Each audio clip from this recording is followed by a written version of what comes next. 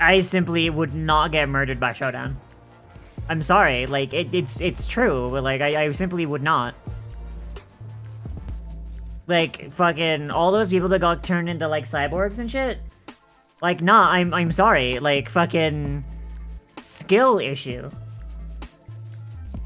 My entire life. And every moment of my life I share with you is an absolute fucking gift that I do not deserve. In other news.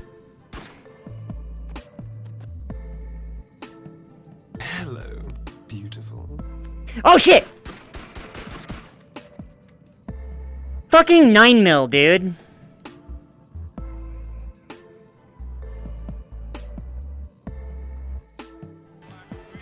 Still can't believe you're a woman. When I look at pictures of Chloe, speak of the... Can't believe she was quoting my mom on that one. I can't believe you're a woman.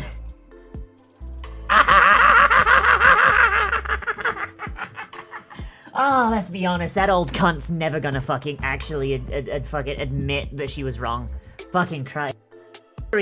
So the mutant X gene activates during times of intense stress or when you hit puberty.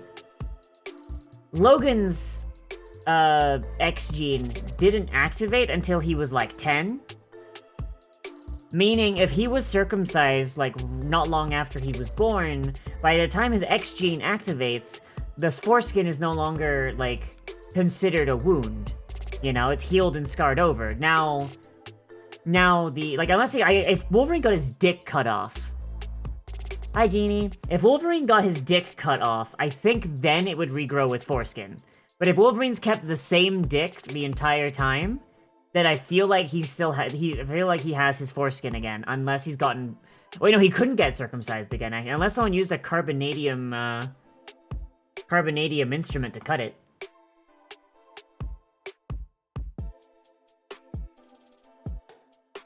Oh, they really didn't make these Joy-Cons in mind for people that have horrible fucking mutant spider hands, huh? No, Why are they racist against spiders?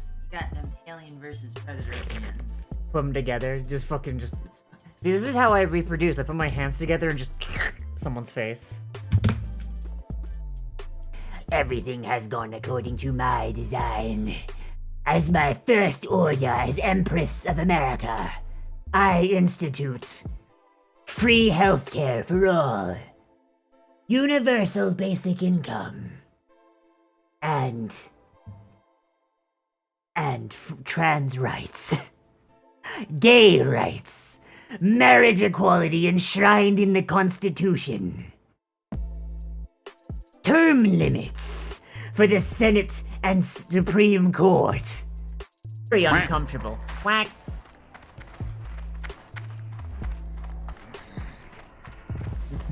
Yeah! Look, this is how we get more friends in here.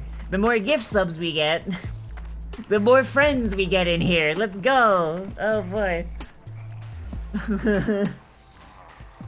Yeah, thank you for all the gift subs, and thank you everyone for showing up. Got your legs. We're going on a ride, boy! Woo! Woo! Meow. Meow. You ain't ready for the day, boy. Meow. Meow. Meow. Meow. Meow. Meow. Meow.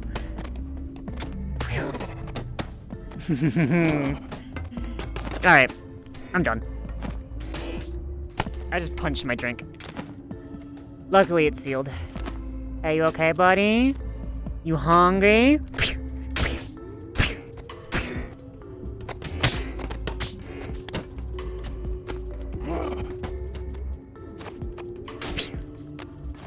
No!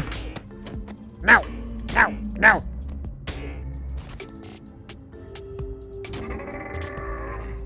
Pain, as far as I can tell. I can still move my fingers and a little bit my thumb. I can, yeah, I can still fingers. I can still move them. I can still feel my fingers.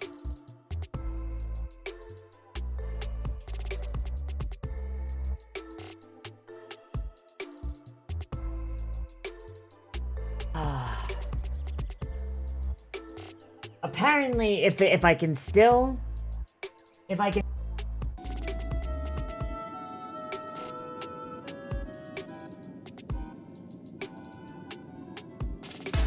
Your Majesty, help me!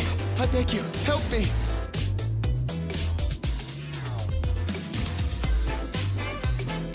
No, that man's depressed over someone dying. Time to fucking dance on him. Alright. Alright. Oh, Liv was loading and missed my comment. Ah, piss. Alright. What? It says, please wipe down equipment, yourself, others after use. Yes. What kind of jam have you taken us to? I thought you tried to keep these streams TOS friendly. I mean, there's nothing innately TOS about being here. Look, what I have done here is irrelevant. Moving on. Just give me left trigger to fucking click things. I'm sorry. Y'all saw that, right? Y'all saw that, right?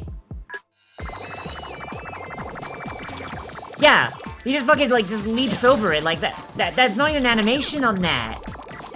Bruh. And I could. There's a Discord notification. Fucking.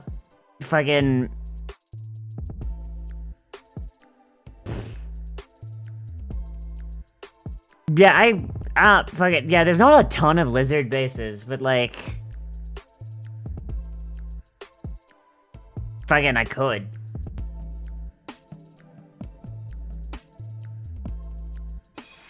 Fuck.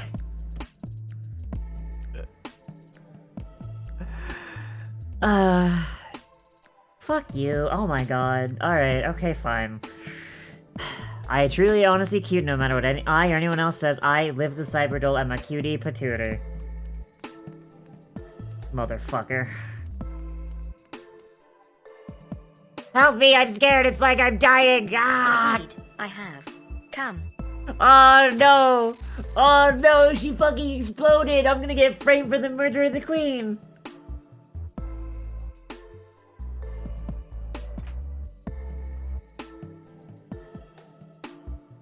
Okay, I have bad news. The queen exploded. Alright, bye! Fucking... This Abby's rated as very poor, but I think that's just I think that's just poor people fucking being mad. I don't know. I guess so. Yeah. Look, all I'm saying is... What a bunch of plebe... No. Look, all I'm saying is if your computer can't run my fucking Abby, I'm sorry.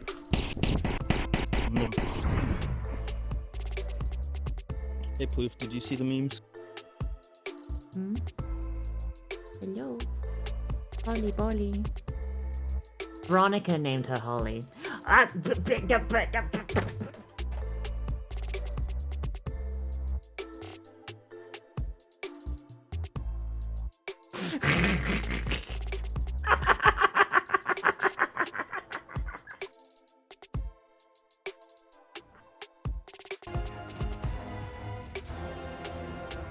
We should probably head towards our actual fucking objectives.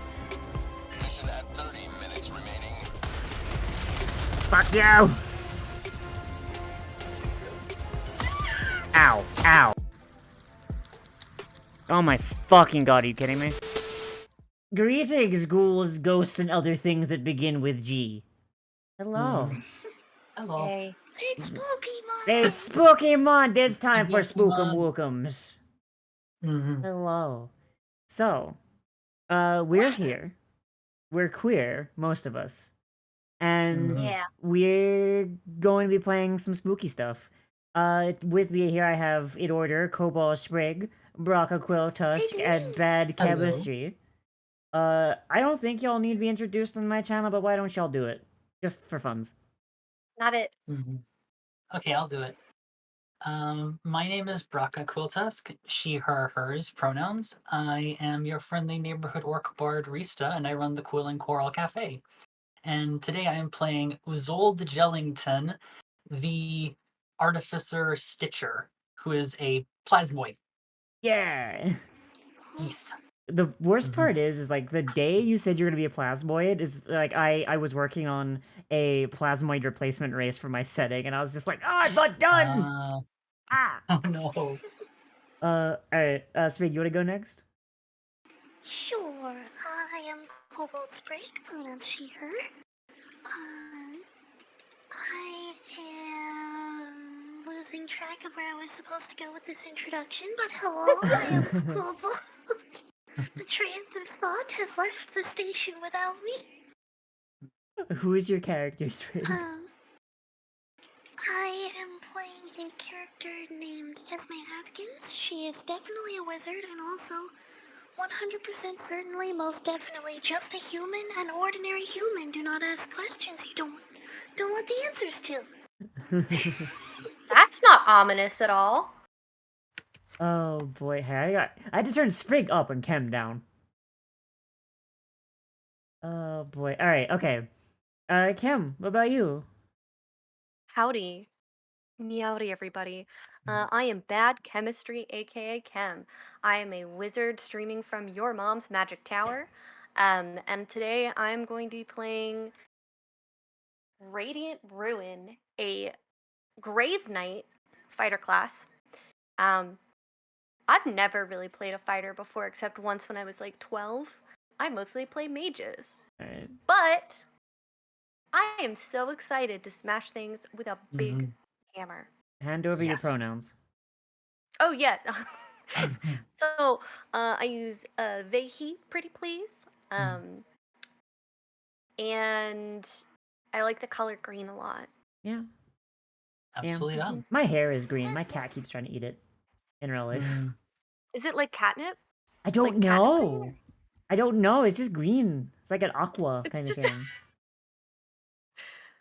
Maybe she just thinks it's a tasty sea snack. Maybe. But yes, hi everybody. For those of you that don't know me that are coming in from elsewhere, which like why would you? This is my house. My house. Why are you in my why are you house? here? She, her, live the cyber dole. I'm a dole most of the time, like at least 1/4 of the time. And this stream is sponsored by Grave Robber's Guide to Ghouls and Ghosts. They are not paying us. This is a sponsorship in that they gave us this. They gave us the stuff. And their Kickstarter is live as of 2 days ago. They've met their goal, but there's still time to get access to their like rewards and stuff and give them a little bit of extra money and reach their stretch goals. Exclamation point grave in the chat if you want the link. Everyone here is using a subclass or two from their new stuff. There's a couple of their spells in here. There's going to be some of their items and monsters. Unfortunately, I could not get their monsters in for this session, but that will change next session. But I honestly really like their monsters. I think their monsters are kind of neat. I'm really excited to see how they play in person. The setting is mine. This is Koros, the world of the continent of Koros on the realm on the planet of Lane. And it's taking place in the lost kingdom of Karranyr, an empire that used to stretch the entire continent, but now is basically destroyed, and just a few small townships surrounding the city of the dead. The city of the dead was the site of a grand disaster centuries ago that basically destroyed all life within it, and the remaining villages around stick around in order to prevent the dead from spreading across the entirety of Koros. They hire adventurers and descendants of the former royal knights to keep them at bay, and whether they are former knights or descendants of knights or just adventurers passing through, that is the role that all of our players are filling today. It is 4 p.m. Why am I saying tonight? And as they are doing their jobs, just kind of vibing, making sure things go all right, as Varing's Fall approaches, the time of celebration and honoring the dead, they receive an invite to the de facto capital of Ser, a small fishing village on the western half of the country, sent by Melkor Reth, the speaker and the last descendant of the Karranyr royal family.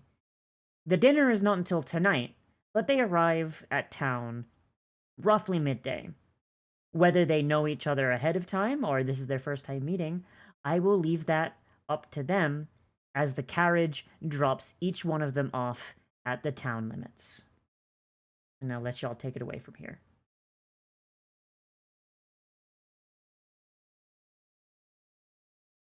So are we in separate carriages or No, are we basically it's just a in... bus. Okay, Sorry. I should have specified. all right. So I guess I'll start. Mm-hmm.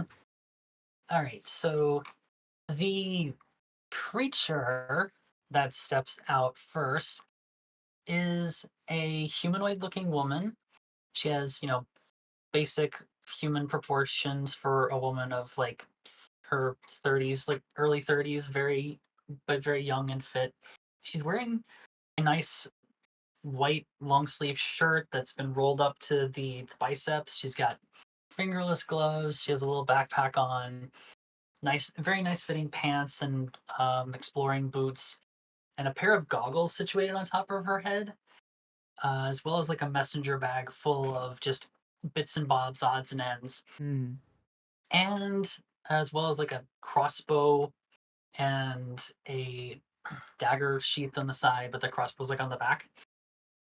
But you'll notice she is an opaque, like translucent, but sort of opaque, purplish blue in color, and she seems to sort of like there will be occasions where her like the it seems like she's not entirely solid. She is a ooze creature, of course. Mm-hmm. And then the carriage lurches back up as her companion hops off of the top, which he was riding on because he can't fit inside. Sir Reginald Rotsmore III is a horrid chimera made up of the like you see the head of an allosaurus dotted with spider eyes and the legs of a giant wolf spider sprout from the trunk of this thing, which and the torso ends in a giant wasp stinger with two waspy like wings on the back. It looks like it would just like have to beat very, very hard to lift it off the ground. And on its head is a pair of moose antlers. And of course, he has a bowler hat between his horns. He is a dapper gentleman after all. The antlers are Of just there to course. hold the hat in place. Yeah, the bowler hat is hanging off of one of the points on the antlers. All right, who's next off of the bus? I suppose Esme will be the next one off of the bus. Mhm. Um, she is, to all outward appearances, an ordinary person. Maybe a little bit more frail than would make sense for the armor that she's wearing. Um, but she is a fair-skinned woman with hair that is unusually gray and like dry and frail for a woman her age. And wearing armor that has clearly been very well taken care of, but is also showing the signs of merely its age. A hand-me-down upon a hand-me-down upon a hand-me-down upon a hand-me-down, so to speak.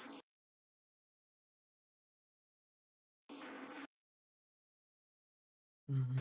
Um,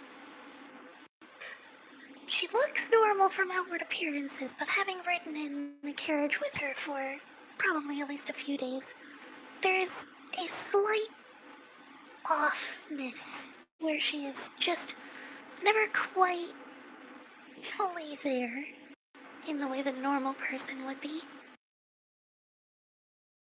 Mm.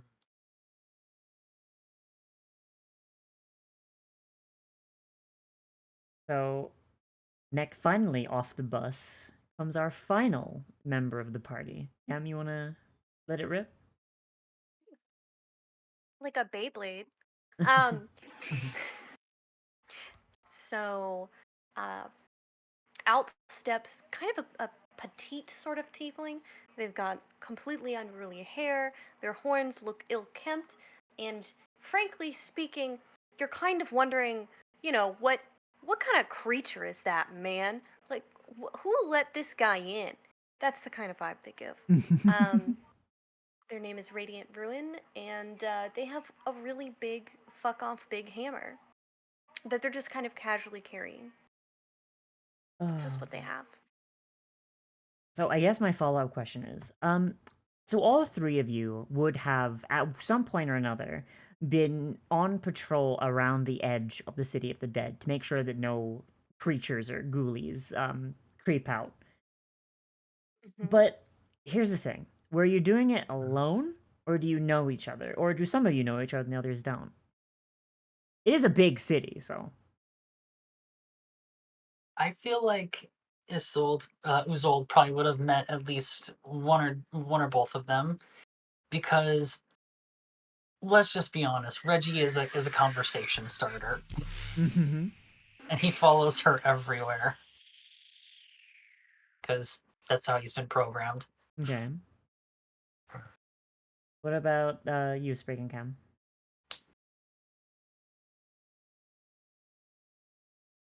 I agree with that simply because I can't imagine um, trying to solo ghosts and ghoulies would go very well, to be Yeah. honest. Yeah. Mm, So, and unfortunately, this character is quite the yapper. Yeah. mm. I Valid. imagine like you just have like that moment of like you're just doing your patrol and you see over the horizon like a big monster. You're like, ah shit, and then like you see like, oh no, it's a friend. It's Mhm. fun. It's fine. Yes. Ready the hammer, hammer de-readied. Like, Mhm. Hello, What about you, beautiful. Spade? Um, Is Esme sorry, very sociable or? I got a very funny follow really quick. Thank you for the follow, Termite Wood Nom Nom. Oh, nice. I'm going to be honest. I was trying my hardest not to lose my shit while Kip was talking when I Oh, saw that. termites. Thank you, Termites, one of my followers. Nice. thank Good you to see for you, the termite. follow, Turbine Wood. Mhm. Yeah. Yeah, sorry. Um, Hmm. I agree. Yeah. Agreed. no, you can correct me if I'm wrong, but I feel like Esme is like she doesn't seem to ever be patrolling the normal routes that others are patrolling. Hmm. Um, I'm not sure she's super sociable, but she's always cooperative when she does run into anyone else that's helping in Yeah. fighting the undead. Mm. So But it always seems like she's coming from the wrong direction. yeah. So Esme, based on your backstory and where you're from, you patrol routes that are not actually known to most city guardians.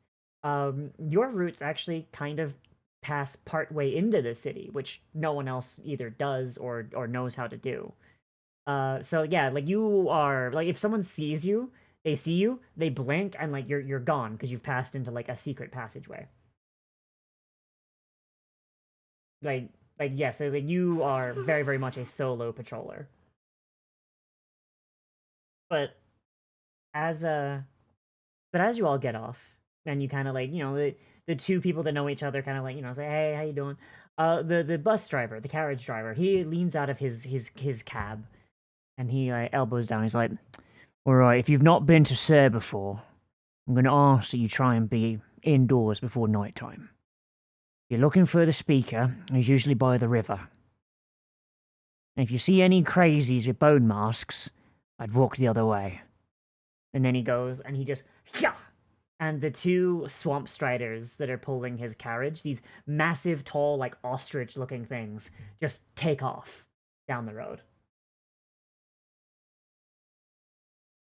just a little wave after and just go, thanks for the advice. So this leaves you in the village of Ser. It is not a very large village. It is mostly based on fishing. It's only the capital because the speaker lives here, and Mm. he likes his fishing. That's it. Um, but because the speaker lives here, it means a lot of the commerce comes through here. Just because it's like every other country, they're like, oh well, this is the capital. Your leader lives here, so of course it's big. So capital has just kind of come in by just by like people just making assumptions about Karranyr. Mm-hmm. So there's there's plenty of smithies, there's plenty of like general stores, magic item shops, just uh general niceties, general nice like adventuring gear. It's generally a good Mm-hmm. stop for people that are looking to become wall guardians that like, are just starting. Um Speaking of, by your time as being wall guardians, you're all level 10. You've been doing this for a while.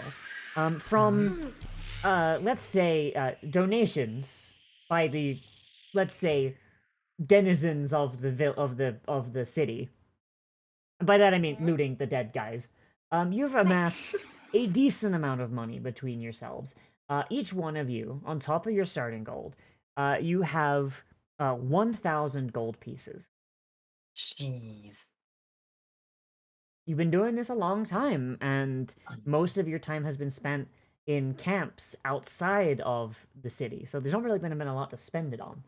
For some of Mm. you, this is probably your first time in civilization in like a good while. Oh yeah. So, with that, is there anything that you would like to say to each other, or anything you would like to seek out in the town?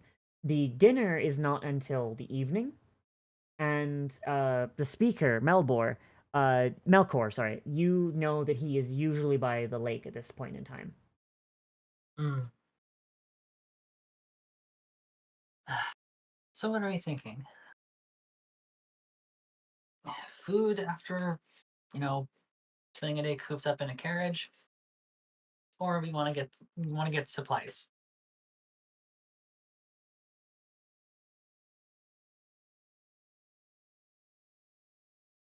Mm, supplies would be good. I know that we're going to have a dinner and everything, but that's like a while from now. So either I want to find a little snacky snack, or I would Mm-hmm. like to clean off any undead blood, or goop, or probably we Pickle. reek. I'm going to be honest. My sense of smell is probably shot at this point. But maybe Mm-hmm. we should clean up a bit before we go to a fancy dinner. That's just, you know what? That's just me thinking out loud. I don't know. I don't know what all you want to do. That's just me thinking out loud. I know I could stand to refresh my toolkit, and a bath wouldn't hurt as well. If we're going to a fancy dinner, maybe we should try and find some, I guess, new duds to like at least freshen up, Mm-hmm. or at least get our armor polished and the blood off of it. Destinkified, as it were. Yes, agreed. All right, let's find us a nice tavern in combo then. What does Esme think? Food seems agreeable. Mm-hmm. So, as you're going, as you're going along, you're near the beginning of town, and they're used to travelers coming through. A lot Right. of people will come to the village, realize, oh, this can't be the capital. It has to be a mistake, and so they'll stay a night and then leave without realizing. So a lot of the taverns and inns have moved themselves towards like the entry point of the town. Um, so there's a few to pick from. You pick one that is suitably, to your stylings and has rooms open, and you go inside. It's called the it's called the Headless King. Headless Ooh. King Inn and Tavern. And as you enter, it's not dead. It's not like dead inside, but it is very very slow. It looks like you've come like during kind of a slow point in the day. and there's a few people drinking, a couple people eating. There's something else in the corner. You spy a a man, a human wearing a blue robe with like gesture pom poms like dotted around it, Mhm. and the pom poms are red, of course. And Of he course. seems to be strumming along on a lyre, singing a song dedicated to an ancient couple from long, long ago. Would this be like a common knowledge song? I would like a religion check from you. Ooh. Heck. Let's go. First roll of the game. Okay, Let's do it. do I just click Oh. religion Yeah, just click religion. Yeah. and do a normal roll? Mm-hmm. Okay. Oh! Do you want to roll as well, Braca, or no? You know what? I'll give it a shot. Why not? Well, yeah. Mm. All right. So Radiant Ruin and Uzolda don't really understand like the song. It's like it's a pretty love song, kind of weird and a little eerie in how it's being sung, but it's like it's okay. Like it's clearly old music. This is an old country. But Esme, you clock the names being sung about. Ragnvald and Selene. Those are the original mortal names of Sydney and the writer, the god of life and death, respectively. The song tells of their love affair when they were alive, and the song tells basically the story of how they met, how they stood together against the shadows long, long ago, and how, at the moment of their ascension to godhood, Ragnvald was struck down by a betrayer and transformed into the Rider, the god of death, undeath, and travelers. And how they are to never see each other again, as their domains are polar opposites. It's a really sad and kind of eerie song, but you suppose that it's like, it's 'tis the season. Varing's Fall is generally a time of remembrance and mourning of the dead, so makes sense. It's just a really weird choice for a bard.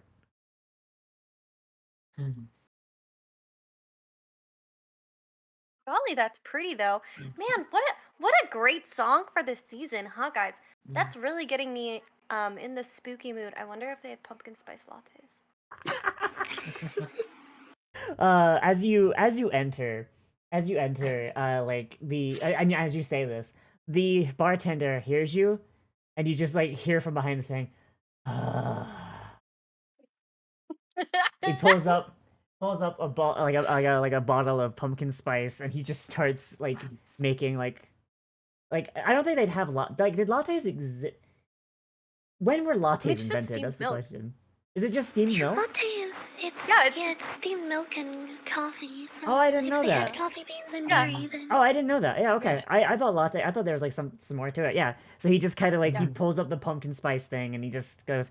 He turns on like the heating element on the stove and just starts heating up a thing of milk.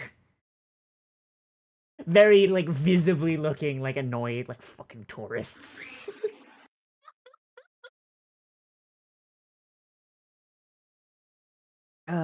He's like, welcome to the Headless King, tavern and inn.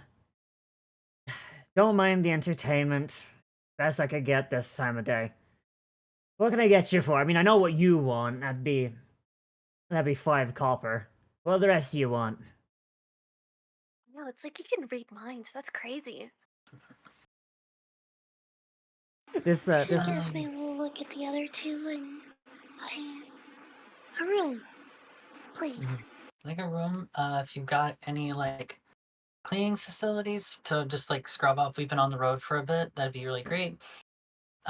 Food too, if you've got anything.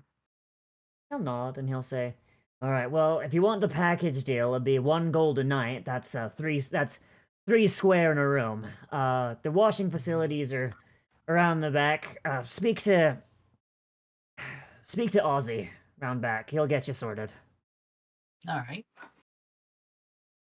And She'll just like hold out her hand, and 3 gold pieces just float up her arm and out of her palm, and she just puts them on the counter.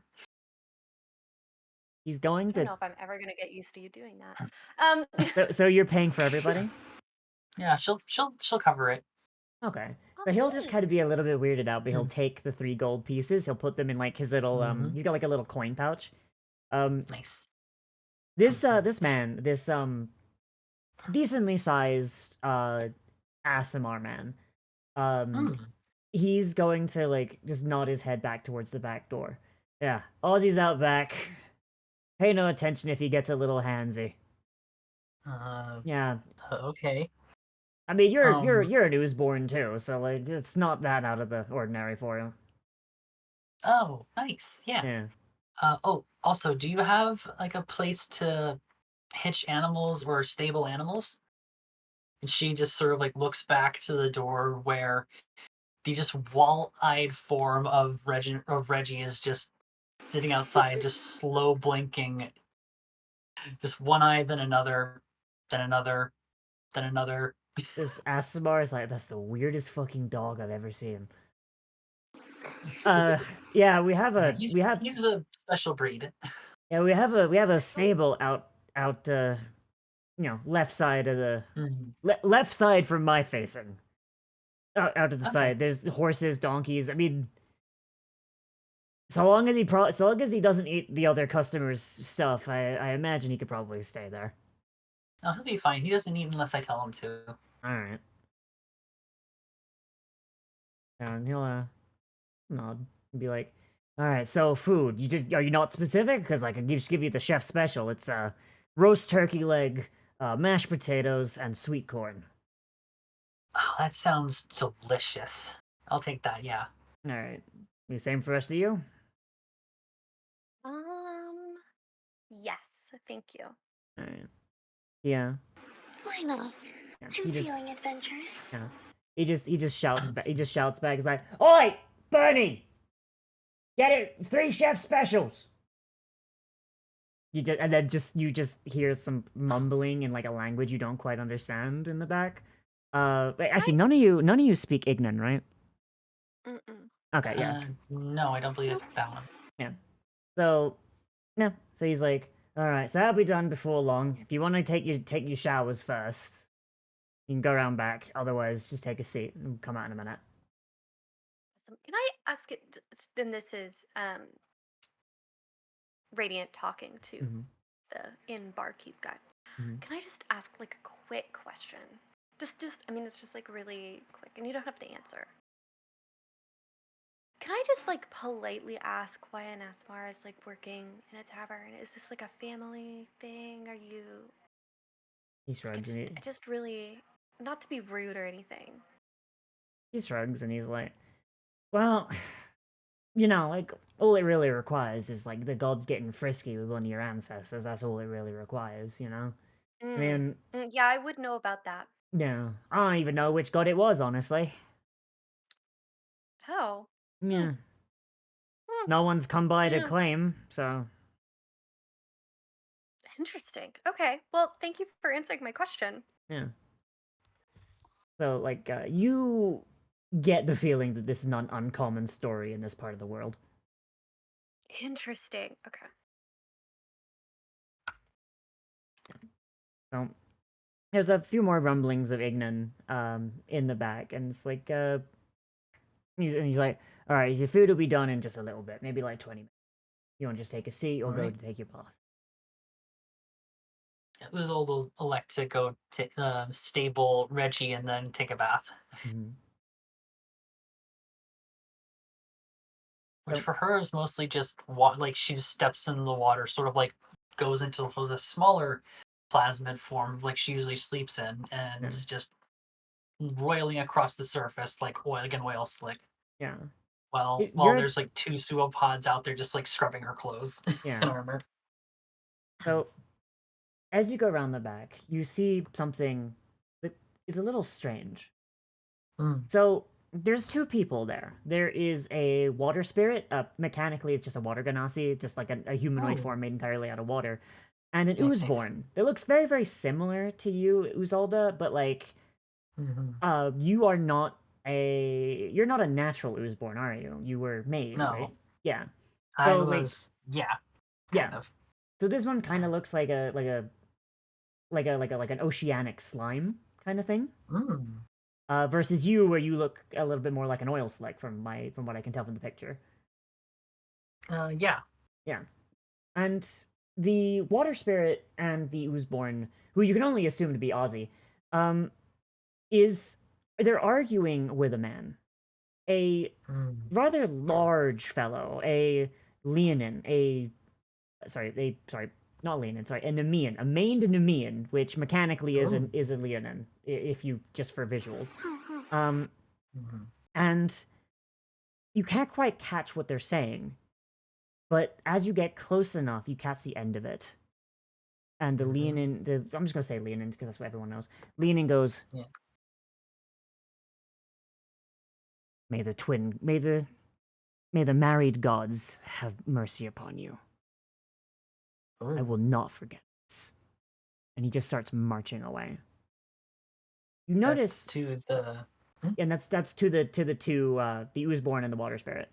Mm. Can you give me a perception check, All Uzalda? right. All of us? Oh no, just No, unless the rest of you are like in like the bathing Perception. area too. yeah.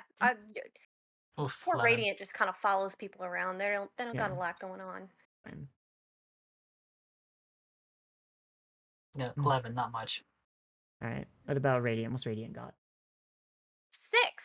Oh boy. So Radiant, you don't notice anything. You're a little bit oblivious. You see the bathtubs, and they're like, so that they're in like little stalls, like with like a curtain, and the bathtubs look so good. Like you could see how warm the water is. It's like Oh man, crystal they're clear. already stripping naked. They know Yeah, what they're like doing.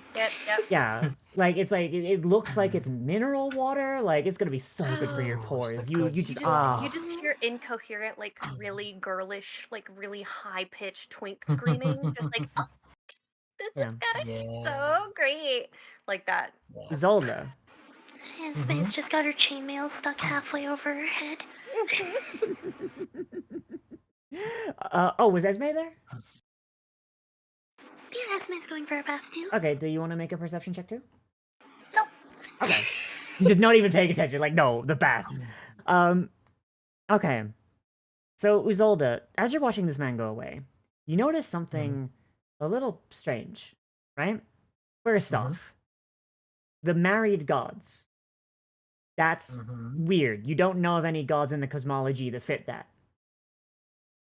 Second, Interesting. there's a small like pin on this guy's lapel. You only catch for a moment before he turns around. It looks like a small it looks like a small rose, but Oh. and at first you think it's the symbol of Sydney, the goddess of life. Mhm. But it's the wrong it's wrong. It's being held by a so Sydney's usual symbol is a hand holding a rose that's fully in bloom. This is a rose bud being held by a skeletal hand. Interesting. You're not aware of like the similarities to the symbol of the goddess of life. Like you can tell it. Like everyone knows Sydney. She's the goddess of life, harvest, and fertility. Like she interacts with everyone's life in some way, shape, or form.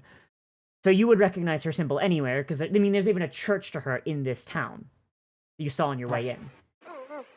So the fact that there's this symbol that's so similar and yet weirdly like antithetical creeps you out a little bit. And this guy's just walking around with it on his lapel pin as he walks away. Meanwhile, your companions are very much enjoying the baths. The water, I will continue. It is mineral water. It is being provided by a water spirit and an oozborn, and working together they create a very renewing soak. Both of you get 5 temp HP and 1 point of inspiration. Nice. Now, you spend like a good amount of time like cleaning. Um, and by the way, I want to play this inspiration. This is not like standard inspiration where it goes away like after like the session ends. No, like you can keep this inspiration the entire campaign if you want. I don't care. Sweet. Um, now, as you're relaxing, do you let yourself just kind of vibe or and like while you're cleaning, or do you like keep your ears out?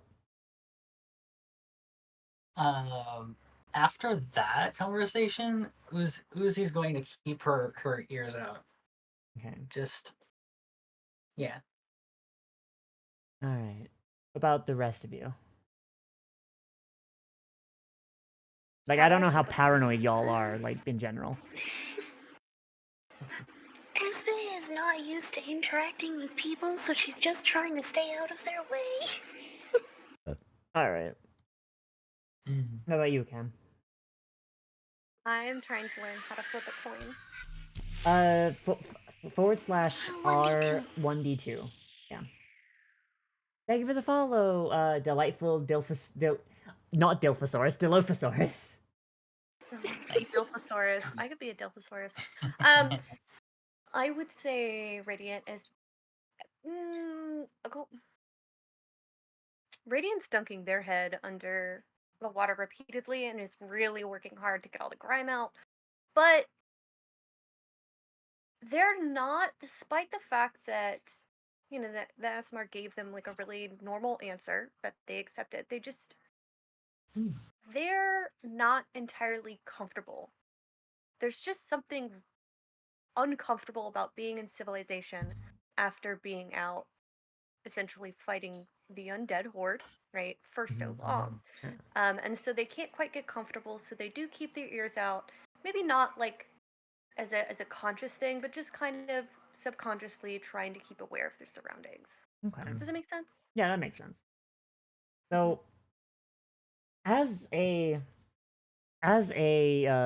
what's the name of your subclass again? Sorry, my brain has melted. Grave Knight. As a Grave Knight, you're very, very in tune with undeath. So I'm gonna give you this one for free. Nice. Something is giving you pause while you're here. Like uncomfortability. God, that's a word.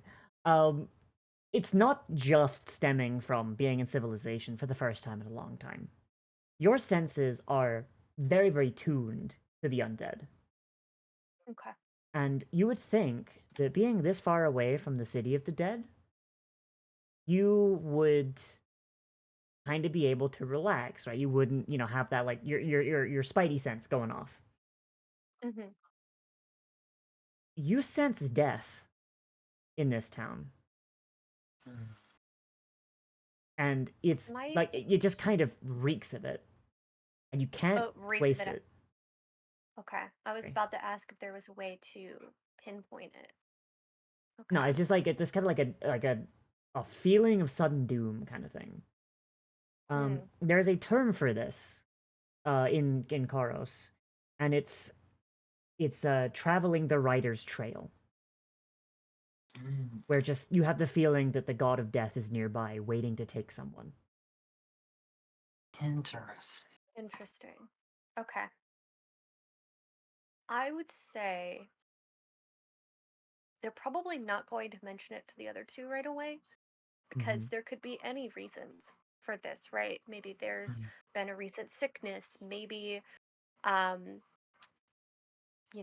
someone has gotten gravely injured recently. There could be any reasons for this, right? Or maybe you're just paranoid. But maybe I'm just paranoid, right? Like maybe living out like that for that long really does something to a person. So I think at this point, Radiant will quietly keep it under their hat, but they are definitely unsettled and are trying to be both enjoying a damn bath, but also just something isn't right. Is that what I'm understanding? There's just Yeah. something not right. Yeah, like bad vibes. Bad vibes. Just bad vibes. And they are all about the vibe. So, yeah. Okay. That's good to know. I will write that down. And Isolde, as a splicer, you've gotten pretty used to, necromancy. Yep. You get a similar feeling, but it's weird. There's a smell to it. Like you know what I mean? Like not like a literal smell. Like you're not literally smelling something, but like while you're also like a purveyor of death, and like necromancy, you also grant things life. I mean, you just got to look at the weirdo dog in the stables for that. Yeah. There is a touch of life here too. Interesting. Like it's like if you put like sulfur right next to like a field of like extremely aromatic flowers, kind of thing. Nice. That's interesting. Yeah. I wonder. And Uzi would definitely tell the others about the weird pin that she saw, just and that she didn't recognize it as like any, or it's like a bastardization, I guess, Yeah. of the previous god's pin Yeah. or symbol. The heretical like thing. Yeah. Yeah. They're like so like you're just kind of like sitting in like all your stalls are next to each other. You're just like tapping on the like hey, so that guy had a weird fucking like heretical pin.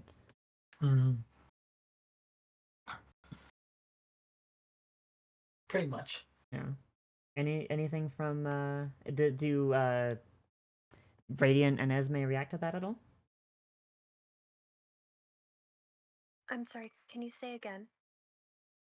Do you want to do it, Brock, or should I? Uzi is just as like, hey, did you all notice that Nemean had a really pretty like heretical like pin symbol? I assume we're all, so just to say this out of character, I assume all of the stalls are like next to each other. Like Yeah, we're like all it's next to each other. yeah, like you Okay. all have your own tub, and there's like a stall wall between each of you. Yeah. Okay. So Radiant leans back to pop their head out of their stall, like in the tub, right? It's dripping wet, and they're like, I didn't, but maybe this is just, I mean, we've been out, God knows how long, right? But I can't get comfortable. There's just something, I don't know. Maybe it's just me. Maybe it's just me. You too, huh? Yeah. What do you mean the symbols though? Because I didn't notice that, but I just Um, I just am remind not. me, remind me again, Liv. What does the name of the god who's like the symbol was a tweak of? So, Sydney, the goddess of life and fertility. It was like Sydney's symbol, but it was like a skeletal hand and a blue rosebud instead. That's Was the minstrel in the main room not singing of the pair in the first place? True, were they? but they they also Before the talked about time like the they became married gods gods. as well. See, I They didn't also talked catch about any. they also talked about the married gods, and that's not any part of the pantheon, as far as I'm aware, at least. I mean, there's not a lot that I remember about stuff before waking up, but I know some. I think I know that much. Mm, am I allowed to make a religion check again? You are. Okay. What are you trying to figure out? See if Radiant can just think a moment and be like, okay, maybe I missed something. Surely, like, kind of combing their memory to see if they've picked up anything in their travels. Of like, maybe there's gods elsewhere. Maybe they could be singing from somewhere else. Okay. Let me see here.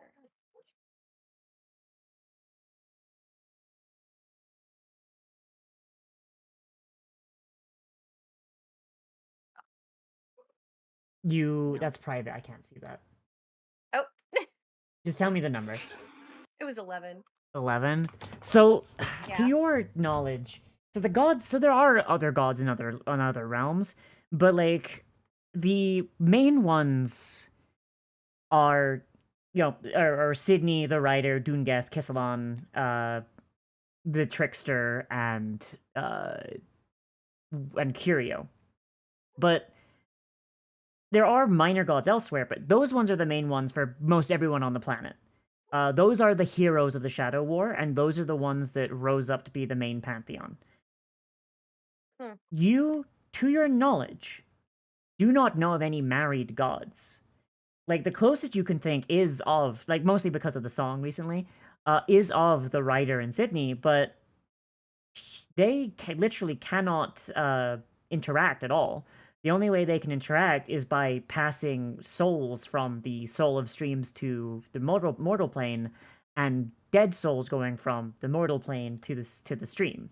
That's the only way they can interact, and it's only over the course of an entire mortal lifespan. So they're not exactly on speaking terms. You wouldn't exactly call them married. Interesting. Hmm. Okay. Well, well, no, I mean that's that's weird, right, guys? Like that's not like can we all agree that this is kind of weird, right? Yeah, Okay. there's something going on in this town. I agree, it is strange bathing in water. Do you bathe in other things? I'm so sorry. I know what do you mean? Like blood or are we talking like a glance to Dust. poor Uzi over there? Ooze or oh, dust. Yes, that doesn't make sense, but I'll allow it. Okay. Um right. Well, Out of character at least, it is a thing you can do is Yeah. like yeah, bathe no, in grit. absolutely. Yeah, Chinchillas Esme do it. weird. Birds do it. Yeah, Yeah, I was about to yeah. say, is Esme the chinchilla?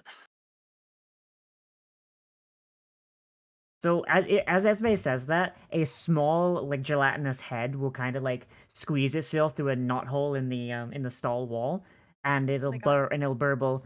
Do you need a different medium to bathe? I have wine. No, the brush is fine. Okay. And just the roughest scrubbing you can imagine continues. I see you are trying to remove your skin. I will return later. And like the Oozborn just like through the knot hole in the wall. I need a drink. This is a little too much. I don't know about all this. I maybe I should go back to the ghouls. I think The maybe I'm better suited for that. the the water spirit will kind of like you hear like a soft and like the water spirit will pass you like a glass of water. Thanks. Yeah. Nice. I could also do fizzy if you want. I just need to jump a bit. Yeah, can you give me fizzy water? I would love to see that. You open the curtain like you're just full ass naked. You open the curtain. Well, it's more like a Marilyn Monroe situation where the curtain's like demurely, Ah, over okay. most of their body. But they're like, yes, please, can I have some Okay. fizzy water? That would be So so funny.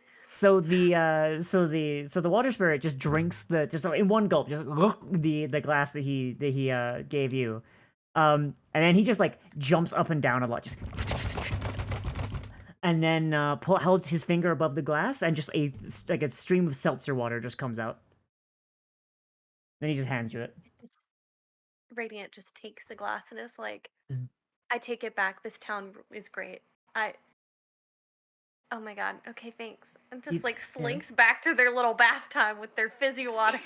Their homegrown milked fizzy water. Mhm. Like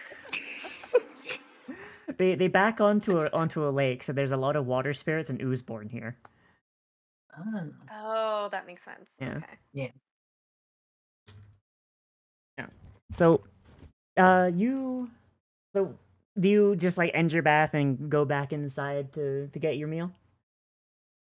Hmm. Yeah, just okay. So as you go back inside, you see that the bard is not there anymore. You're nice and you're refreshed. You have your make sure you mark down your inspiration. There's like a small like D20 on your sheets. I think you can click and it'll highlight it. Yep, I Uh, got it. yeah. All right. And there is the the barkeep, he notices you come in and he like checks his watch. And he's like, perfect timing. And he gestures to a table. It's like right over there. I put it down a few seconds ago. I fig like Ozzy and the water spirit kept me appraised when you were coming out. Nice and hot. And as you're there, you realize that the bard is gone. There's a different bard now, and he is not dressed like the previous one was. He's wearing just a what you would consider like a standard like bardic attire. Like he's wearing like a tunic and like he's got like a little like strap for his lute, and breeches and boots. And it just kind of strikes you how odd the previous guy was. He looked almost like a circus performer. Hmm. And Hmm. this bard More is singing like a much normal song. jester than a bard. Yeah. And Wonder the, where the he's song gone. this one is singing is a lot more upbeat, like what your standard tavern fare. Hmm.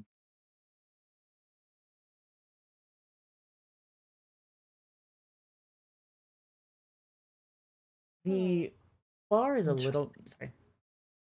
No. Yeah. The tavern's a little bit more full now. Hmm. And as you eat, you realize something. It's Hmm. not any louder than it was before. Hmm. Like you have people there talking. Yeah, you can hear people like talking and enjoying themselves. But there's a good number of people just kind of sitting there like nursing a mug or a cup of something. And they're being deadly silent. Hmm.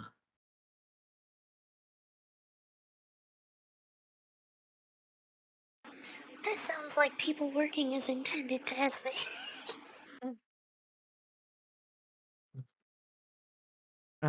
What's all y'all's passive?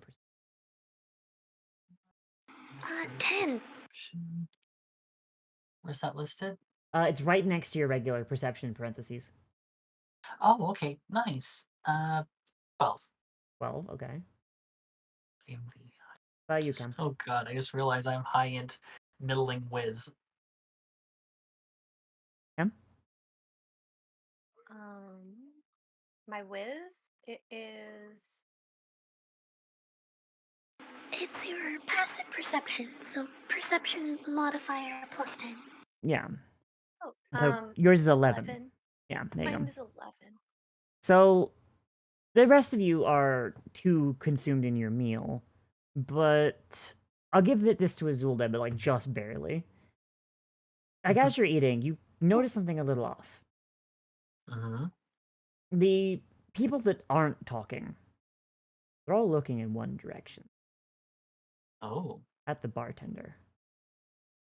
Oh, jeez. Bartender doesn't seem to notice.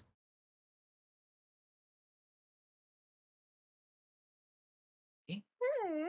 Can I sort of just vibe check the people who are looking at them? Could I just do like an insight, Yeah, that'd be an insight, yeah. see what their deal is?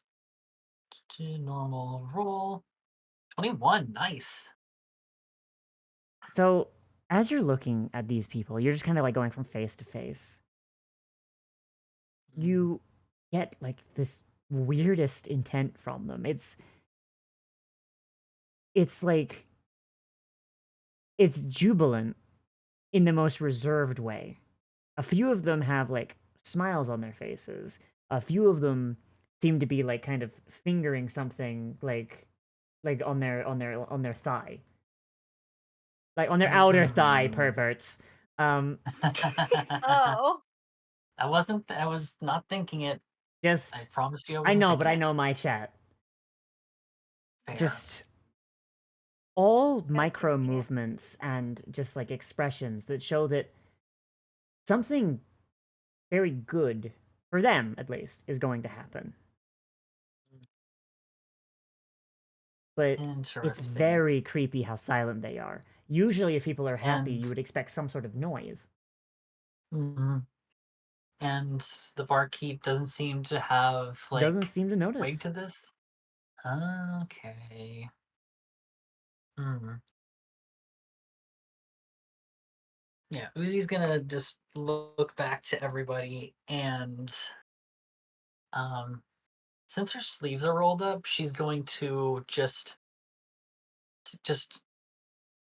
stealthily just raise like some of like raise like letters along the like malleable part of her quote unquote skin, her like I guess outer membrane, Mm-hmm.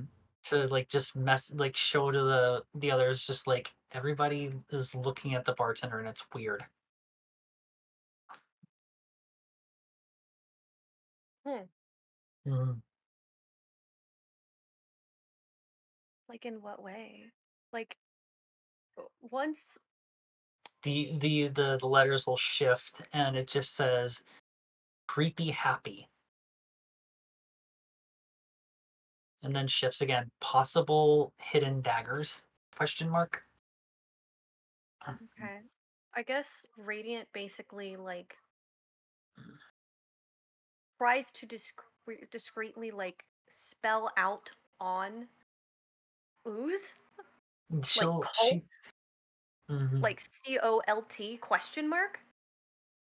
Question mark as well. It comes up on the raised portion there. Hmm. Okay. Is there? Am I allowed to guess? What she's doing with her with the forming the letters is if anyone's watched Static Shock, the episode where it's revealed that Rubber Band Man has dyslexia, he forms like the letters on his arm and just will like read them, like just runs his hand over them to like read that it's like okay, Yeah. this is too many words to be clockwise, so it's counterclockwise, and turns off a doom machine with it. I love that. That's Yeah, crazy. such a good show for it, and especially like For the people time like period, to, yeah, dude. people like to say, "Oh, everything new is woke." It's like watch some of like half of the DCAU stuff. Yeah. Yeah, dude. Static Shock is easily my favorite superhero. Richie got shot in a school That. shooting. Same, That's like holy shit. right? Or like Mhm. the episode with Richie's racist dad. Just Yeah. Right. Oh boy. Whoa. mhm, All right, but like mhm. let's Anyway. keep going. Let's keep going. Yeah, sorry. But yeah, Yeah. that's what she's doing, and she just has our food come yet? Yeah, your food was there before you like basically like the Oh, okay. yeah, the Oozeborn and the Water Spirit basically told the barkeep that you were like Mhm. basically heading back inside as you were drying off and he got it ready for you Okay. and gave you a table. Yeah. So your food And is right in so front of you. yeah, Uzi takes the chicken leg and just puts the whole thing down her gob and just you see it's like the shadow of it just go down her throat and just disappear past her collar. Oh my god, I love that. And there's just like a slight sizzling noise. And if there's a drink, she just puts her finger in it and it just starts a little like it's like a straw. Or in some circles, emergency induction port. Oh god. I feel like Esme, like, we sit down and she, like, turns her plate around a couple of times. This looks like no key that I've ever seen. Huh? No what? We were given turkey leg. Turkey. I love that thing. Oh my god, she's such a weirdo. I love her. That's Mhm. why she said that she was feeling adventurous when this food was offered. Oh Mhm. god. Man, I could actually go for like a maybe not turkey, but like a chicken, like a few chicken drumsticks and mashed potatoes and sweet Mhm. corn though. That would be so good right now. Oh my god. That sounds It's amazing. I'm it's supposed hungry. to rain tomorrow and be like fairly cool. So I'm gonna go to like the ramen shop after my estrogen shot and just get me some like nice tonkotsu. Hell yeah. That sounds delicious. Oh, it's the best. So Esme doesn't have any reaction to the fact that there's potentially a cult around. This is people stuff. Esme has not interacted with more than 3 people at a time in a long time. Oh my god. Mm, This is just how people act to Esme. Just like, mhm. alright. This is just how people act to her. Just Yeah, people so she peopling. is like, despite despite the weirdness and the not recognizing what turkey is, apparently, she like scoots herself up at the table and sits very like properly straight and observes some pretty out of date table etiquette. Like her eating right now looks kind of like you would expect a young lady or like lordling, some nobility, to be eating at like a training dinner kind of thing. Ah, Oh okay. boy. All right. So, do you just eat your food and just kind of like keep an eye on the cultists, or? Yeah, that's at least that's what Uzi's gonna do. Okay. So, everyone except for Esme has dark vision, right? Mm. You can't see through Uh, magical darkness, right? yeah, it's Yeah. just regular 60-foot dark vision. Okay, no one's got devil sight. Right, making sure. I don't think we have a warlock in the team. I mean, yeah, but there's other ways to get devil sight. True. True. All right. I don't think I've taken that feat though. Yeah. All right. So,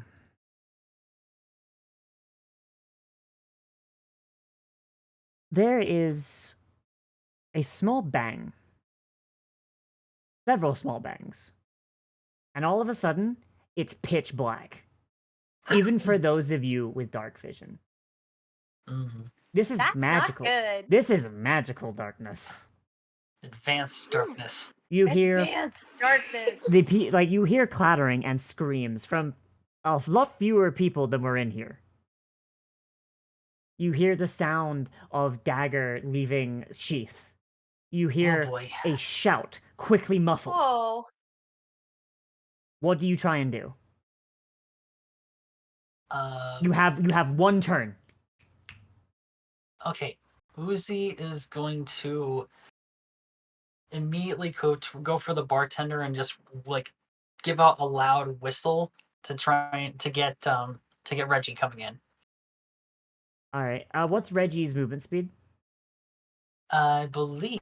Let me pull him up for like his stats. 30 foot. For like walking speed, climb, and fly speed. What size creature is he? He is, if I remember correctly, he is actually at this point he's large because at this level I can use large creatures to Okay. make him. Follow-up He is question. How strong is he? he has a strength of 19. Would you like to go through the wall? I would like him to Kool-Aid monster through the wall because he's not a Alright. man. Right. Reggie Kool-Aid Man's through the wall. But the shadow does not disperse. Right. You just hear from the magical darkness just the Jurassic Park Tyrannosaurus bellow. Alright. Let me finish Brocka's turn, because Brocka goes first. Does Reggie get a turn on your turn? He acts at the end of my turn. Okay, so the end of your turn is now Reggie's turn. Reggie, being Horrid Chimera. a hard chimera, has 10 feet of blind sight. Can you see what Reggie sees, or? No, I cannot see through his vision. Okay, so it's kind of irrelevant. Mhm. Yeah, Reggie just plows through, and from Reggie's perspective, he has just trampled a bard. Non-lethally, thankfully, but he has trampled the bard. So, because she knows what he's capable of, she just goes, "Reggie, daggers, eat," and is just going to like get up where she last saw the bartender, All right. the barkeep. So you run for where the bartender is, using all of your movement, because you were about like 20 feet. So like using like 20 feet of your movement. You just kind of stumble blindly. Do you try and hop the bar? Um, That would be difficult terrain, and that would take up your last 10 feet. Sure, I'll try and hop the bar. Yeah, so you try and hop the bar in the darkness and just try and like go for where Oh. you remember seeing the barkeep. But She like, doesn't really hop the bar as she yeah. does put her hands on it, flow over it, and then just like get on the other side. And you reach out and you grab someone. Mm-hmm. But the barkeep was wearing an apron, a nice leather apron, actually. Oh, Uh, and as well as a thank you for the raid, Athena. We're currently playing D&D. Athena! I hope you guys had a good time. Howdy. I am Bliv the Cyberdoll. We're currently doing E-Stream. We're currently in the middle of some cult shit. Yes. All right. Yeah, you grab. So you remember the barkeep wearing this big, nice leather apron, this wonderful flowing blouse with like an open back for his wings. Because Yeah. Asimar wings don't go away in this setting because that's stupid. Hmm. Fair. Yeah. But you Honestly, grab I like that. someone. How good is your sense of touch? I don't actually. Um. Can you actually feel like how a human would feel, or is this? I don't think there's any limit on how plasmoids can just feel things. Okay, so I'd say that you have like a normal human sense of touch. You don't Yeah. feel. You do not feel feathers. You do not feel leather, and you do not feel a ruffly blouse. You Oh feel. dear. You feel a canvas robe, and something bounces against you as you kind of grab them. They feel almost Hmm. like circus baubles, like a clown would wear.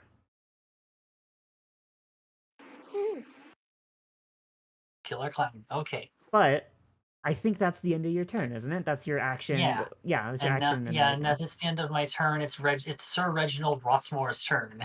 Okay. So you told Okay. him to eat Forward. daggers? Yeah, eat the dagger people is what I told him. Okay. So, let's see, you can only take the attack action. Da, da, da, da, da.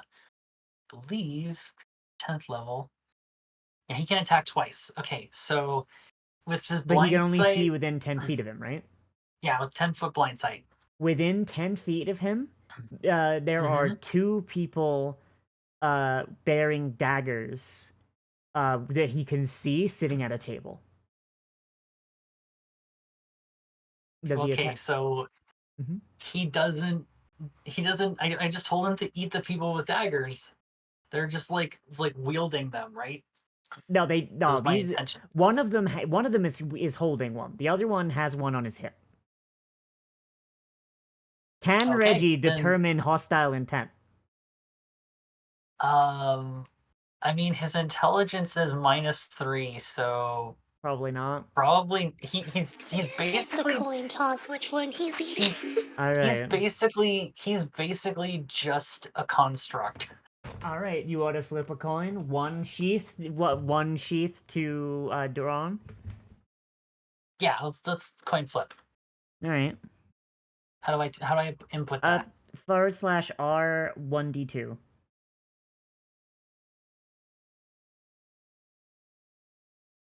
2. Which one did I say was the drawn one? Uh, Two. He said Okay. one is sheath, two is drawn. Okay. Yeah. Okay. So, all right. Roll your attacks. okay. So, there's bite attack.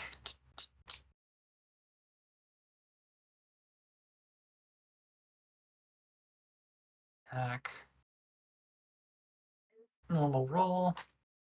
Jesus. Natural 20. Holy All shit. right. Give me the Nice. damage. That's our first 20 on the first attack. All All right. right. Critical hits. There we go. 42 damage. So is he actually just Holy. eating him like whole? Like just...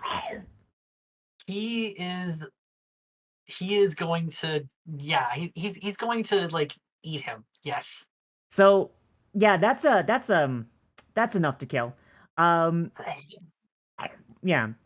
So so Reggie just leans down on this guy. Mm-hmm. And you don't know what he looks like, so I'm not gonna describe him. And Reggie just swallows him whole. Mm-hmm. Yeah. Now, he has a second attack, and there is one more guy with a sheathed dagger that looks very, very confused. Okay. Unfortunately, you So did give him orders.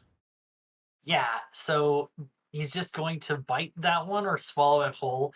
This one, since his head is already down, he's just going to like turn it to the side suddenly and antler attack him Okay. because antler attack normal That's a hit. Soft 20 on that one. Holy shit. Oh my gosh. That's a And hit. normal roll. 14 piercing damage. You disembowel the Lincoln, thanks for commoner. 45 stream streak. Oh god. Oh no! Okay. Yeah, Unfortunately, that was just the I local just leather told him workers. daggers. Yeah, Oh gods. local leather worker just stopping in for a drink after work. Oh gods.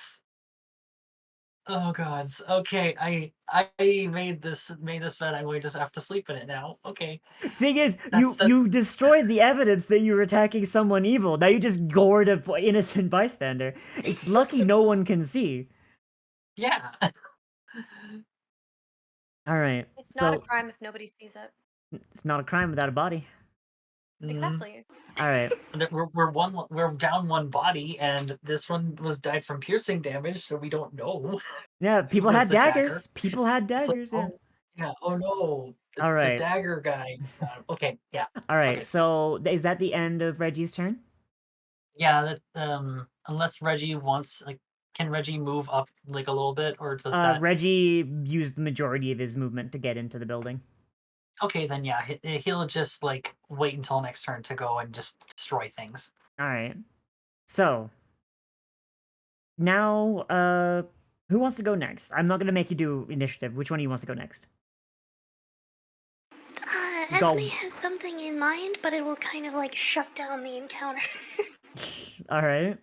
So if Radiant had something that you wanted to do, then I'll go last. I mean, Yes. this is basically your chance to basically try and save the bartender. Hmm. So Um, let me see here. I did have.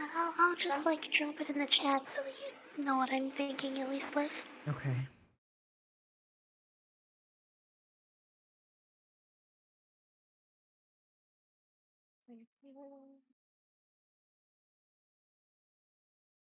Okay.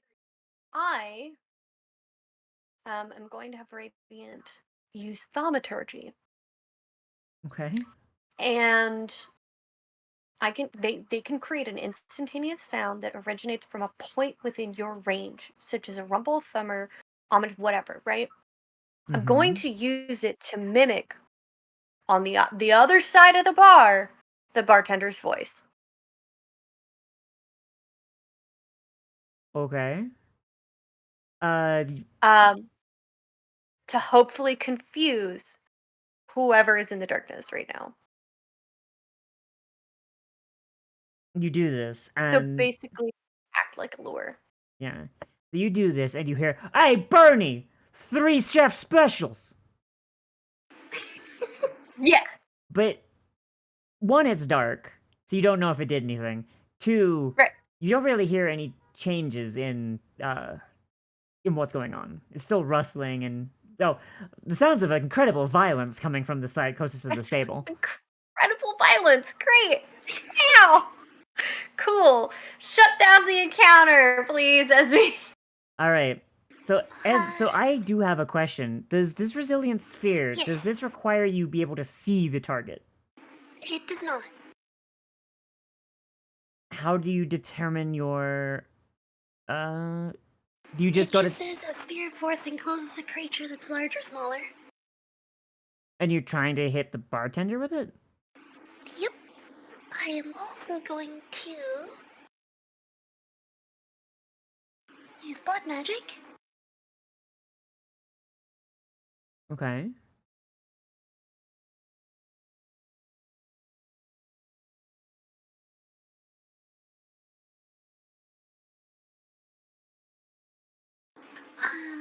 So I can target a number of additional creatures equal to half the result of one of those dice. Mm-hmm. So with a 5, I can target 3 additional creatures. Mm-hmm. So a resilience sphere appears around the bartender, around Radiant, around Uzold, and around Esme. Okay.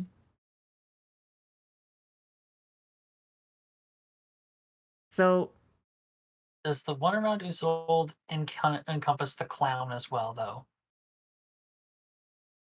it only encompasses one person. Okay. So it would since you're holding his robe, it would tear his robe a bit. Hmm. So like you're holding like a piece of his robe. So you do that. and you hear muffled swears from within the darkness, followed by the sound of boots clomping out through the massive hole made by what's his name Reggie. again? Reggie. Reggie. Yeah. In a I few love that. seconds after that, the bar is now visible again. You're all in resilient spheres, including the bartender, who looks a little roughed up. There's a gag over his mouth and his wings are tied together. Mhm. But he is safe inside the sphere. Yeah. And he is holding something in his hands. It looks like he managed to grab something from his attackers. Mm-hmm. Esme, do you release the spheres? She is still sitting in her seat, still eating her food, still in the sphere.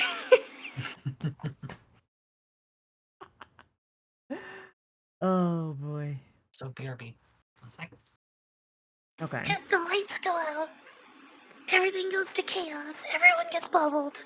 The lights come back on, and she's still sitting there like nothing happened. Oh god. Alright. So after this, so while you're sitting in the spheres waiting for Esme to finish her food, Unless The- someone says anything, yeah, she's just Yeah. leaving them. yeah. Is anyone gonna say anything? Nope. Just enjoying your sphere So it's time? just the whole room is like silent, except for the clink. Occasional clink or scratch of like a knife and fork on the plate. Oh my god. Alright. And also there's like a dead leather worker like in the corner. A massive hole in the wall. Alright, so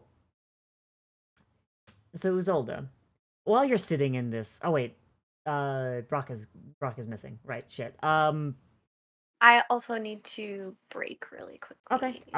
Cleo, let's hit a BRB screen and just let me know when y'all are back. Okay, Alright. okie doke. Everyone, we'll be back in a little bit.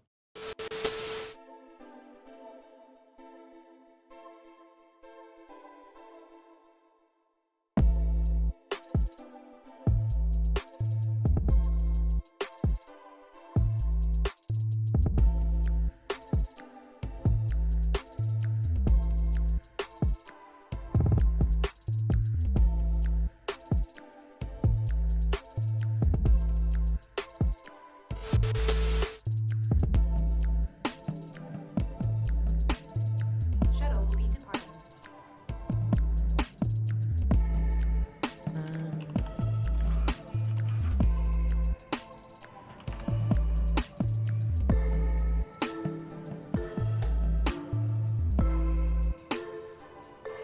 What patch are we on? 3.21 something?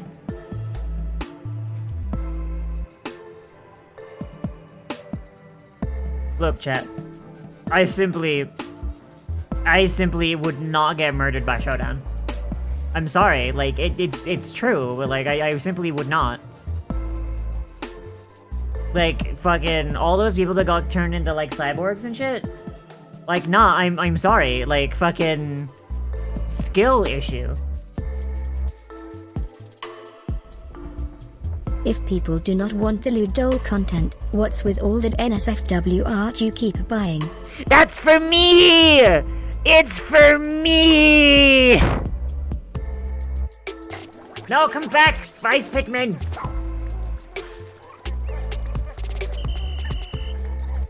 I mean, she's kind of shit at her job, shit. Adler's alert or homesick alert or something.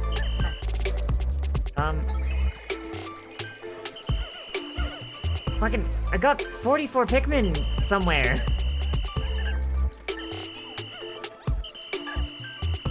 Where the fuck are this last 35? What your map's for? What are they all doing there? Well, those ones are bringing a treasure home.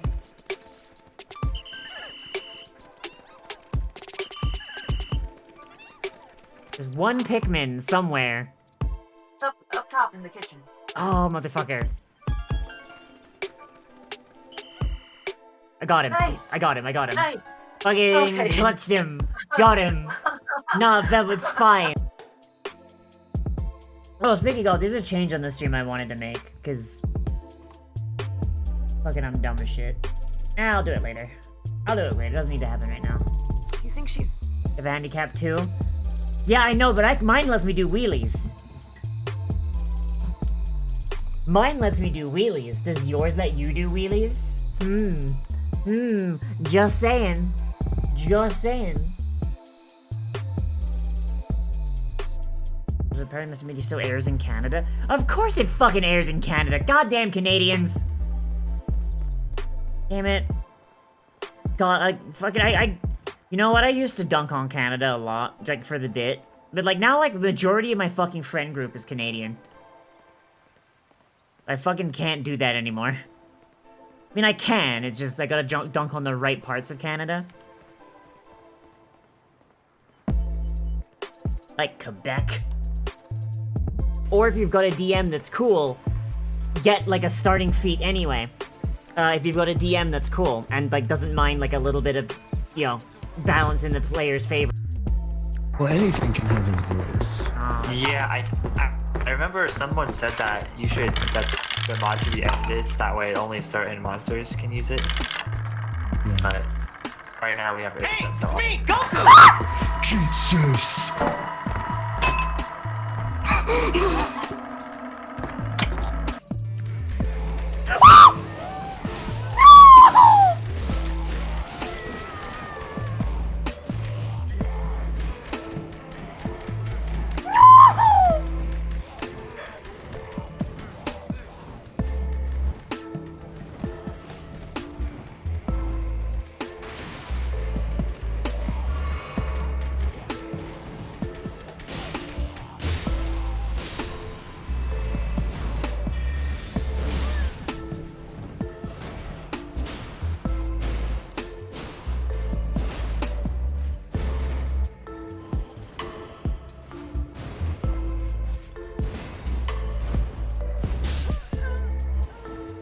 Very mean!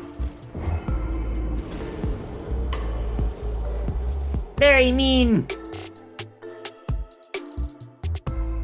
Game easy, that's just mean. Bruh.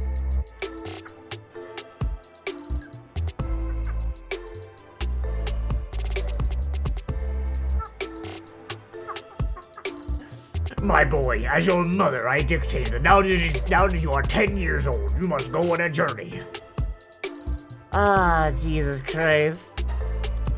Some of these fucking faces, oh god. Okay, so either have, like, fucking anime girl or the fucking Chad me is left to fucking add more time to the clock and get where we need to be. A guy goes in the cage part. Fucking Christ. What is Singular Point and why does Jet Jaguar look like this? Ah! Let's go! Oh, wait, did it add... Wait, did that add the timer? Did that add to the timer just then? I'm being turned into goo. Because someone has, like, one of the world's sexiest voices. How do you do that?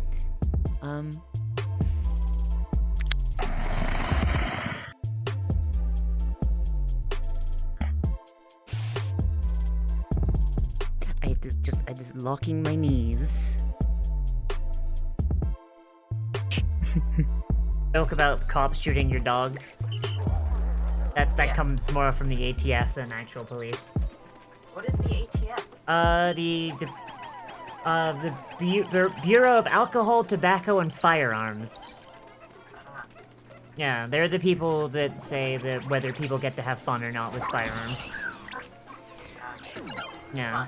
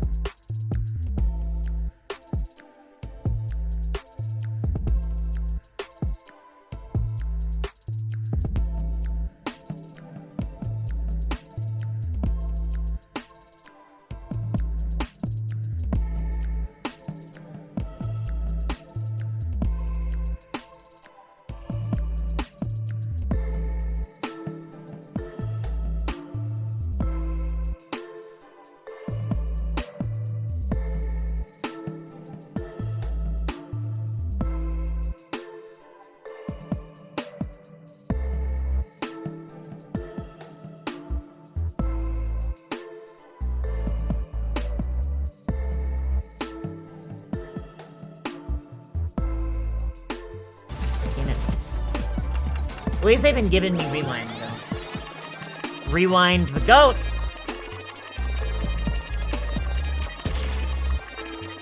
Fucking... What is it locking onto? The fuck is it locking onto?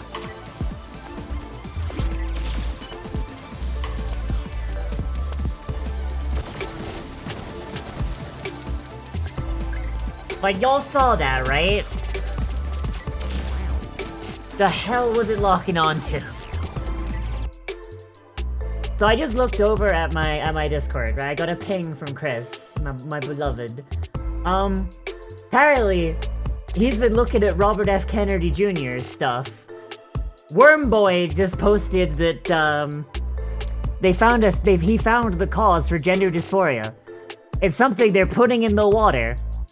They're putting chemicals in the water to turn the frigging trans gay!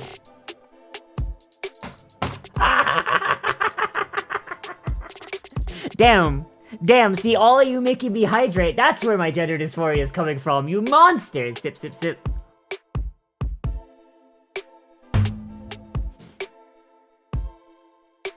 Sploosh! Yes, more! Boop. Boop. Stinko. And... oh, fuck! Man's thought. Man's fucking thought. Holy shit. That must have been a bot. Nah. That reaction was too fucking real. That reaction was too fucking real for that to have been a bot. My god. It's not facing us now, right? It was locked on.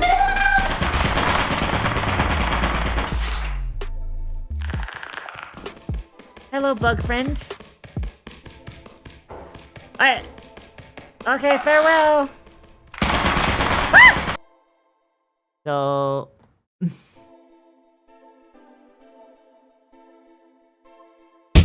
ah!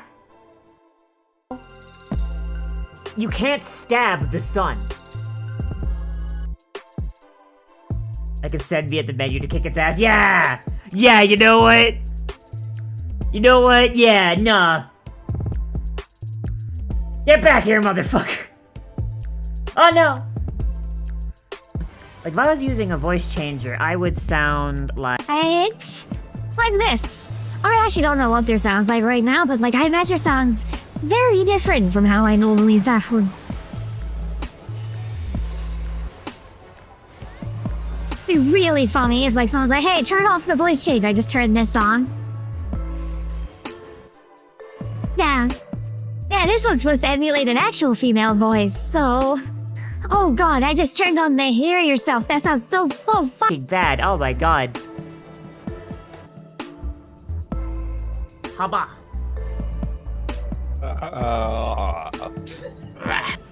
Okay, valid. Well, anything can have his voice. Yeah, I remember someone said that that the mod should be edited, so that way only certain monsters can use it. But right now we have it. Hey, it's me, Goku! Jesus!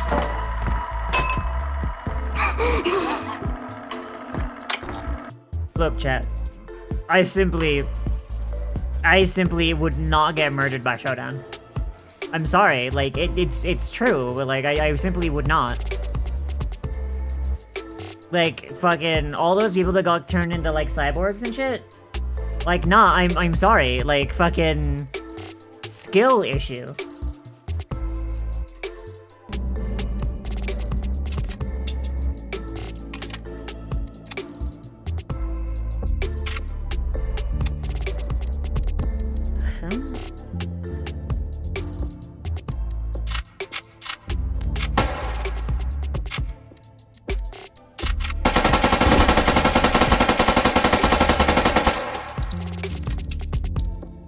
Okay.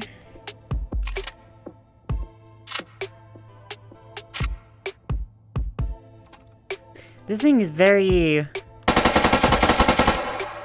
weird. I don't know how I feel about this thing, dog. But alright. It's an automatic, so whatever.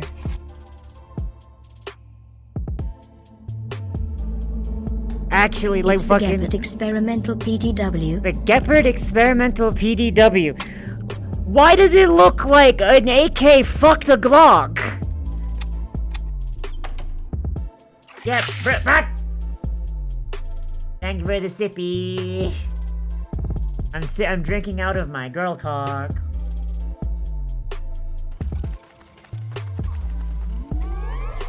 And skaboop. Yeah, get them both! Get them both! Fuck them up! Okay, here's a trick, no. Cool, alright. No! No, I killed them all! Stop dying, you cowards! Help me, I'm scared, it's like I'm dying! Ah! Indeed, I have. Come. Oh no! Oh no, she fucking... Kaboop. Alright, so everyone's back now. We're good. Yeah, alright. So every one of you is still in an orb. The bartender... Orb. Yeah, the bartender is not behind the bar. He is in an orb, basically on the floor, basically. Like, thank you for the follow, Scarlet Vegas. Basically on the floor. Hi, Scarlet. Except, like, he's kind of rolling around in the sphere. Yeah, his wings are bound. He's got a gag in his mouth. His arms are, like, tied at the wrist, but it looks like he managed to, like, kind of, like, grab hold of his captor a little bit. And he's holding what looks to be a white mask of some kind. You can't really tell because you're all in spheres. Braka, Uzolda, you were holding on to one of the kidnappers before, and when the sphere went up, it cut the part of the robe that you were holding on to.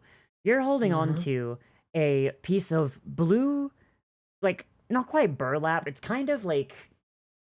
It's like one of those, like, cheap cloths is made to look, like, expensive.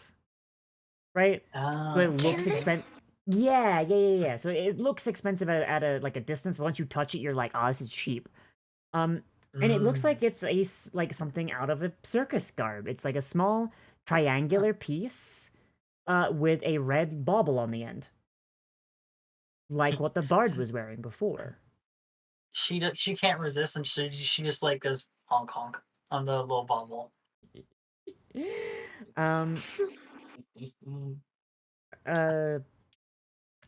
Radiant, you stood up from the table. You cast Thaumaturgy to try and distract them, and then you were just immediately put into the timeout sphere.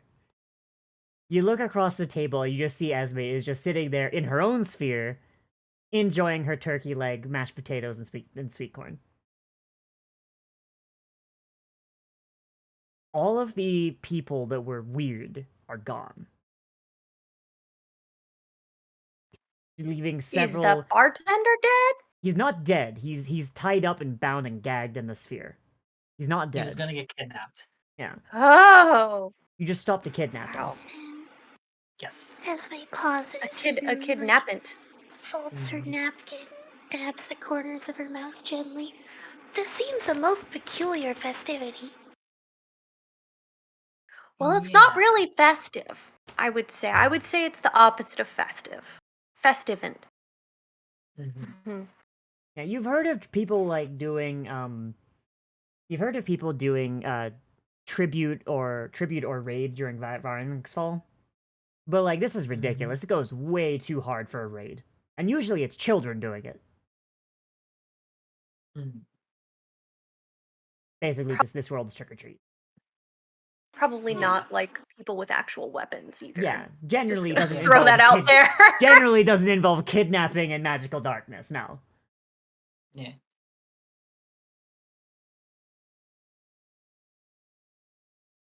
So, does Esme release the orbs?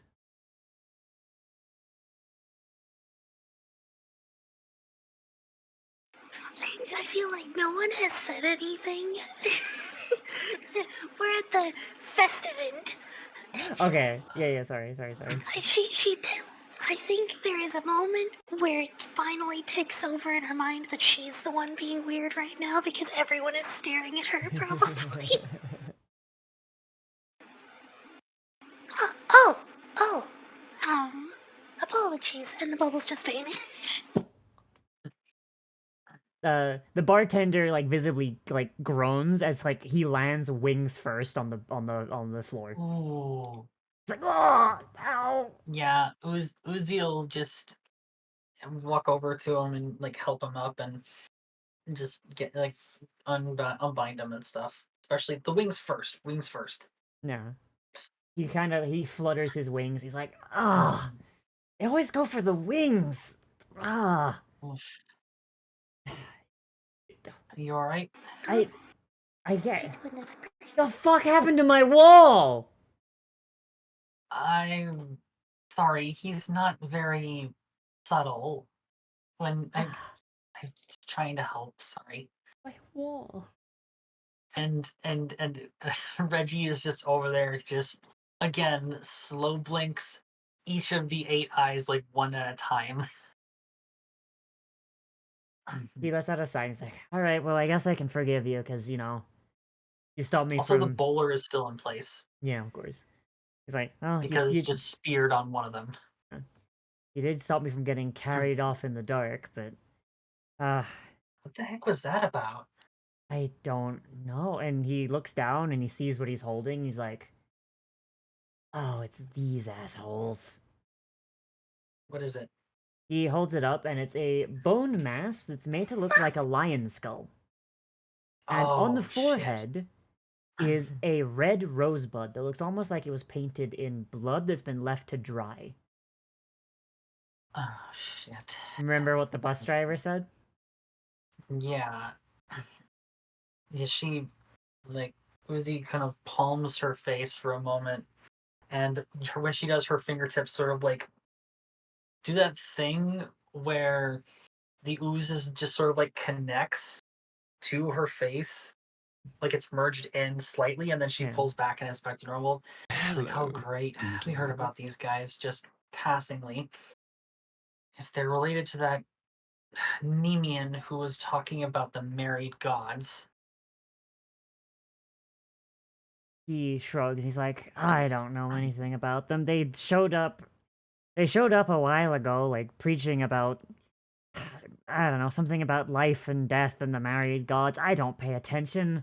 Like, I mean, I've already got enough divine bullshit in my life. Gestures at his wings.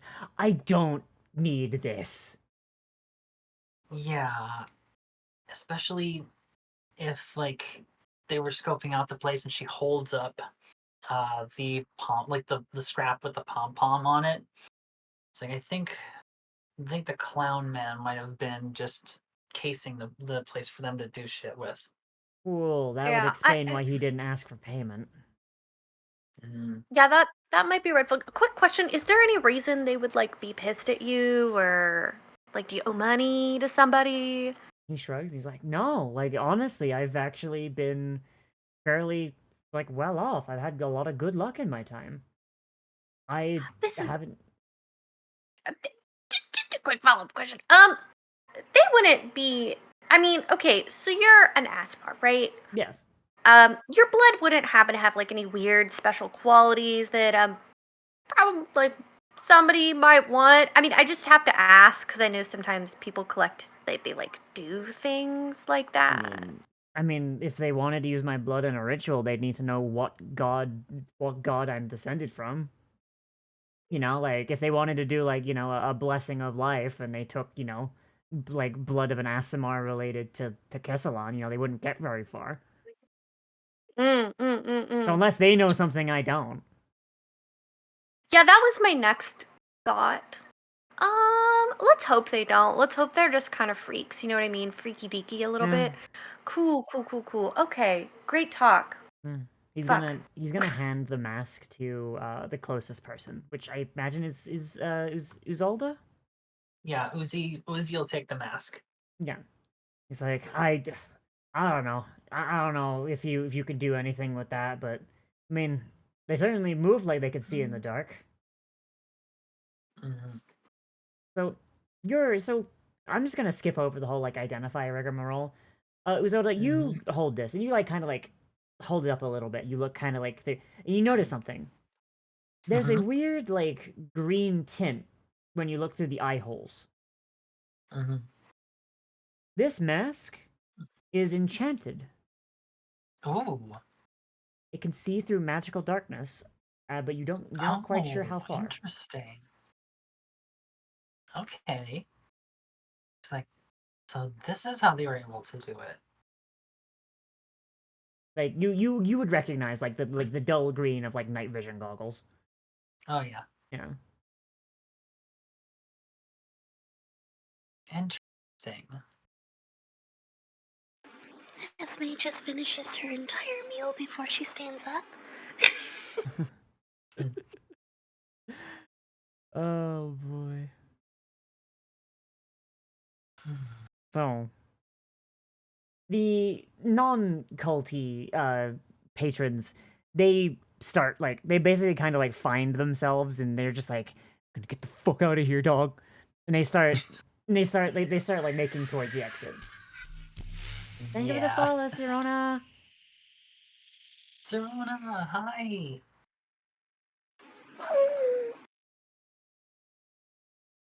So, what next? You've saved the bartender, but now you know there's a cult in town that's definitely on the more violent side.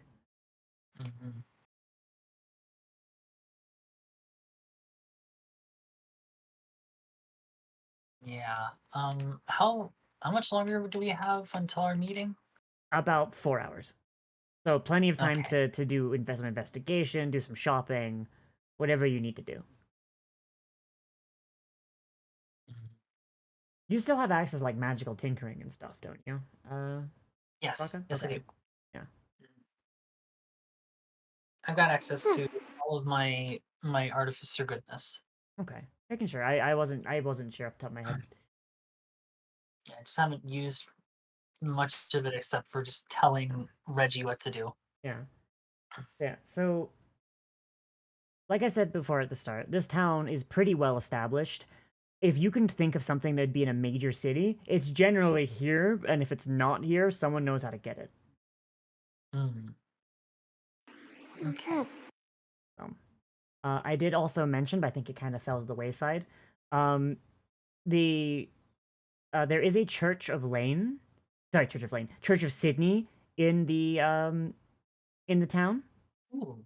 and the symbol on the forehead of the mask is similar to that lapel pin you saw, where it's a rosebud, but this one doesn't have a hand holding it, skeletal or otherwise. Right. So it's still a heretical symbol, but like different heretical.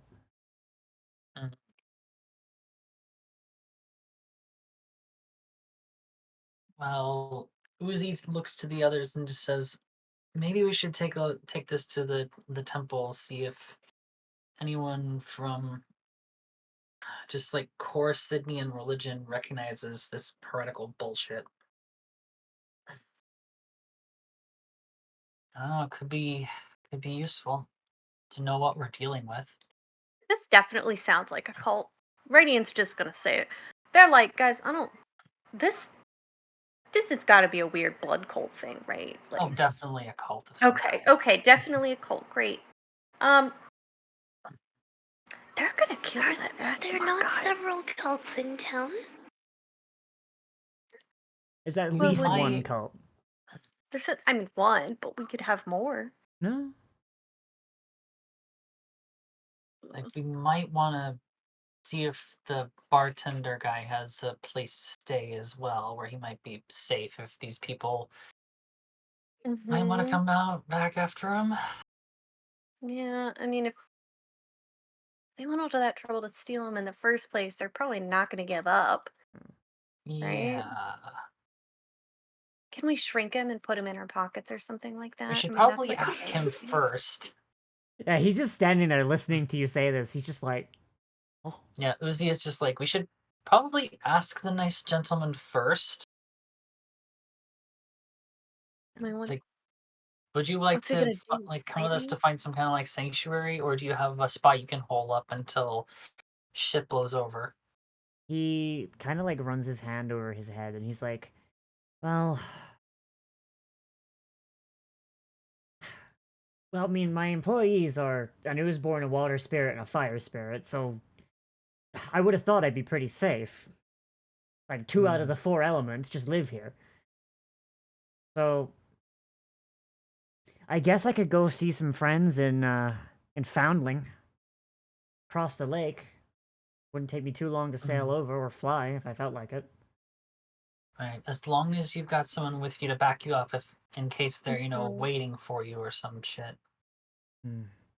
Well, I know Bernie and, I know Bernie can't come, but I know Ozzy and, I never get to watch her name. I just realized, like, I'm just realizing in my notes, damn. Um, but I know, The water spirit? yeah, the Watcher, he doesn't have a name. Mm. Maybe call him Drizzle? Ozzy and Drizzle, yes. But Yeah. I know Ozzy and, Oh, I didn't even realize it, but oh, that's perfect. Ozzy and Drizzle. I know Ozzy and Drizzle will, yeah, they could probably come across. They'd just be swimming below me. Mhm. So we'll head to Foundling, and I'll just leave Bernie to keep the place running. All right, sounds good. He's gonna We can see nod. what's going on. He's gonna nod. And he's gonna go back into the kitchen to tell Bernie what's up, and then go and ask Ozzy and Drizzle to come with him. And we can start taking a look at this stuff, but also we can see if we can find any like supplies or something before the meeting.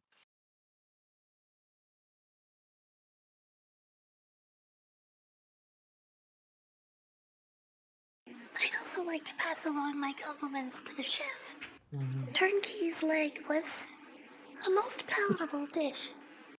From as you're saying that, like the little diner window that leads into the kitchen, you see a literal like humanoid like fireball leans out. He's wearing like an apron that looks very, very singed despite being practically made of asbestos. It says, kiss the chef, parentheses, very carefully. This gives you a thumbs up. Love that. Uh, so as you're, yeah, so you leave the inn, you head back into the town proper. Mm. All right. So, you got 3 things that I heard you say, like looking for supplies, going to the church to ask questions, and there was a 3rd thing, but it's already gone from my brain. What was it?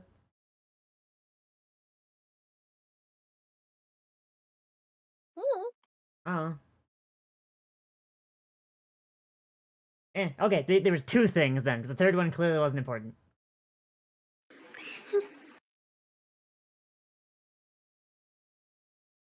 So, which one do you want to do first, if you do any of them at all? Or do you want to do a secret 3rd thing? Like, you just come up on the spot?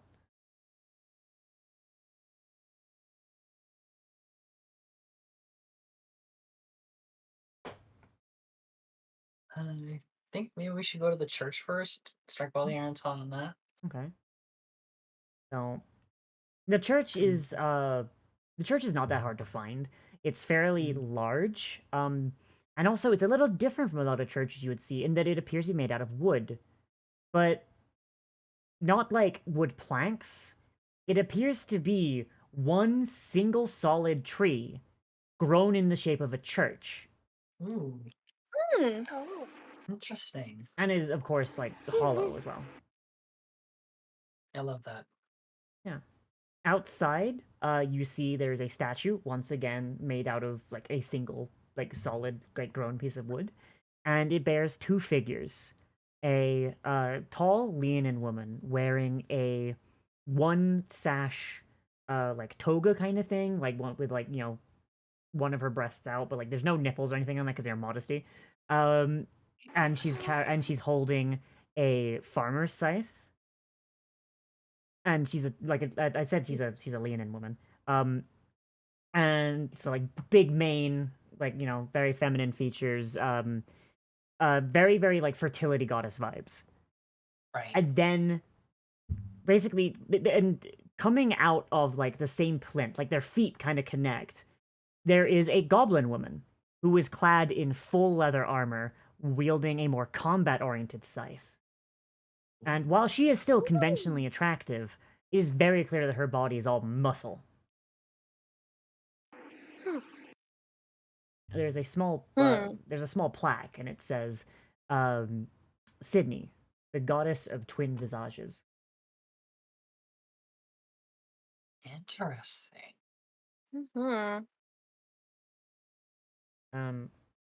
So those of you who have been around the continent a decent amount, you would know of the Leonin version of her. The Leonin version of the woman on the plinth. The goblin one, you've not heard of, unless you've been to the Empire, the Nemean Empire down south. As like, or unless you spend a lot of time around goblins. Would any of you have done that? I mean, Uzi would have. Okay. So you know that you would know that long ago, Sydney, and this is like Yeah, basic. Uzi actually speaks speaks Goblin Undercommon. Okay, yeah, so you would know this. You would probably have you'd actually be more familiar with the Goblin version then. Yeah. Yeah, long ago, the Nemeans were basically trying to conquer Koros, and Sydney, being a goddess of life, really was not vibing with all the death. So she abandoned them and left them godless. And joined the opposing team, the goblins. And she fought alongside the goblins to push the Nemeans back until they learned the error of their ways, where they eventually did, and they stopped being as bloodthirsty, but they still had to, they still needed to expand and, live, so they kept expanding out until they ran into the elves. And the elves did to the Nemeans exactly what the Nemeans did to the goblins. So Sydney rejoined the Nemeans at that point, and then she became a god of twin visages, worshipped by both the Nemeans and the goblins in two different forms. She's more of a fertility goddess for the Nemeans and more of a war goddess for the goblins. Sorry, I just like to gush about my lore sometimes. I'm sorry. No, it's perfectly understandable. Yeah, but that is like a history that you would very, very much know of if you were around goblins. It's how they became like first-class citizens. In this world, if your race does not have a god that's willing to go to bat for them, you're considered a second-class citizen and basically a monster. Whether that's true or not. Yeah. Interesting. Whoa, that's interesting. Yeah. Yeah. Sorry. So you're in front of this statue of her, and then there's this big tree church behind you, behind the statue even. Nice. So do you head inside, or do you have a look around outside first? Uzi will head in. Do the rest of you follow? Mm-hmm. Okay. So as you push open the door, you see that the entire church is almost like bisected, like for the two visages of Sydney. The left side is dedicated to the more Leonin aspect of her, and you see more Nemeans and humans and the occasional goblin as well, because once again, while most goblins worship the goblin version, some of them it depends on what you really believe in and what you vibe with. And then the other side is 90% goblins, and then the rest is adventurers and such.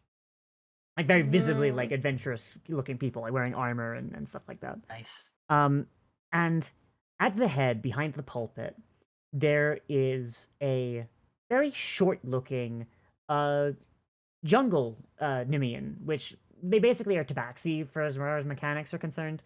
And this jungle Nemean is very, very short for what you're used to, and you note that their ears are a bit longer. This person's most likely half goblin, which makes them be perfect pastor for this place.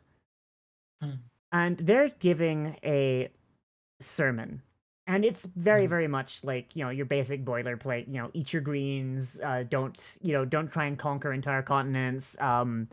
do unto others as you would unto yourself. Don't trust the Mhm. elves, stuff like that. Do you sit and wait for the sermon, or do you like try and like there are side passages outside of the main area, like where people can go for like confession or to meet with like lesser figures in the church. Okay. Uzi will probably wait because she wants to be respectful. Okay. But if there was like, I don't know, like a deacon or somebody who's just like lower than like, or like a different tier than the pastor, who's just not, up doing anything, you know, at the front, she would probably just like ask, like poke and ask if they knew when the sermon usually wraps up. There is a don't know what the term is. I'm gonna just say altar boy. Ah, okay. There's like an altar boy there, like a young goblin boy, and he looks up at you and he's like, "Well, we're about halfway over, so about like once we have confession and the fertility blessings, Okay. should take maybe like another 30 minutes, maybe 40." Okay. Thank you. He's gonna nod. He's like, "Sydney be with you." With you as well. She says back in Goblin and smiles. He looks so happy. Aww. Like, yeah. Maybe. Yeah. Goblin's considered like a very, very rare language outside of goblin circles. Oh, Yeah. nice. So a lot of goblins that aren't in goblin communities don't actually speak it. Oh, dang. Yeah. Mhm. You can thank Linen for that one, because she made a goblin and forgot to add goblin to her spoken languages. Oh, jeez. So I'm just like, you know what? No, that's canon now. Mm. Yeah. Do you just wait the 40 minutes? Yeah. Okay. She's good with it. All right. Rest of you chill with that? Mhm. Okay. So as the sermon, sorry, go I ahead. feel like Esme might take a little bit to divert temporarily at least. She's felt strange not having her horse, so she can go buy a new horse. Okay. That's fine. So Esme will leave to go buy a horse. Yep. I'm going to just come back to Esme on that one, because I did have something for when you go to the store. Okay. So as this sermon's going on, you sit down. Do the two of you just like listen to the sermon, or do you like kind of keep your eyes peeled? Eyes peeled for Uzi. Perception from Uzi. All right. What about Radiant? Oof. Ooh. Yeah, Uzi's trying to keep her eyes up, but she's only like half observing and half listening. Yeah. So Radiant's probably sticking near to Uzi and or Ismay, and is just kind of still pretty unnerved by the whole experience for obvious reasons. Yeah. And is trying very hard to like keep their eyes peeled for anything that seems even weirder than Okay. previous. Give me a perception check. Okay.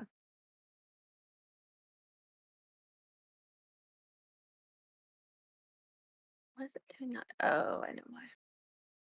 Ooh. Ooh, that's not great. Neither of you really notice anything, but you're very much enraptured by the story. It's telling a parable that's actually fairly relevant to the holiday season. It's the story of it's called the parable of the rotten pumpkin, where on her so as a mortal god of Karos, Sydney travels a lot. And the parable is of the one time she came across something that was both alive and dead at the same time. Not undead, but both at the same time. And it took the form of a pumpkin. This pumpkin, she reached down to try and touch it, and she was unable to. She felt the cold breath of her former lover, the rider, on her neck. And for but a moment, she could see him trying to do the same thing. Because he's the god of all death, not just animal life and not just animal death, not just people death, all death. As they both reach down to try and touch this pumpkin, neither of them found they could touch it. As they tried and tried and tried and tried, they touched, but for a moment, the pumpkin vanished. And with that, they also lost their ability to touch each other once more. Oh. Sydney and the rider both left, happy that they could see each other, at least temporarily. They're both curious about that pumpkin. Sydney returned a few months from then and found another pumpkin, a large pumpkin, this one brimming with life. She went to the people whose farm it was and they asked them about the pumpkin, and they'd never seen it before.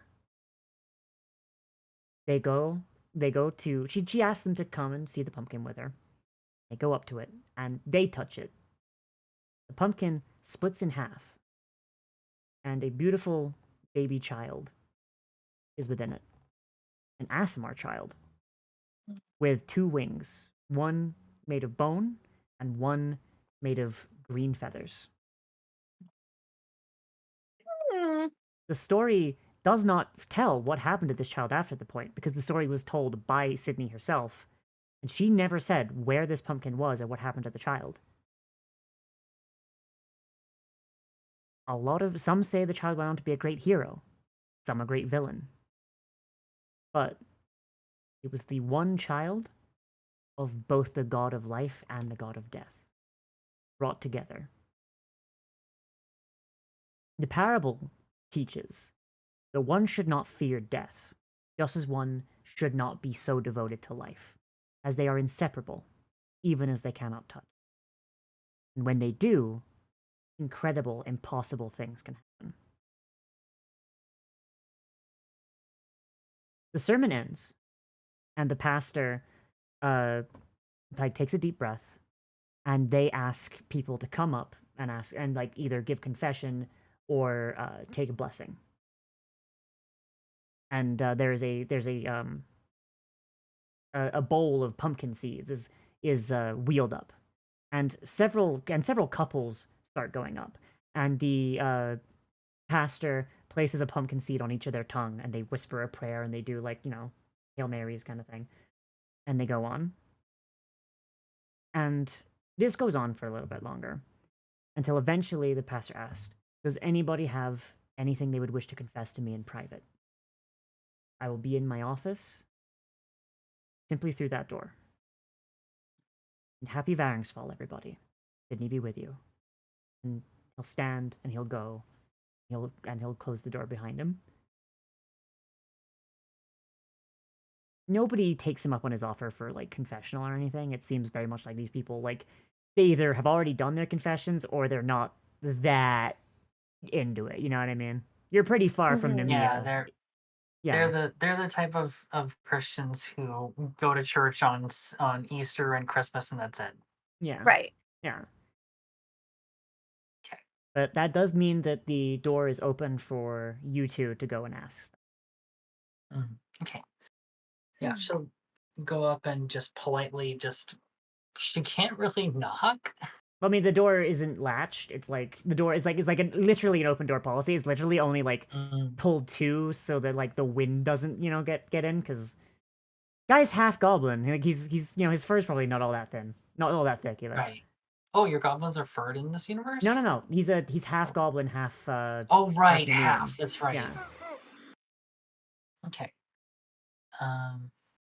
So yeah, she'll go in and say, "Excuse me." He looks up. He's like, someone finally took us up on confessional. What can I help you with, my child? Not so much confession, but a matter of how shall we put this? Just curiosity that might require a theologian's eye. And she'll produce the mask and just set it on the desk if he allows it. Upon seeing this desk, the mask hit his desk, he lets out a gasp, and he just backs up. You hear his chair just screech against the wooden floor, and he makes the symbol of Sydney across his chest, like fucking like he Like, grips his apologies. left breast where there's a rose like not cravat, a brooch. She's like, apologies. I didn't mean to offend, but we were just Where did you assaulted find this? by someone. We were just assaulted by someone like who was bearing this, as was a bartender and several other patrons of what was it called, the Broken Crown, The beheaded king. the Beheaded King. Over at the Beheaded King, they tried to kidnap him, and in the scuffle, they escaped. But we got their mask, and she also produces the pom pom as well. He But sees I the palm. noticed, Sorry. and I noticed before then a Nemean threatening one of the staff who mentioned the married gods and bore a very heretical symbol of Sydney, a skeletal hand and a blue rosebud. He he looks at each of you, and he is like very unnerved, but Mhm. he decides to trust you for a second. And there's a small like flick of his wrist, and Mhm. the door behind you closes. Like he just pushes it closed with a mage hand. Right. Who else knows about this? The bartender who is going out across the lake for safety, and another member of our party who is out getting some supplies. Hoped. I'd hoped the rumors weren't true. I'd heard tell of masked hooligans, but I didn't real this. And he kind of gestures to it, but he's like very careful not to touch it. Right. And the pom pom both as well. He treats them both with like equal amounts of revulsion. Mhm. These are the symbols, the garb of the Church of Life and Death, a radical cult that formed long before the main Church of Sydney. They predate my institution by several years. They even predate their actual ascension as gods. I do not know the details, but they are of some asinine belief that they can somehow bridge the gap between life and death and bring a goddess and her love back together again. But the way they do it is obscene. They take people and they sacrifice them. Oh. When we are born, Sydney inscribes a message onto each one of our souls. And when we are taken by the rider, that message is received by her beloved. And when he fishes us from the stream, he sends a message to her. I initially thought they were just a murder cult seeking to expedite those messages. But the lengths they go to, seen.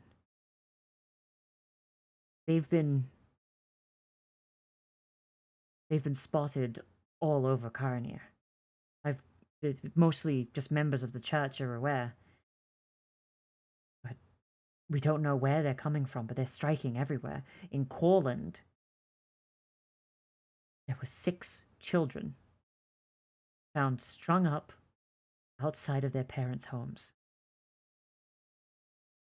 Children are the preferred victims, but they'll take adults if they can't get them as children. Monsters. So, is it okay if I speak? Yeah, no, yeah, go for it. He was done. Okay. You're saying they're mostly taking children. Like, What would they want with an Asimar? he shrugs and he's like I said, if they find someone who has an important message on them, they will sacrifice them regardless. We all have messages, but those messages are of different import. Somehow they make their selections seem almost at random, but I have to assume it's because of the importance of the message. Asimar live long lives. Possible they believe the message too important to wait that long. It's also Interesting. possible that they might assume that the Azamar belongs to either of the gods in question. Mm-hmm. That is what I was thinking. Hmm. They Hmm. went and you said that children are their preferred victims, but they attacked this crowded tavern in broad daylight using very sophisticated arcane technology. He shakes his head. He's like, I cannot deign Mm, to speak on their behalf. They are madmen, mm, dressed as mm, jesters and delivering death. As they claim to be adherents to the goddess of life, but even the rider himself is. I cannot speak for him. He is not my god, but even he must find this abhorrent. He is not a god mm, of murder. He is a god of peacefully moving on to the next life. mm. I cannot say what their motives are.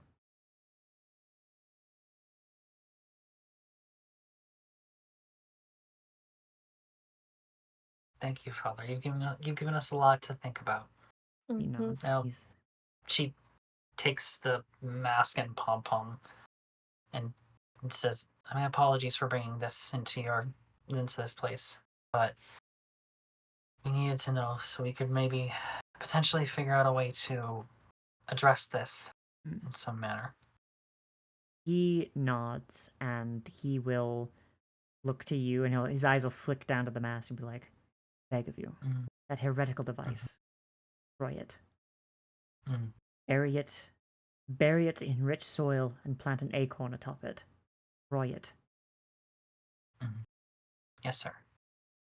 And the mage hand will come back, he'll do like a flick of his wrist again, and the mage Mhm. hand will open the door and pull it open for you politely. All right. And she'll head out and wish him good day in Goblin and ask that Sydney watch over. Asks basically just says just Sydney watch over you. And he nods and he says back in Goblin, "May the mother, the warrior, and the life giver protect you all." Mm. Like from your, does your character worship Sydney, or is this just like from cultural osmosis? Uh, for Uzi, it's Yeah. probably cultural osmosis because again, she woke up in the Underdark with very vague memories of humanity, and so she's piecing together her own life as Mm-hmm. well as trying to piece together her past, and so she's kind of built herself a life Okay. piecemeal. Like she Okay. like she assembled Reggie piecemeal. Okay. So it's a blessing that you've not heard before, but you assume that it's really a big Mm. deal. Yeah. All right. So while you're chewing on that, we go over Yeah. to we go over to Esme. I, Esme, you are trying to purchase a it's horse, really, yes? really quick. Yeah. A quick aside, I have to apologize for my non sequitur in the text chat. What is it? Just like, Hmm? you mentioned him fishing the souls back out of the live stream to return the message. And I'm like, why is there not a faith that calls him the angler and believes that he fishes souls into the world? Well, you know what? This is just one continent. I'm sure there's there's another continent that actually, hang on. You know what? I'm gonna say it. So the continent of Midnight, far down south, it's like the entire, basically the South Pole. They wouldn't have horses. They'd have no concept of what like a horse rider is. That is what they believe the rider is. They call him the angler, and he's just ice fishing. Mm. Yeah. I could also see like another like coastal culture like the cold marshes Hmm. worship him just like I mean this when you said that Sprig, my brain just went to that old weird Christian bullshit of the whole concept of fishers of men, Oh God. and it's like okay now we put that. What if we made it gay? Uh, Could be worse. My The brain people is weird. could be worse. The people of Aubrius think that the writer was a woman. Ooh, They can't tell because it's just bones. true. Yeah. Yeah, he's literally a skeleton on a horse. Hmm. They, the people of Aubrius believe in toxic Yuri. You know what? I believe in toxic Yuri too. All right. So Sorry, I had to get that off of my chest and I had to apologize. no, you're fine. You're fine. You're right. good. Regardless, writer's pronouns are he him. Whatever his Hmm. biological was doesn't matter because he's bones. All right. So right. So yeah. So zooming over to the market area, Esme, you're walking along and you're looking for a horse. Yes. Yep. All right. So it doesn't take you very long to find a stable. And in the stable, you find more than just horses. There's also giant salamanders, there's swamp striders, there's snow striders, which are like swamp striders, except they're kind of more like beefier. They're made for like colder climates. And you also find a few horses as well. The guy running the place, he looks. Give me an insight, actually. Give me an insight on this man. Give me a vibe check. The vibe check from the person that doesn't know what a turkey is. Let's go. Esbeam, being an absolute fucking weirdo yourself, you get a feeling when someone else is being completely weird. Man feels very normal to you. Feels very normal to me. I understand. Yeah. He's kind of fidgety and he doesn't look comfortable in his own skin. And he's just like, and he doesn't seem to notice you as you enter like the stable. As he's kind of like standing behind a desk.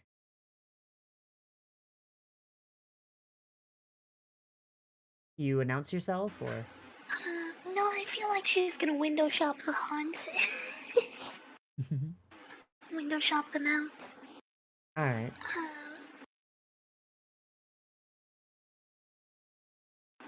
She's pretty accustomed to, like... I feel like horse in particular is probably more what she's accustomed to. Yeah. Whatever might still, like, occasionally be found regionally. Yeah. So I guess swamp striders would probably be pretty common too. Yeah, swamps. So in Karranyr, they used to have a proud horse breeding history. You know, like horses come from Karranyr. But when the troubles happened, that kind of disappeared, and now the really only remaining horses are like the ones that they're descendants of the ones that were out of the city. Since then, snow striders from the mountains to the west and swamp striders imported from the cold marshes are generally what a lot of people use to get around. Horses tend to be a lot more expensive because they're rarer. And the salamanders are the usual like default mount for a lot of adventurers because adventurers come from the Nemean Empire and that's what they ride. And these salamanders just lay eggs fucking everywhere, so like they just kind of crop up. Yeah. They're like an infestation. If adventurers come through your land at any point, you're gonna have wild salamanders at some point. Okay. So I feel like the snow striders then would be the next most comfortable thing for her. Yeah. Unless you're willing to spend the extra coin on a horse. Yeah, I think she's just gonna like have a little bit that she's vibe checking the animals more so than the person. Fair. Alright. So as you are like looking at them, you see the horses, and they are these wonderful pedigree things. Like they are like silky coats, wonderful manes. Like it's very, very clear these things come from like impeccable stock, and the price tag would agree. And then you go over to the snow striders. They are similarly very, very well bred. They are these very, very large ostrich-like creatures. They've got long legs, not quite as long as a swamp strider, because they're related. It's just one's adapted for one, and another one's not really. They're a bit stockier. They're a bit more well built. The one that you're looking at looks like if you charged it directly into someone, it would turn them into paste. It is like a brick on two legs. Like how stocky it looks. And it's got this really wicked ice-breaking beak. It curves upward a little bit into like a little bit of a horn. And then it's got this wicked, like, sharp uh what's the word? Like an ice pick, like end on it. Dear. Yeah. It looks like a very proud and regal animal, and it looks down at you with these beady, intelligent eyes. It doesn't act like aggressive or anything. It just kind of like is looking at you.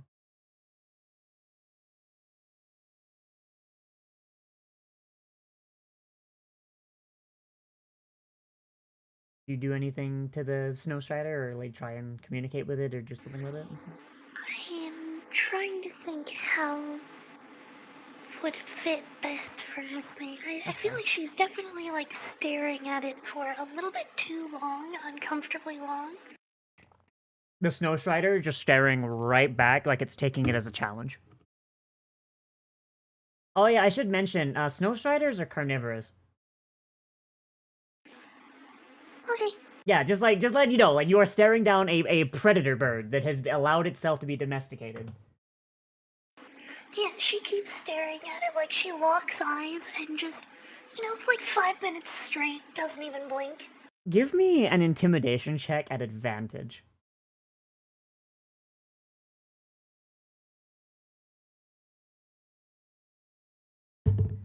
Oh my god. The snow the snow strider, that was a contested one. I don't know if you heard my dice hit the thing. The snow strider is staring at you as well. And this goes on for 5 minutes. Eventually, the snow strider kind of like bows. It bows its head lower than your eye line, and it kind of like bends its knees. You don't need to be an animal psychologist to know that, like, no, you have won. You have convinced this thing that you're a worthy rider if you were to buy it. And she gives a shallow, like, elegant bow in return and gently pats the side of his beak. It does sound like a soft like coo. It sounds almost like it sounds like a bass boosted macaw. I want one.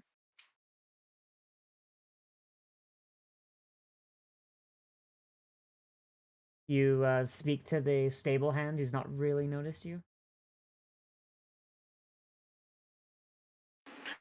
I feel like she's already such a, like, she just opens the stall herself and gently leads him over. Basically picks out her own mount and leads it over and goes, I'll take this one. The guy at the stable goes, yeah, wait, oh, okay, you're normal, okay. Hey. You're normal, as she's just standing there, like, staring. What? Why is Snow Talon out of his pen? Why are we alive? Snow Talon is his name. I see. I would like him, please. I have no idea. I have to warn you, Snow Talon's killed like 4 previous riders. I have to warn you legally. I'm sure that won't be a problem. And she just looks back at Snow Talon. Snow Talon just kind of like proudly gives like a small chirp, like purr. Like shakes his head. She gives him another pat. He is absolutely baffled that he's like, okay, I mean, that'd be like 30 gold pieces.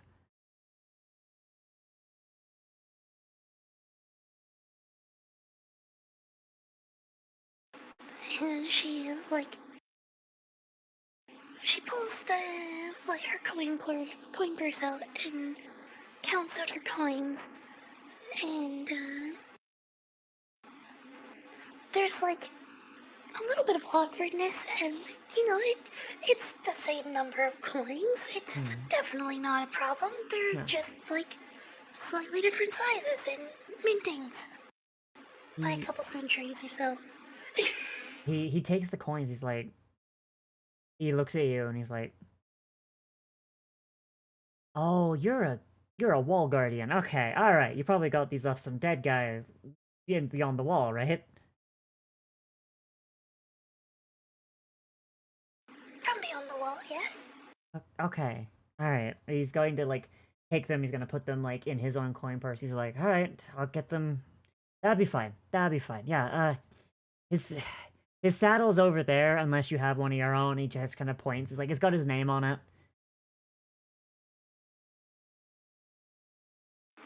Many thanks. Yeah. Hey, you weren't happening to be outside my window an hour and a half ago, were you? No. Okay. Well, enjoy your new mount. Goodbye, Snow Talon. Snow Talon looks back at him and goes, and then immediately turns around and just is very, very polite again. So, what'd you say? Yeah, she just calmly. Nothing was strange about this interaction. She just goes over and gets the saddle for her new bird. I love the concept of riding birds. Why did we not, like, domesticate, like, ostriches or something, man? Horses are lame. Right. So, so do you mount up on Snow Talon or just, like, walk him? I feel like she'll mount up, at least for now. Okay. So... Gotta get familiar with each other. Yeah. So Snow Talon, like, he kneels down to let you on. It's actually a really comfortable ride. Because he's big and downy, it actually is a fairly smooth ride, and because of, like, that, gyroscope thing the birds have, it's doesn't have, like, the bumpiness you would expect from a horse. Yeah. It's actually, like, one of the smoothest rides you ever had.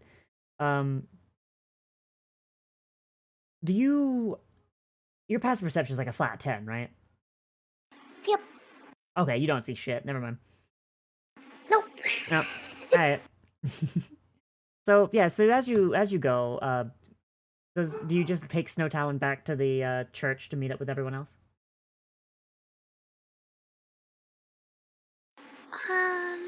Or do you have any other shopping? There is time. I feel like there's one other thing that she'll do, because she wants to, like, catch up with the others for the shopping. But she needed to get a mount, because it feels weird not having one, but also when they get eaten by zombies, there's only so much you can do. Yeah.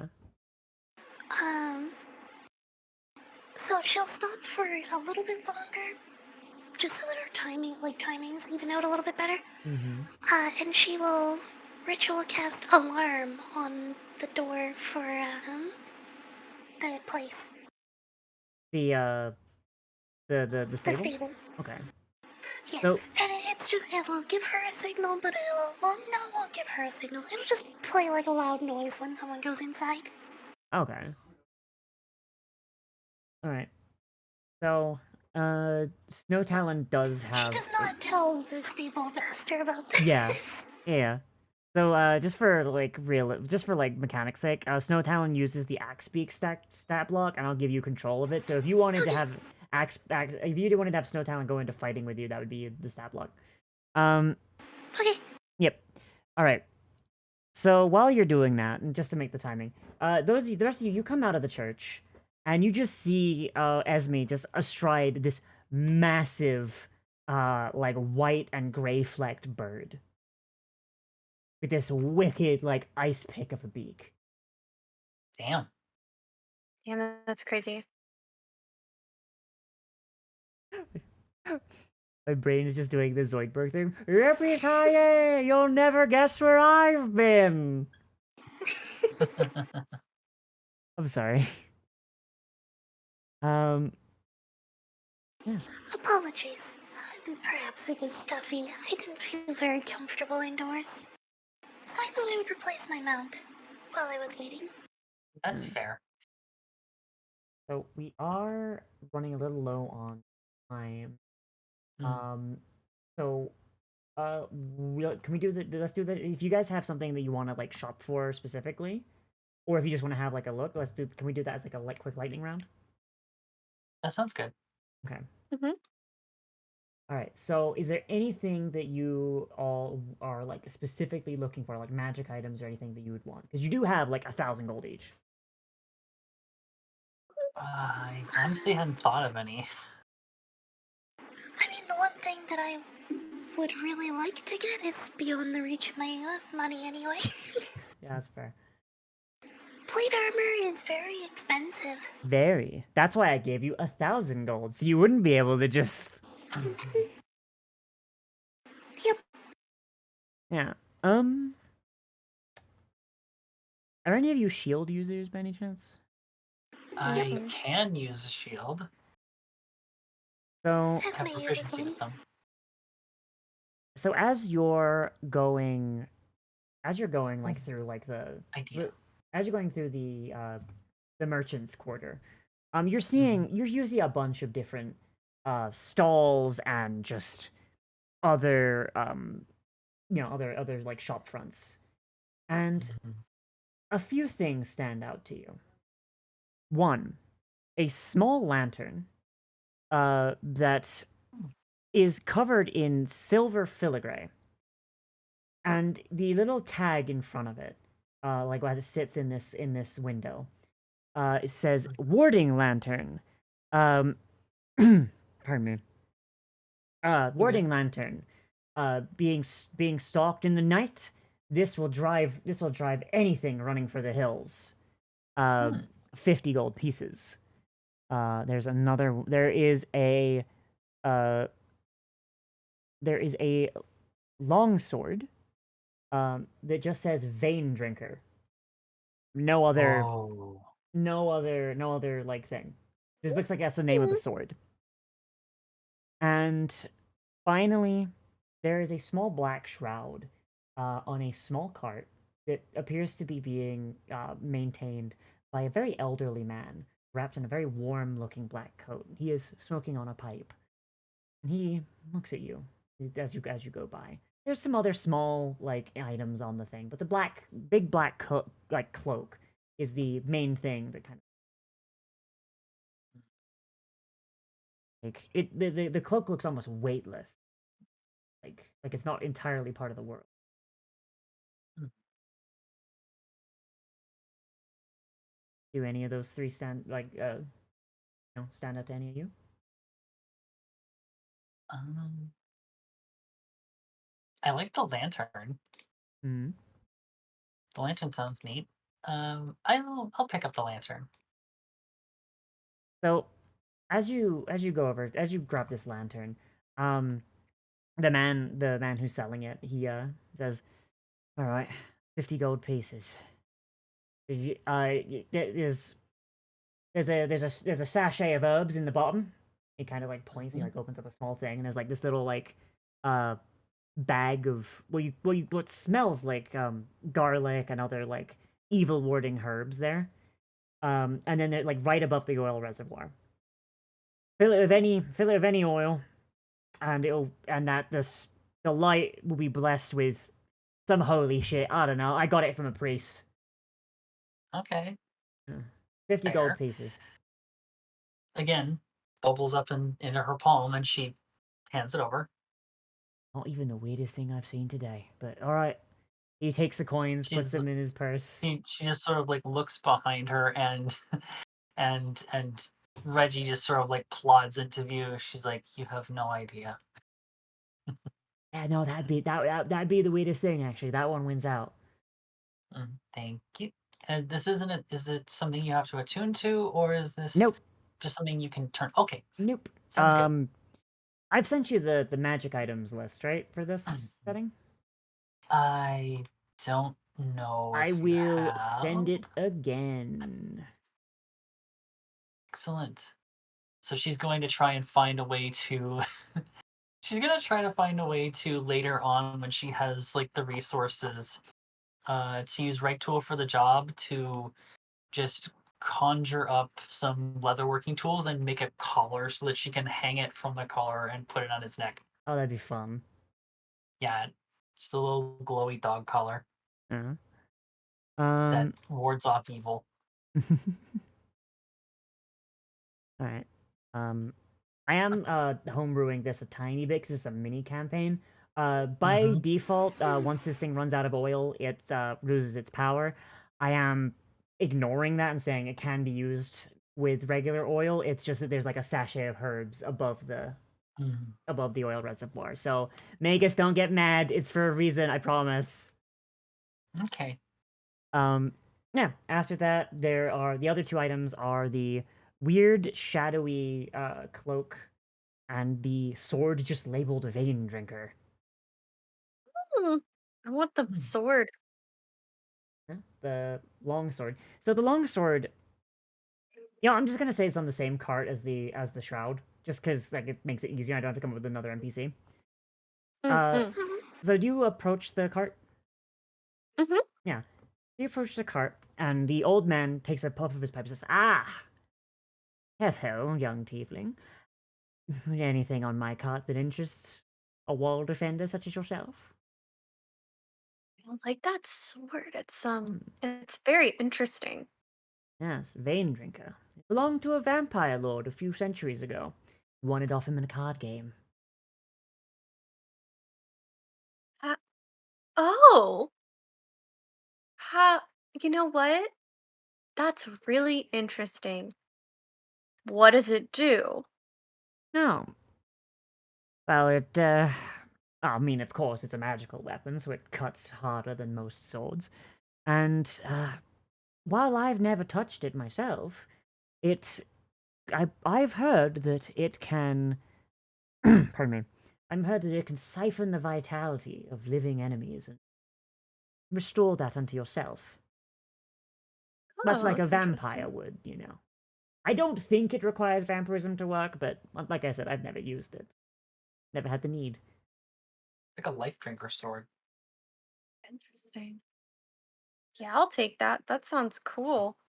Alright. How neat. Yeah. So if you download that PDF that I got, you can just type it onto your sheet after the session. It's called Vein Drinker. Vein And finally EIN. we have the cloak. And he's going to look to uh Esme on top of the ostrich and be like, "And you, uh strange one. Oh, you're a lot older than you look, aren't you? Could I perhaps interest you in this cloak to keep yourself warm at night? It does other things too."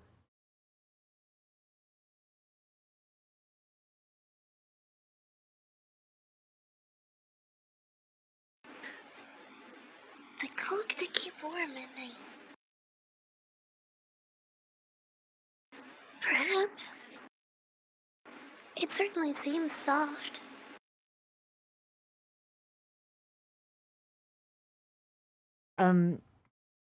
Yes. Soft as spider silk.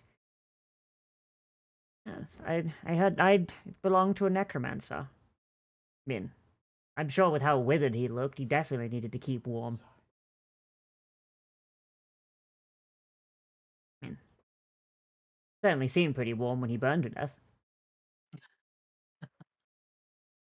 That would keep one warm. See, that's what I was saying. Yeah, the adventurer that took him out sold me this for quite a bit of gold, but I'm old now and I'd like to sell off some of my belongings, so I'll give it to you for, let's say, 100 gold.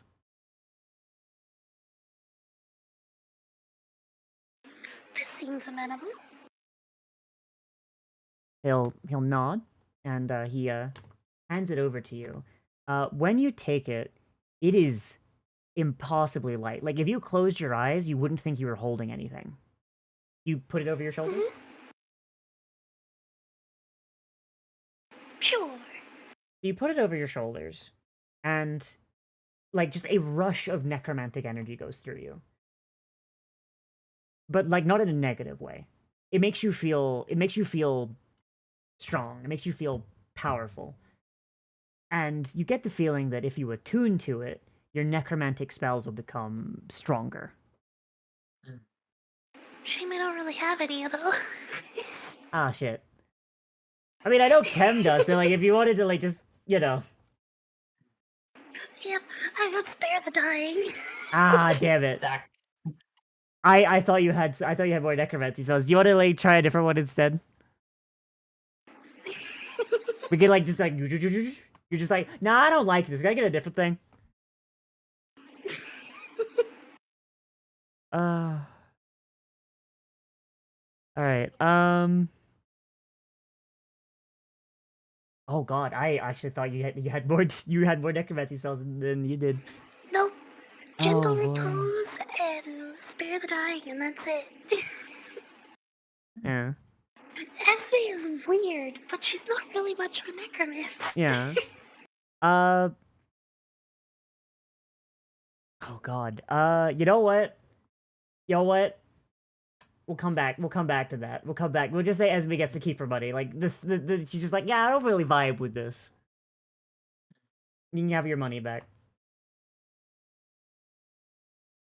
Of all the people to not take necromancy spells, I would have expected you would take necromancy spells in the zombie themed. Yeah, he's like, No, it's Esme is, for all intents and purposes, definitely a cleric, I promise. It's like, well, it's a shame that, it didn't really fit you. And he hands you your money back. And he's like, but I'm sure someone who's able to make use of its power will come along soon. And, with that, I would like to wrap up the shopping lightning round unless anything comes to y'all. It's like, I would really like this right now. Okay. All in favor? Mm-hmm. Okay. I will point out, after session and like before the next session, if y'all like go through like that magic item list or like an actual list and it's something that's like uncommon or something you could feasibly get from like a store that you'd like, let me know and we'll like figure it out like in like housekeeping at the start of next session. sounds good. But I know, Cool. like, one of the immediates that I'm just gonna pick up from basic shopping is 10 bags of caltrops. yeah, go ahead and grab that. But from there, right? You look over at the sun. Good old like eye full of the sun, and you note that it is getting a bit low. The time is approaching for the thank you dinner, with Speaker Melkor, and you make your way over there. The sun's going down. It's a wonderful sunset in his home on the lake. You're ushered in. You're ushered in by his butler, who isn't really even a butler. It looks like it's just kind of one of his friends. They like calls himself a butler. Yeah, and Melkor meets you, and he is not what you would expect. He's an half orc. He's got like these. I actually have a picture of him here. Ooh, art. Oh, I mean it's Hero Forge, but it still counts, art. right? Yeah. Mm-hmm. Yeah. There you go. Yeah, he's a half orc with like long, like kind of like braided hair.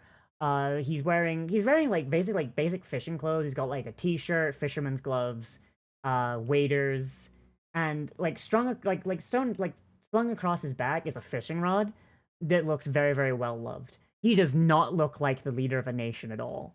And he speaks with like a little bit of a country twang. He's like, "Ah, friends, welcome. Oh, it's so good to meet those that are keeping us safe." So, so my name is Speaker Melkor. Apparently I'm the last surviving heir to the Karranyr royal family. And, I guess everyone just kind of start building everything up around everything. I mean, all I do is, just give my 2 cents here and there. But, like, when I heard what y'all are doing down at the wall, I wanted to make sure that y'all knew how much I appreciated y'all. I'm sure the wall can, it can stand for like one night, right? Hmm. Hope so. I mean, Um, undead gotta sleep too, right? by Very, very nature, country bumpkin. Interestingly, they do not. yeah. Oh, She just looks behind at Reggie and's like, this one doesn't, but he could be an outlier. No, he's not. They don't sleep. well, I'm sure like if something bad enough happened, like like the town the town guards would handle it. I mean, there's no way out of the city of the dead that doesn't lead into a town. So like I'm sure like the city guards will be able to handle it if something happens. But for now, Um, I want y'all to eat, feast, and be merry because we are in an untold time of just absolute bliss. It's all thanks to y'all keeping them undead from just spilling out everywhere. mhm. So I mean, I'm sure I'm gonna y'all be must. so honest with you. Yeah. This guy sounds almost exactly like one of my cousins in real life. uh, well, Anyway, well, come into my feast hall. Like this, this old place is not even really mine. Like it was just kind of like abandoned.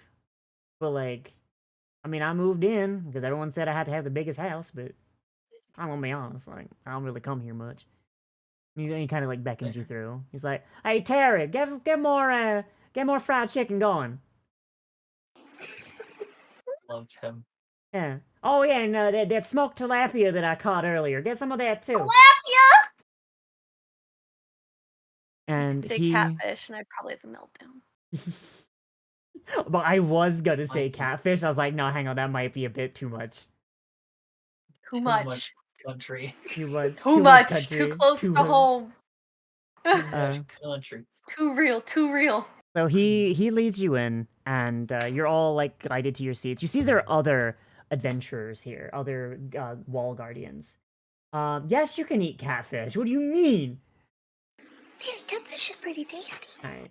Mm. Oh, I You know, do some I. of them can be poisonous. They're venomous. I'm not sure about Right, poisonous. They venomous. are Apologies. venomous. Yeah, you just gotta like eat the parts that aren't don't have the toxin in them. Well, it's the barbs around their mouth are Yeah, venomous. Hmm. yeah. They can also grow to the point where they can eat a small child. Man, Yep. I would love to see a catfish just swallow a small child whole. I'm gonna be honest. Seriously, I've seen like that was actually the topic of the latest casual geo video. It's like one that's like 10 feet long. Oh, I just realized there's something on stream that y'all shouldn't be able to see that I forgot to set. So none of you look at my stream. None of you look at my Got stream. it. Stop it. Don't look at it. Please. All Not right. looking. All right. So yeah. What do So you there mean are you can eat catfish? No, hold on. What do you mean? Have some catfish people. fillet, catfish fingers, catfish tendies, Some people have never gone to the South, Cam. Catfish poppers. catfish poppers, I've never gone to the south. catfish You, But etouffee, catfish is still catfish. just yummy. yeah. But you're also Canadian, so like Canada's Oh, weird. that is true. Canada is Mm. weird. Canadians are weird, said by a Canadian voice actor. Oh my god. I'm Um, also just like Flashbacks to I childhood. I grew up hungry, so yeah. All right. I will eat it if it is made of food. I understand. All right. So yeah, you're let in, and the spread before you, it's like what like poor people think rich people food is, but there's also a lot of like southern like country staples. Like there's fried chicken, there's grits, there's you know what? Fuck it. There's catfish. There's like it is a lot of food, but like nothing like that's like super super fancy. It's all stuff that's like there's a lot of it, but it's all stuff that would suit and I don't want to say unrefined palate, but like someone who wasn't too keen on like fanciness and decorum's palette. You know what I mean? Mm. Yeah, this is the It's most. something that puts flavor first. Yeah, like this is the most like soul food rich people meal you've ever seen. God, now you're making me want to go back to the chicken and waffle place. There is chicken and waffles on the table. Fuck it. We have a really good chicken and waffle place here. It's just like breakfast gravy and Mhm. I just it's just so good. And Yeah. home fries, which is just like Yeah. sliced like slightly cooked potatoes. Yeah. Or like just cooked enough. Just so good. Yeah. So, along the table, you see fellow adventurers and a few commoners, and they look like they're just Melkor's friends. And Melkor like starts everything off, and he's like, "Friends, I would like to welcome y'all to my home. I would like to thank all of y'all for everything you've done to keep the people of Karranyr safe. Now, I might not have known my great great grandpappy and all the rich folks who led the empire before it fell, but what I do know is that under them, the city of the dead was made. But under us, with y'all protecting it, the city of the dead has been no one else's problem. It's something that we have contained and we have kept the rest of Koros safe from. And as the inheritors of this continent and of what's left, I'll say we're doing a pretty damn fine job. Wouldn't you say? Yeah. Like, yeah. So he raises his glass, which is full of like it literally it just has like this bargain bin IPA in it, but it's in a wine glass. Like, friends, I would like thank you one and and then he's gone. His wine glass is left floating in the air for half a second before it just crashes to the floor. Fuck. Oh. Oh no. There is no reaction except from the one person to the left of Uzolda, who lets out like a loud scream. The rest of them, adventurers all, turn to look at you with the same expression as the people in the bar. They all stand up at once, and the faint shimmer around them disappears.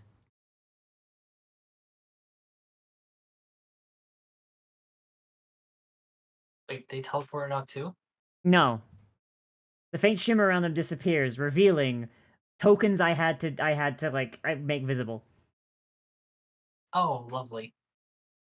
I'm just going to This seems Oh, the they're most cute. peculiar celebration. Oh, they look cute. oh god, come on, do I not have the Oh, no, it didn't load the Oh, it didn't load it didn't Foundry broke. It lost the connection to the artwork. Oh no. Give Oh, me but a Foundry. moment. I can okay. Give I me can see but the a moment. tokens at least. Yeah.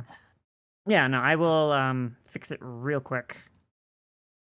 It's a minor issue in Foundry when it's hosted off-site like it is right now, where sometimes connections just break. Yeah. There we go. Oh, they're cute. Spooky. Yeah. So you see a bunch of people wearing a similar jester-like getup with red shoes, red gloves, and wearing a skull, like a lion skull mask with a mane and a hood. Each one of them draws a sickle, a hand sickle, and a wicked-looking dagger. Inscribed on their forehead is a flower. Is a flower. I've been calling a rosebud up until now, but now that you're getting a closer look at it, it does not appear to be a proper rosebud. It appears to be a twin soul flower, a flower that requires the seeds of two different plants to grow, and it is sacred to old followers of Sydney. Hmm. And this is it in its nascent form before it's fully bloomed. That's why you didn't recognize it, because in this form, it's a deadly poison. Once it blooms, it's the basis for every health potion in Koros. Oh, wow.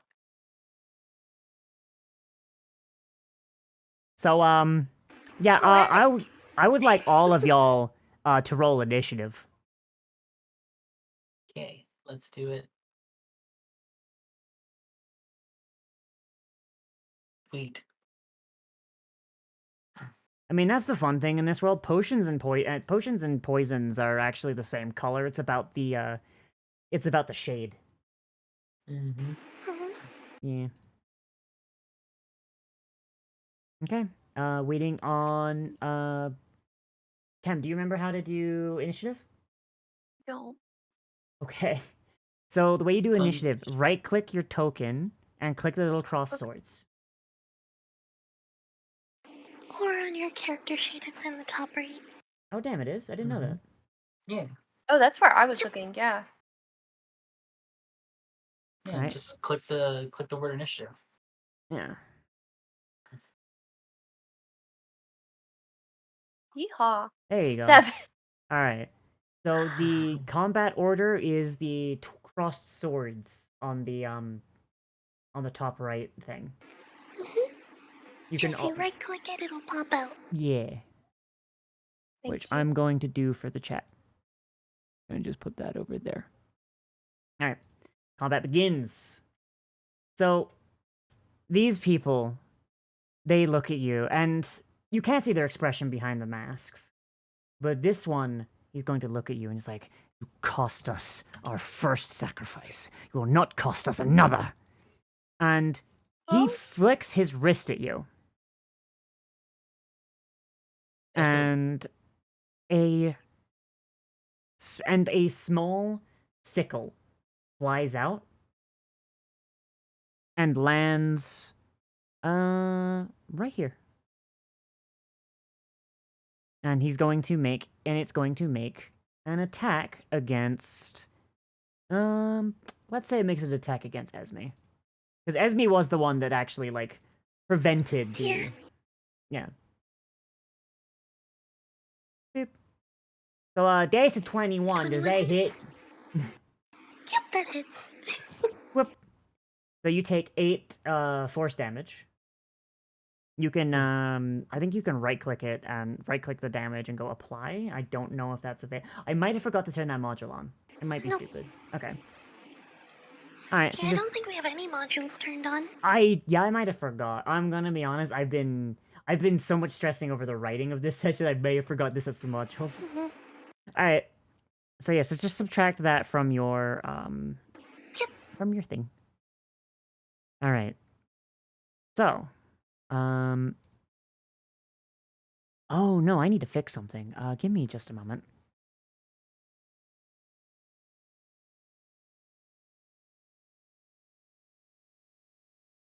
The health values are wrong on the homebrewed cultists. Oh. Yeah.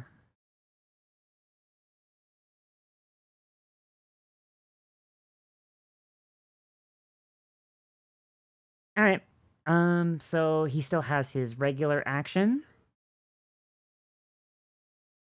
So with his regular action, he is going to cast Sacred Flame once again on Esme.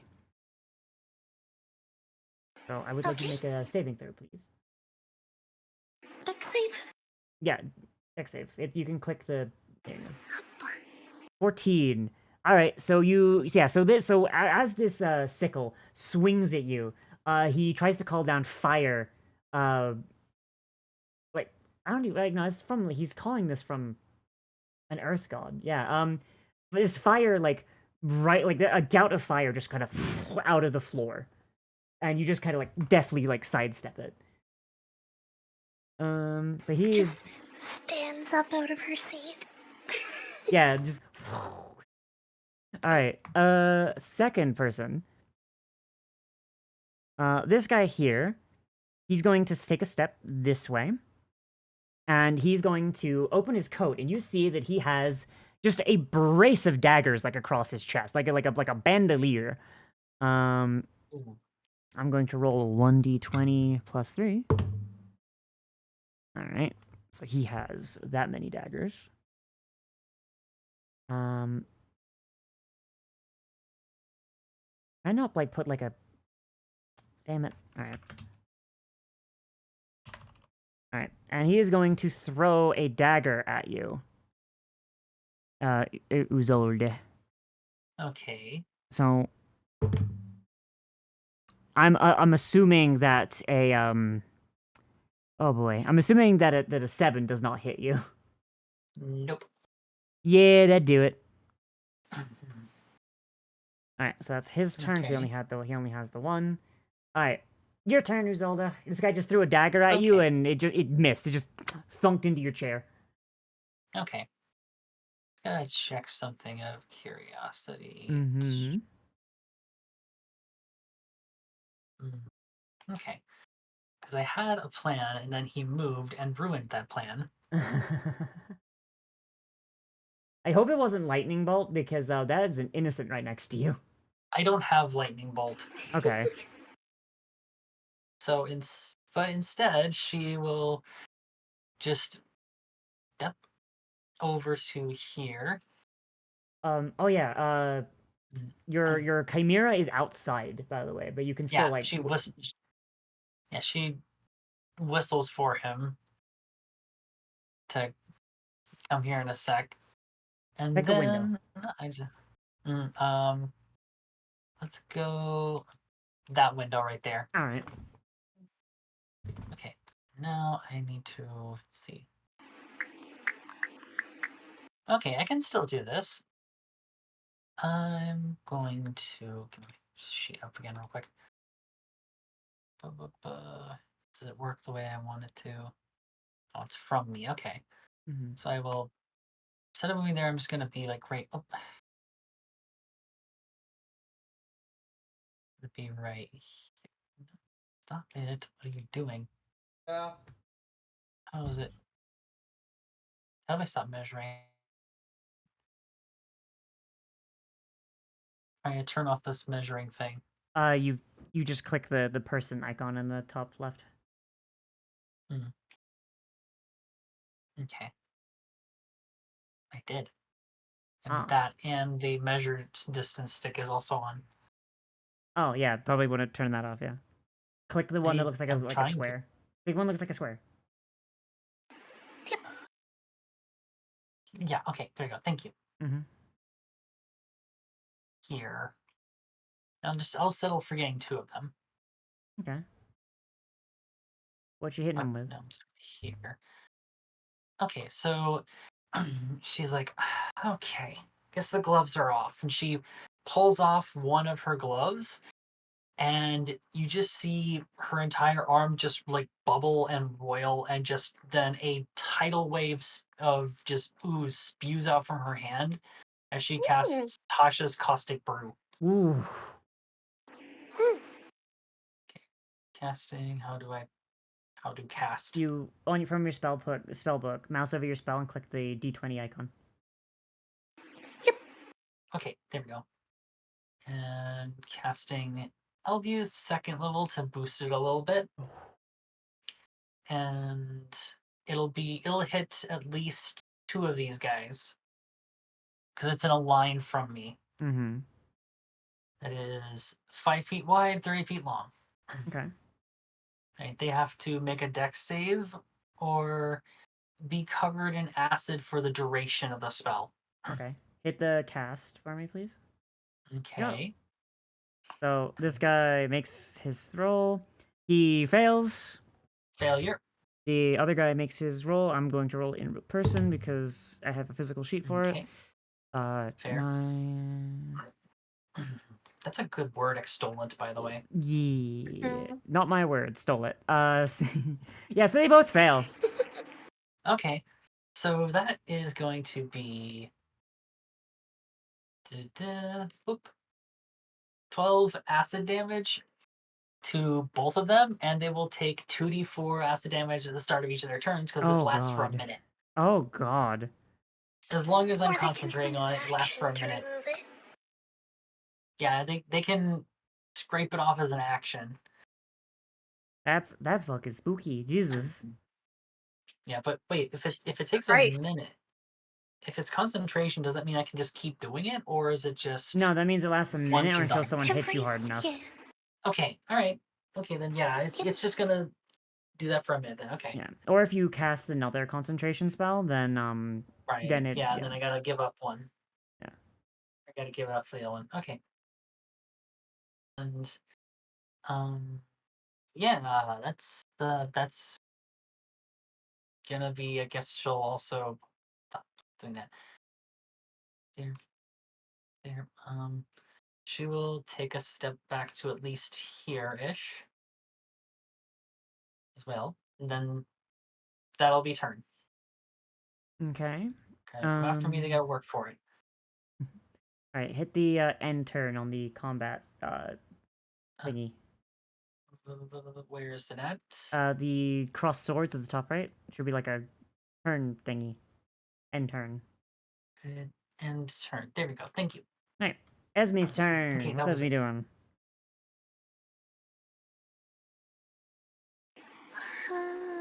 Well,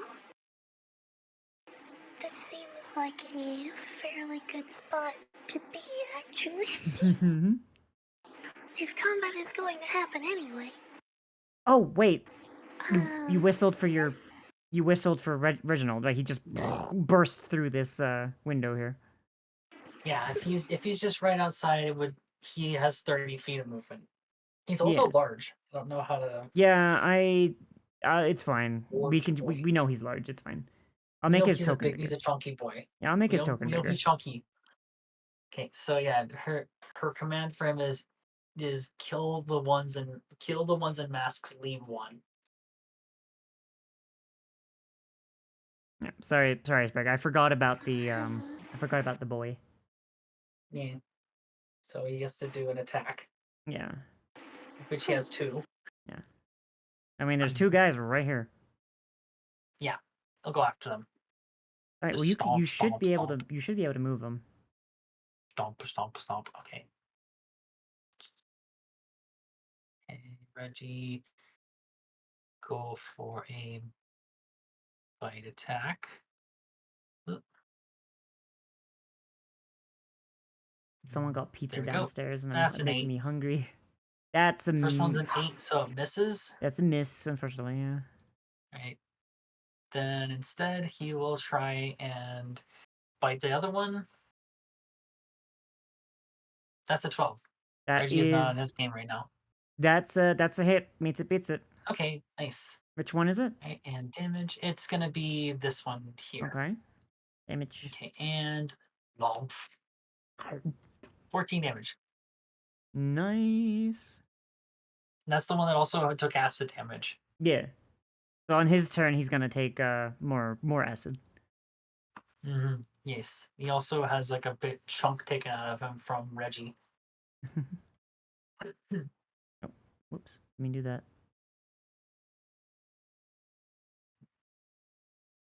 All right. So is that your turn? Mm-hmm. That's right. Okay. And now it's Sprig's turn. I'm sorry, Sprig. Okay, that's alright.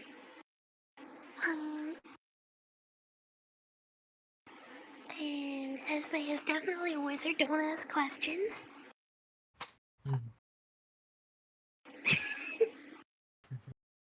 She's walking straight into the cultists.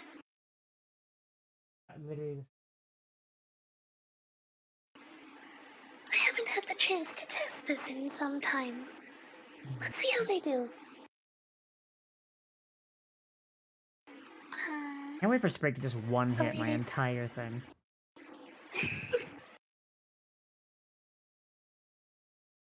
I just realized I forgot to mute my microphone when I took my boyfriend. Damn.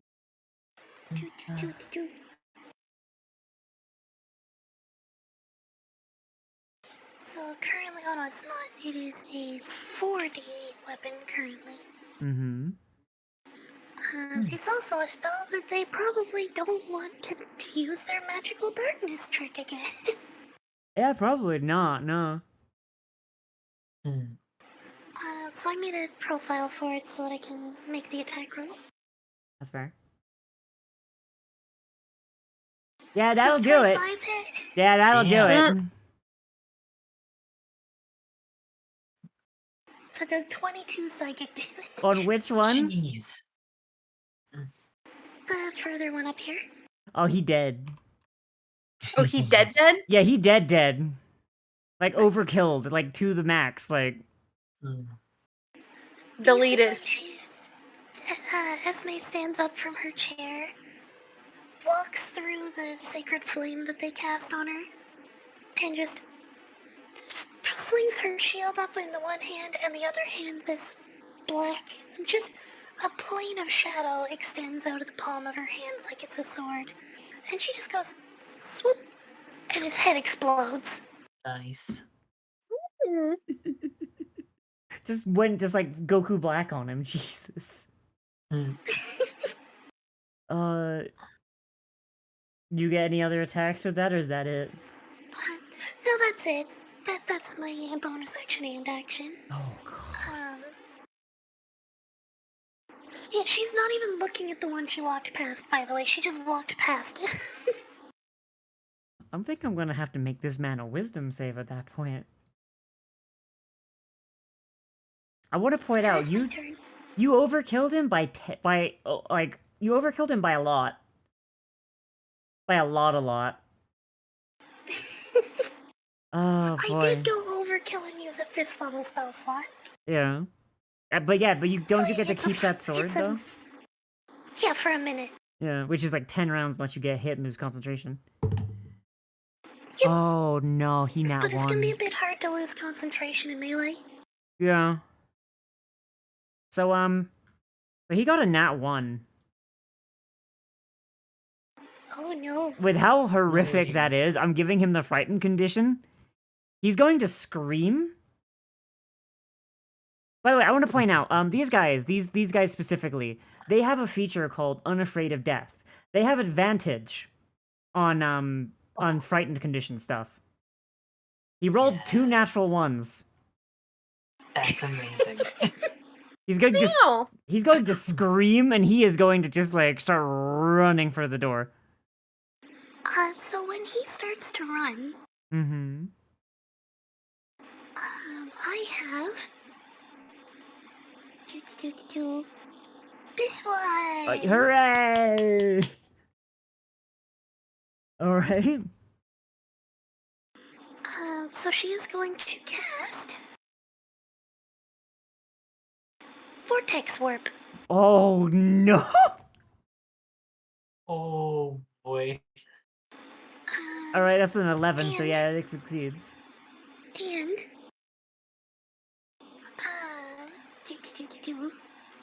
she's going to blood magic because it only takes 2 dice.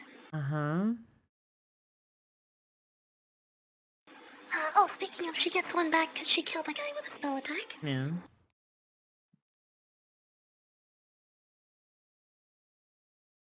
So she can target 2 additional creatures.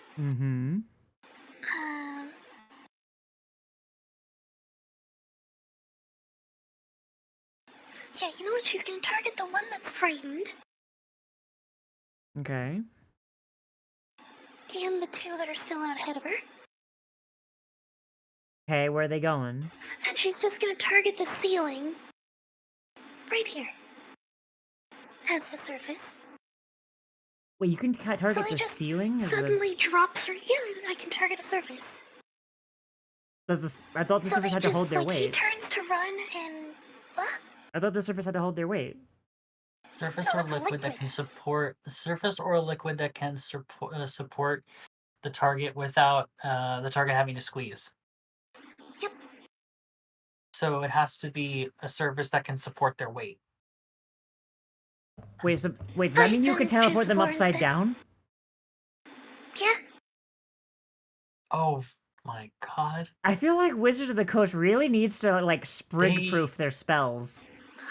Oh my god. Basically, she just targets the 3 of them, and as that one's running and the other 2 are just standing there, they just fall through the floor out of the ceiling all in one spot. Oh my god. I am so happy learning this because this makes a character idea I had Wait, from what like long spell is ago. this? Vortex warp. And you just booped him. You just booped him out of existence, basically. Oh no, they just teleport. Yeah. Yeah, Oh, okay. you just teleport. So but I just teleport them all right here. I'm I so teleport happy. 3 enemies into melee range with me, including the one who just tried to run away. Okay. Oh, okay. Okay. Which ones? Ping them. So happy And so, are they taking because falling damage or? For however high the ceiling is. Ceiling is about like, I'm gonna say like 30 feet, so that's like what, like 3d6. Falling damage is every 10 feet beyond jump height. So if they have at least a 10 strength score, then it's only 2d6. Okay. So that's 9 damage. All right. Yes, they all land just like flat on their asses. I'm gonna make them roll acrobatic saves to like see if they actually like land prone or not. Okay. Guy lands on his feet, hurts his shins. This guy is rolling that at disadvantage. I'm not even gonna bother adding his modifier. That's a fail. Jesus. Okay. Minus 9. Jesus. And this guy. Oh my god, nat 1. Jeez. I wish fall damage could crit. Alright. Alright, yeah, so, the scared guy and this other guy. So the first guy down south of you, he lands on his feet. His ankles hurt, but he's fine. The other two guys, the scared one and the one above him, both land flat on their asses. They're prone. Alright. And she just stands facing these 3 with the shadow blade in her hand. That's horrifying. It has been a very long time since I've used my magic on the living.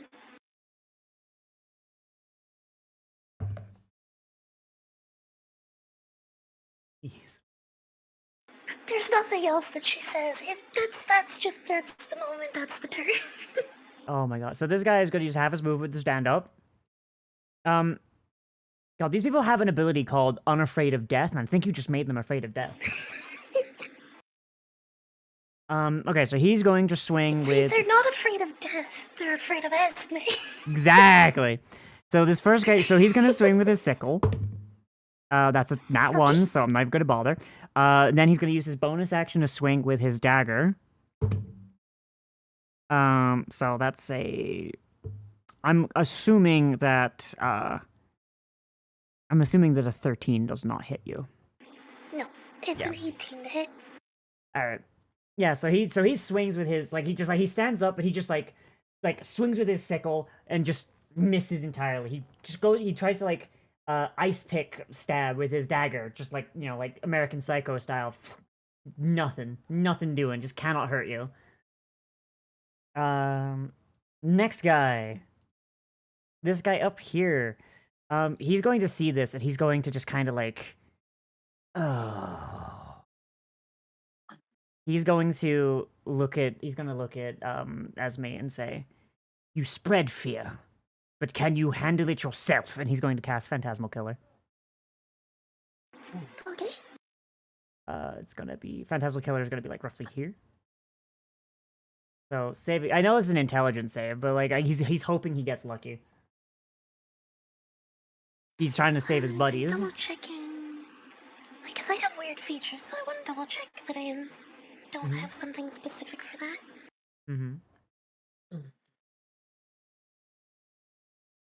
Serona, next time I get a character that has access to a wish spell, I'm going to make that wish. I wish fall damage could crit. Okay. Yeah, so just the intelligence save. Got it. Yep. Yeah, I got it. Yeah. Man's literally looking at this being like, "Oh fuck, my buddies are gonna die." Can you handle fear? What's that? Oh no! Wait, how many attacks are you doing? None. I only made one attack. They're attacking me. Yeah. Sprig makes nightmare creatures. Look, it was a spooky season game. I made a character for spooky season. Exactly. This other guy is going to take his dagger. He's going to slit across his wrist. He's going to just like flick it towards Sprig. Once again, still trying to save his buddies. So he's going to cast 2 Crimson Bolts as like his blood magic. So that's a 25. Ooh. 25 hits. 19. How? And then he's going to do another one as the second bolt of blood just sails towards you. 17. 17 doesn't hit. Yeah.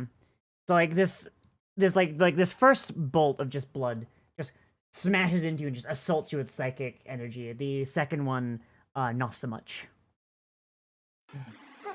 Okay, this guy's turn is done. That guy is dead. This guy is prone. He is still frightened of you. He is going to stand up.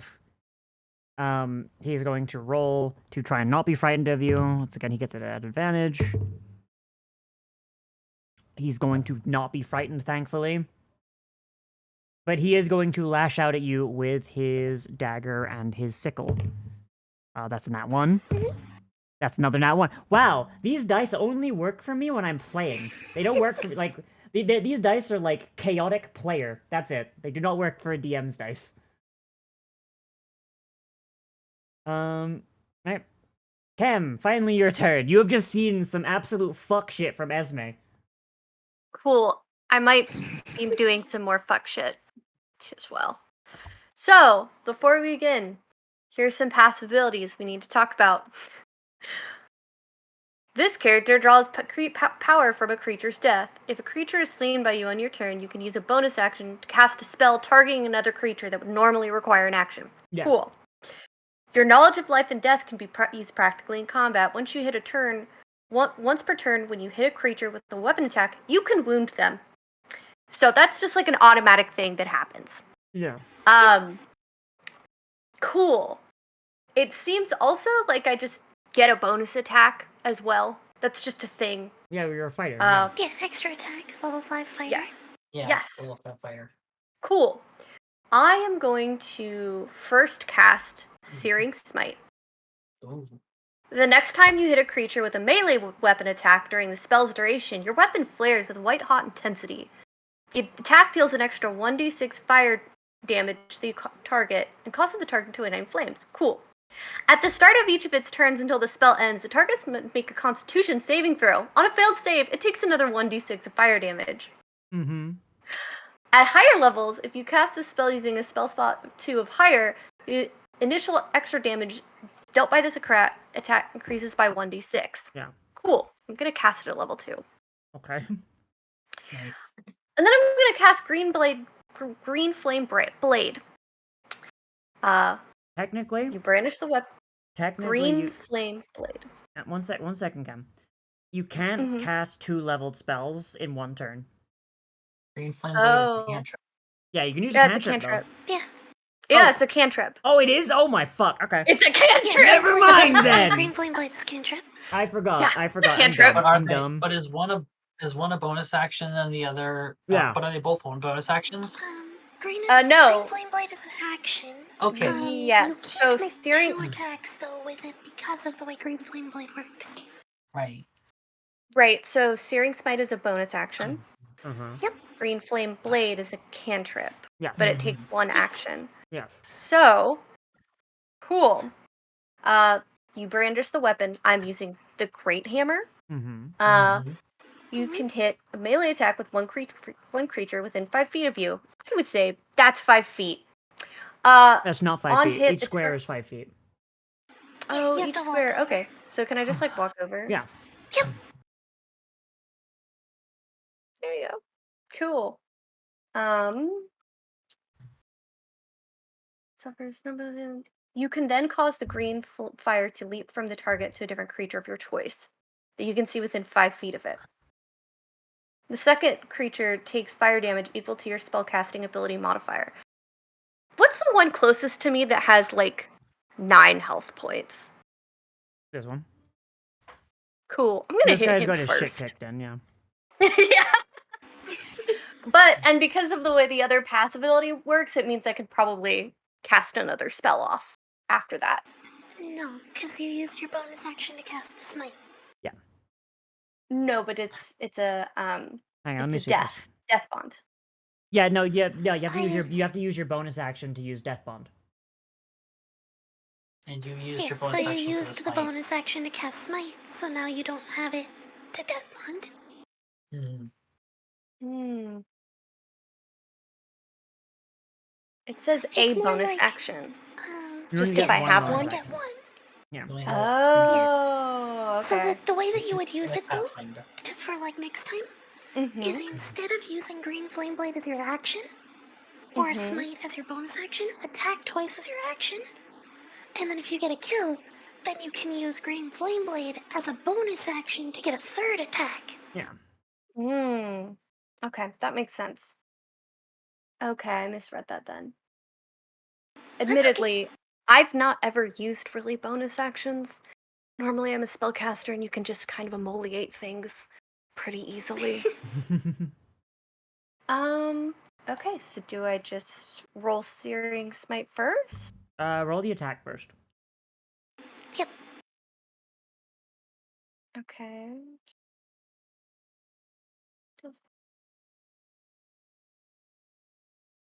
Um, That's a hit. oh, I'm assuming you're attacking. yeah. Yes. Okay. That's a hit. Give me damage. Hit the. Let's see. Oh God. So you get That's the gonna damage be from the hammer, the damage from Green Flame Blade, yeah, and the damage damage from from Searing Searing Smite. Smite. Yeah. That's a lot. Okay. 26.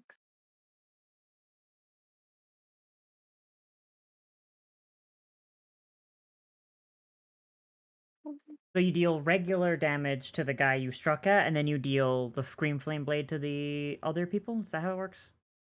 Yeah, I think that's gonna be how it works.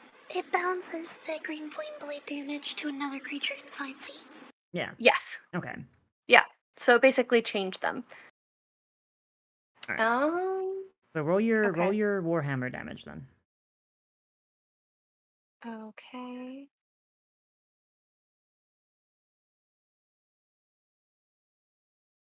Do I just Hit the Like the Warhammer? only if you're swinging it two-handed, hit versatile. If you're swinging it one-handed, hit damage. Versatile. Okay. So yeah, you deal 10 damage to this guy. You just Gallagher his noggin. Nice. He's dead. Yeah. So it's the other guy now. Yeah. So he takes the fire damage. So roll the damage on Green Flame Blade. Okay. And before I do this, the spell's damage increases when I reach certain levels, but it doesn't say about casting it at certain levels. It doesn't matter. Hit the damage button and you should be fine.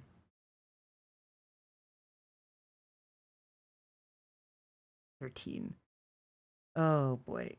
Wait, no, apparently it does deal damage to the original target too, according to how that looks like. Yep. Okay. Yeah. Shit, all right. So It's at 5th level, it adds a damage die to the weapon attack as well. okay. So that guy takes 4 damage. It's like he just gets singed. Oh, I accidentally hit my face buttons. Whoops. There we go. Oh dear. All right. So one guy dead, another guy burned. Anything else, Ken? Am I allowed to hit him again? Yeah, you have extra attack, don't you? Yeah. Green Flame Blade takes the action Oh, normally. it takes the entire. Oh shit. Yep. Well, it just says one action. Yeah, you only get one action. Yeah, the multi-attack is Extra attack lets you attack twice as one action. Yeah. Oh, okay, cool. No, that's it. I just killed a guy. Yeah. But technically, at the same time, so if I'm doing the like rules as written, rule slayer thing, and Do it. It's not funny. meaning to, I just Do it. It's funny. reflex. Technically, Searing Smite could be applied on the splash damage of Green Flame Blade. Yeah, that's how I Because was trying to do it. Of the same attack. Oh yeah, yeah. You're right That's how I was though. trying to do it, actually. You're right though. Give me the Searing Smite damage. Yeah. I'll allow it. I'll allow it. Why not? It's funny. Okay, so this guy has to make a saving throw. Whoop. Yeah, no, that's yeah, hit the damage button. Okay. Boop. Oh, Jesus. That's right, because 14. Yeah, no, this guy is like on fire. He is having a bad time. Like, Yeah, oh my also, god. at the start of each turn until the spell ends, the target must make a constitution saving throw. On a failed save, it takes another 1d6 fire damage. Oh, and he's next. I see. Yeah, oh! We're just gonna roll that Okay. now. Okay, he saved it. He Oh, critted it. great, He's great. yeah. He gets set on fire. Cool, He's like, good nah, for fuck him, that buddy. shit. No.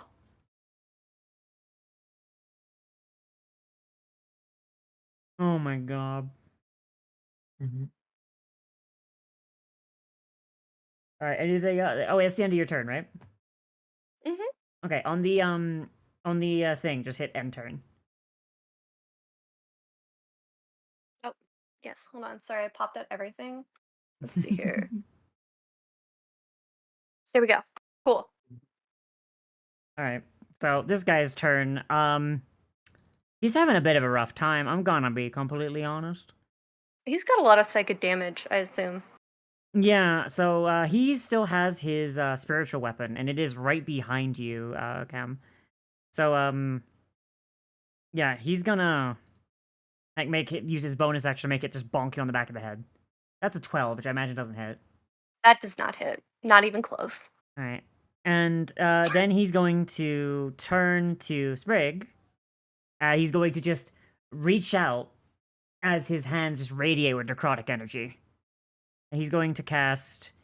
He's going to use a second level spell slot to cast Inflict Wounds. 19. 19 hits. That's 30 damage. He just reaches out with his stinky hand and just kind of like presses it against your chest, and you feel vitality just start to leave your body. It's not a pleasant feeling. It definitely isn't. She is still going to look him in the face and say that is most unpleasant. The fact that you're not dead baffles him, but he can tell that you're not doing great. So he's a little bit heartened on that one. Yeah, I'm definitely bloodied because I am still a wizard in melee. Yeah. There we go. That's the balancing on it. Where is this guy? Okay. So this guy, the guy who was throwing knives, he's looking at all this magic going around, looks down at his brace of like 11 knives. He's like, oh man. He's going to go. Oh, he's gonna go this way, and he's just gonna try and stab at Uzolda. Okay. So that's So that is a 13 for the sickle. That will not hit. And a 9 for the dagger. Not 9 for the dagger, the Doesn't hit 13 for the either. dagger. Yeah, so nothing. Doesn't hit either.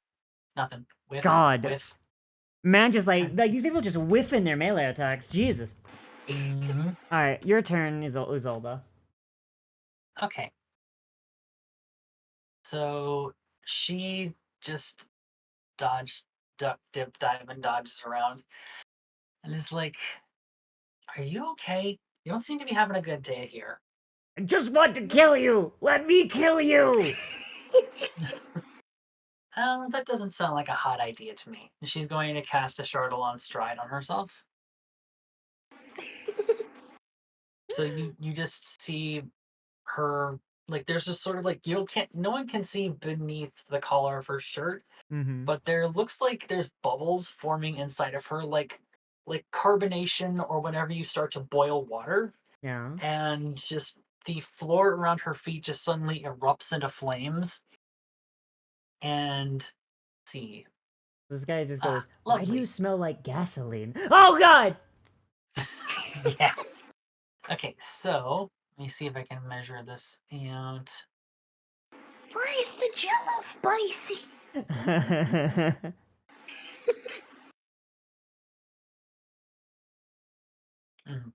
Okay, so she's going to zip past him and then just through these guys to here. And as she passes them, because of the spell, which I should probably You should hit probably the actually thing that cast says it, yeah. yeah, it says actually cast. Okay. Okay.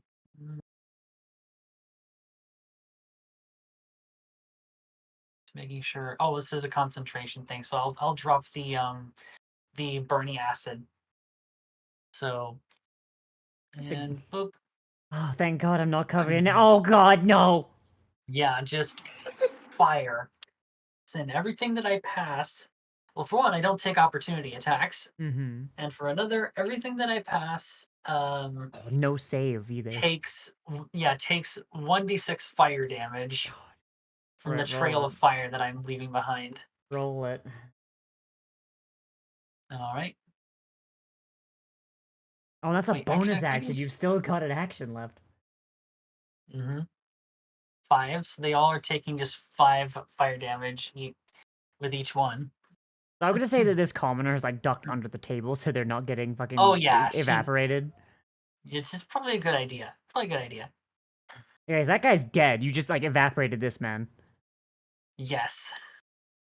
And so she just appears in front of that guy and just goes, "Oof, shocking, isn't it?" And is going to cast Shocking Grasp on him. Yeah, it's kind of surprise. Oh God! All right, 23. that's a hit. Is it the top Just guy 3 or the damage. bottom guy? It's the top guy, the one I'm in front of. Oh boy. Just this one right here. Just boop around the mask and just.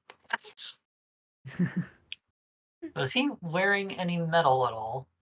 They all have braces of daggers. Yeah, he's got a brace of Okay, daggers across his chest. so he can't take reactions till the start of his next turn. Yeah, you've just turned their daggers into. Oh no. Okay, and then because it's the end of her turn, she has nothing else she can do. It's time for Reggie to try again. Try again, Reggie. I believe in you, Reggie. So I believe in Reggie as well. Let's see. Give noms. Nom nom nom nom nom. And Like he swallowed that one guy whole. Yep, 22. Yeah, that'll do it.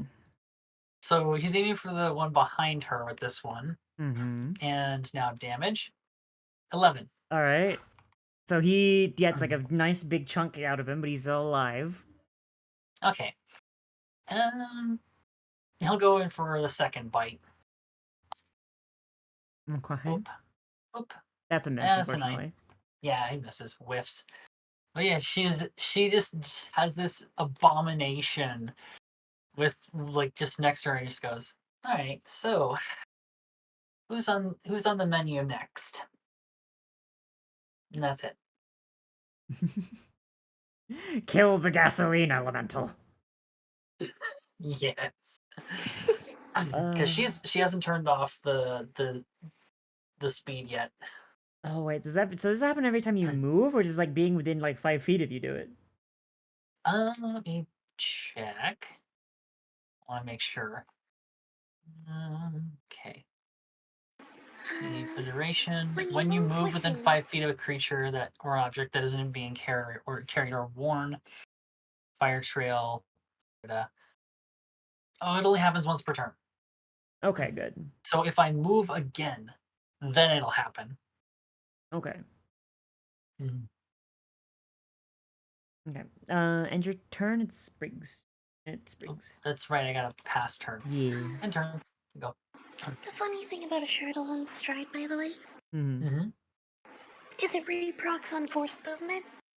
Oh yeah. So like if I cast the puppet spell on you, for example, I could make you walk a movement up to your speed, which would deal the damage again. Oh, that's mean. That's mean. That's so mean. That is so mean. I love that. I don't have the puppet spell. Thank you for His not silly being life mean. doesn't have to panic.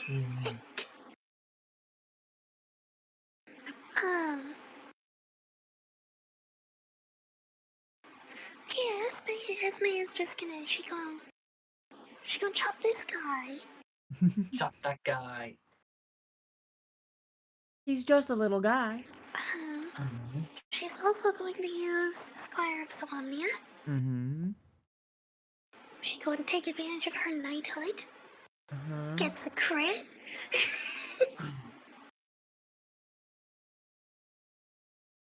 This man had 6 HP left, Sprig.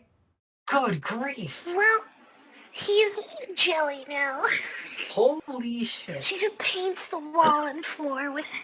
Yeah, like he goes to like swing his sickle at you, and you just like bisect him. There's like a moment where he's just frozen, and then he just explodes backwards, like the first episode of The Boys when A-Train runs through Robin. Just. Goodness. There is now a funny mural on the wall behind Sprig. Oh, Serena, thank you for the follow. Welcome to Kobold. Yeah. Yeah. All right, later, Serona. Hope you enjoyed what you saw so far. I'm gonna post the VOD on my channel later. Yeah. Oh boy, is that all you have, Sprig, or do you have more nightmares untold?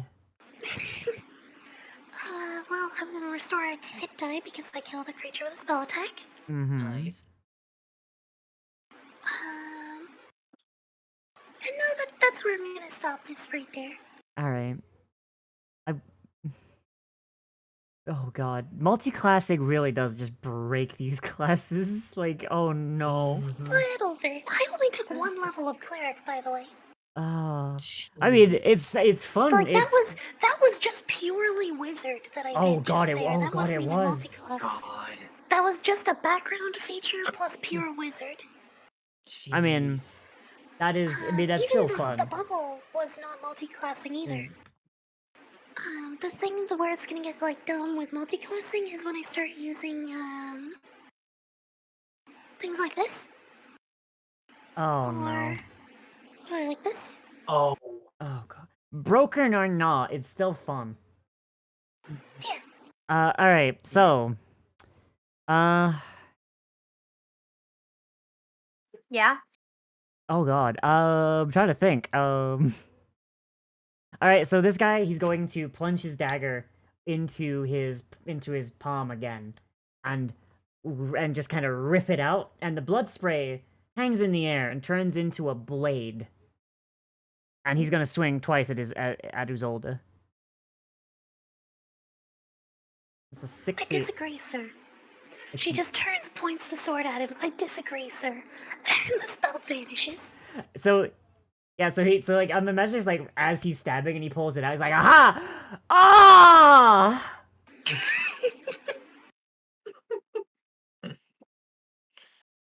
Ow!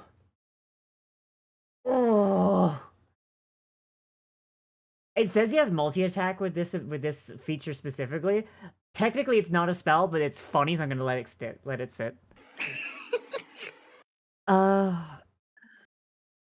Yeah, Amazing. this guy's gonna see this, and he's gonna be like, okay, there's no way they can do it a second time. Same thing. Stab! And he's gonna swing with this blood blade at Uzolda. 20. That'll hit. I gotta make 25 that psychic con damage. check. Jesus. Ouch. We just okay. Do some quick maths of how much it is. You can actually just like click your hit points and go minus 25 and it'll do the math for you. Oh, okay. Nice. That's good to know. Oh, what? Wait, that's right. Okay. Yeah.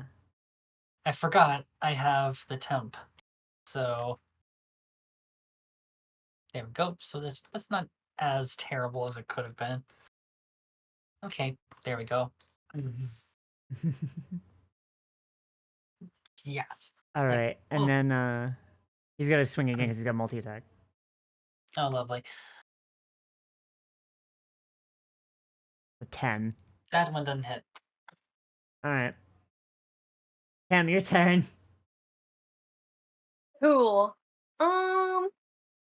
There is one low-level cultist left, and he probably is like looking at all this, be like, "Oh man, I fucked up. Should have stayed in college." I mean, the one in front of me's still alive, kind of, right? Yeah, kind of. If you squint. Kind of. Yeah. Am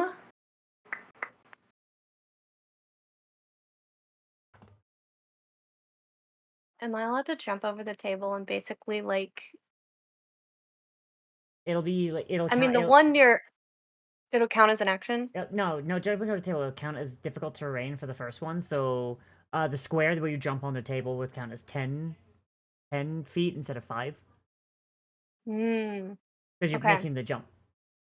I mean, I feel like the giant dinosaur and ooze has Yeah. got it figured out over there. I Ghastly just and want to kill this Elemental's guy. got it, yeah. Yeah, they're totally fine. I love Let.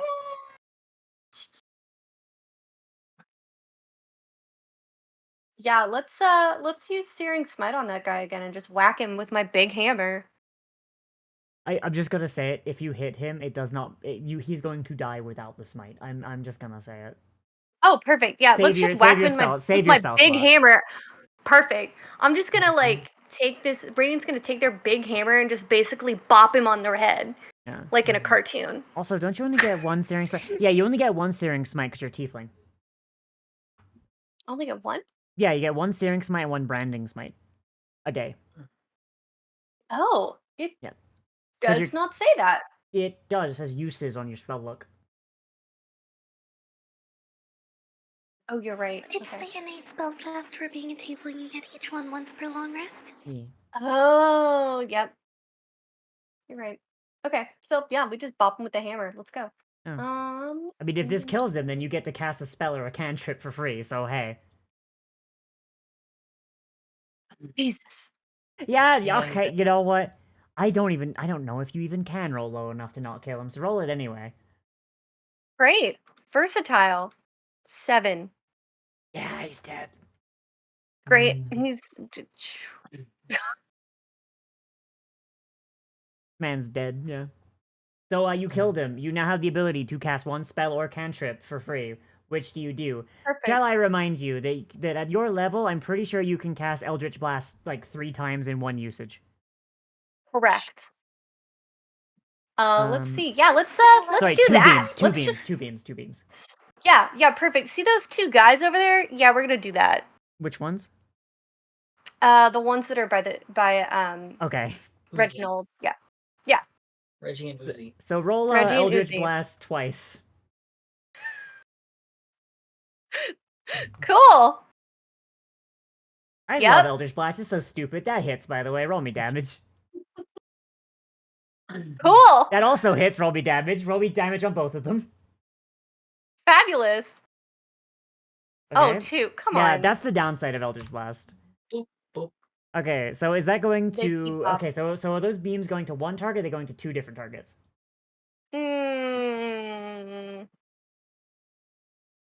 Let's do one target, the one that's closest to me. Okay. So this guy. I'll give that guy his stuff back, and I'll take 5 away from this guy. Yeah, so, like, just boom, boom! Just, 2 Eldritch Blasts just blast out of your Warhammer and blast this guy in the side. He's like, what the fuck? They're having a really bad day, dude. You just killed their friend with a Cthulhu, with a strike, and then fired Cthulhu energy out at him. He's having a bad day. It's a bad day. You still have a second attack too. Oh yeah, you do. You do. Oh, I do. Oh, Here's the gosh. question, Sprig. Since fighters usually don't have spells, can he use a spell attack with this? No. I don't Okay. see why not, right? No, 'Cause it's not an that's attack a specific action. feature of Eldritch Knight. It's the attack action. You can make weapon attacks. You can make 2 weapon attacks as a single attack action. Yeah. Can I still run A over single there and action like as just an jump attack, on but him? You can Yeah. also you could also replace attacks with attack actions such as grapples or shoves instead. Yeah. Do Okay. well alive. I will say that you can run over to them, but jumping up on the table is 10. Jumping down from the table is not, though. Jumping down from the table is normal. Cool, because I have an idea. and I need to Okay. know if the rule of cool applies.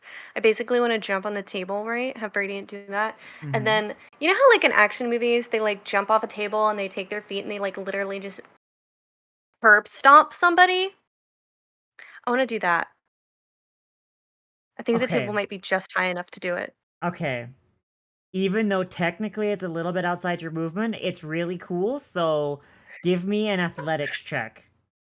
Cool. Cool. Rule of Cool, cool, cool. cool. Rule of cool. Okay, Rule of cool. let's do athletics. 20.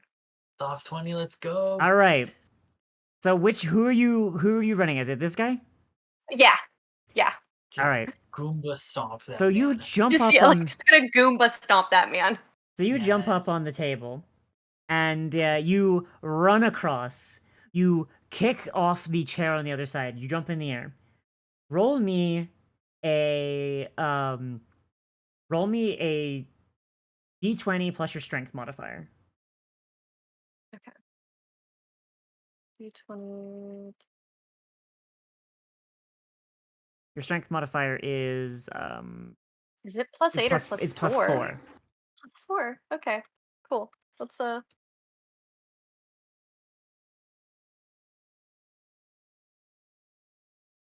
18. So are you are you Goomba stomping him to do damage? Or are you trying to take him out? We're trying to kill this guy. We're trying to do damage. You just hit If I this have to Goomba man. stomp him with my hammer, like You that's hit. cool too.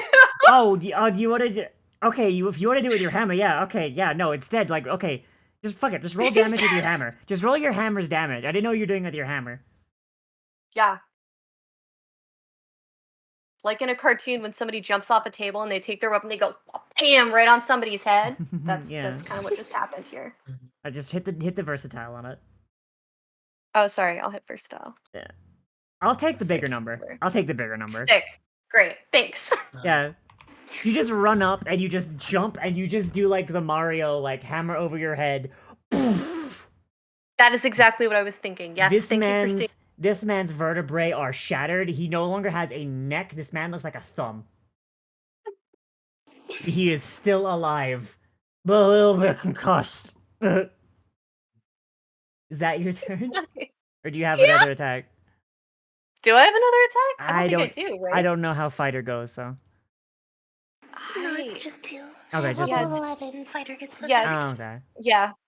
Alright. You're one level That's up it. from 3. So So this excited. guy here. He sees everyone's over there. He sees the door. Starts whistling.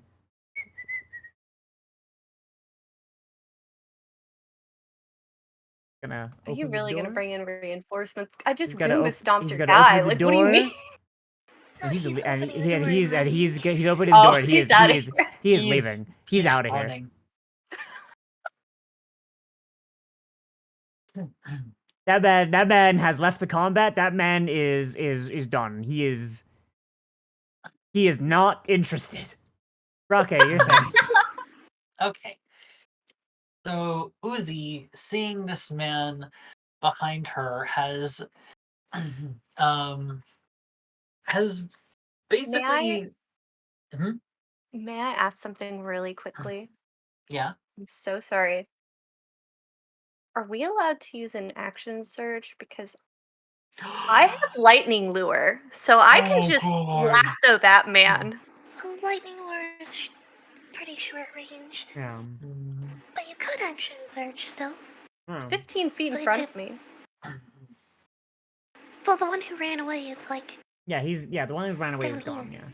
Oh, he's way over there. Okay. Yeah, or he was way over there. I Yeah. thought you meant this guy. You No. could finish off the one you've just whack-a-moled his head in with. Yeah. No, I'm pretty sure he's a threat right now. You could try and make it. You could try and turn him into Kang, Yeah. or not Kang, Krang. You could turn Just him into start Krang. just start whacking. Yeah, fuck it. This is yeah, No, fine. no, I was gonna use it to lasso the guy who ran away, but it's fine. Continue. I'm sorry. Yeah. All right, Okay. Rocket's turn. So, yeah, Uzi sees this man just get partly turned into Krang from Teenage Mutant Ninja Turtles. She just goes, "Ooh, that doesn't look like fun here."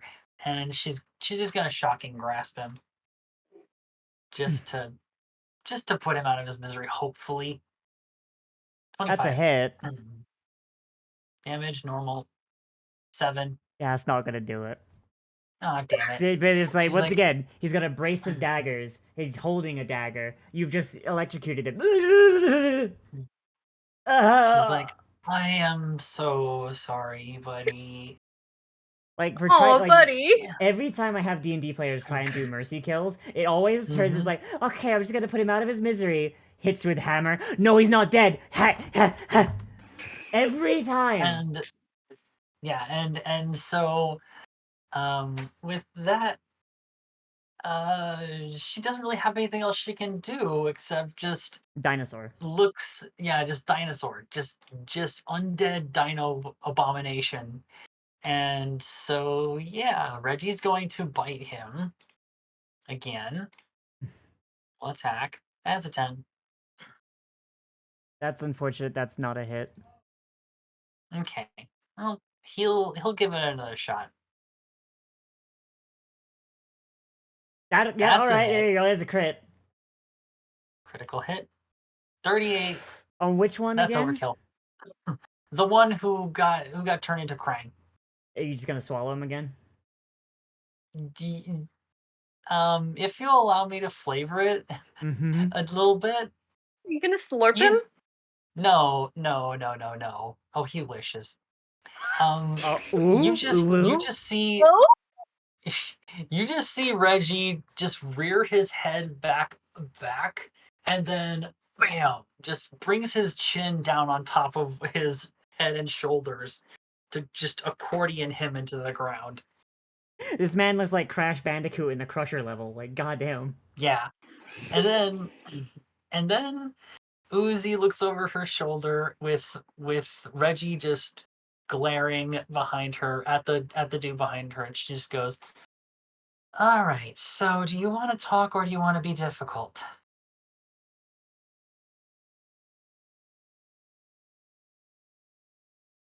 And that's her turn.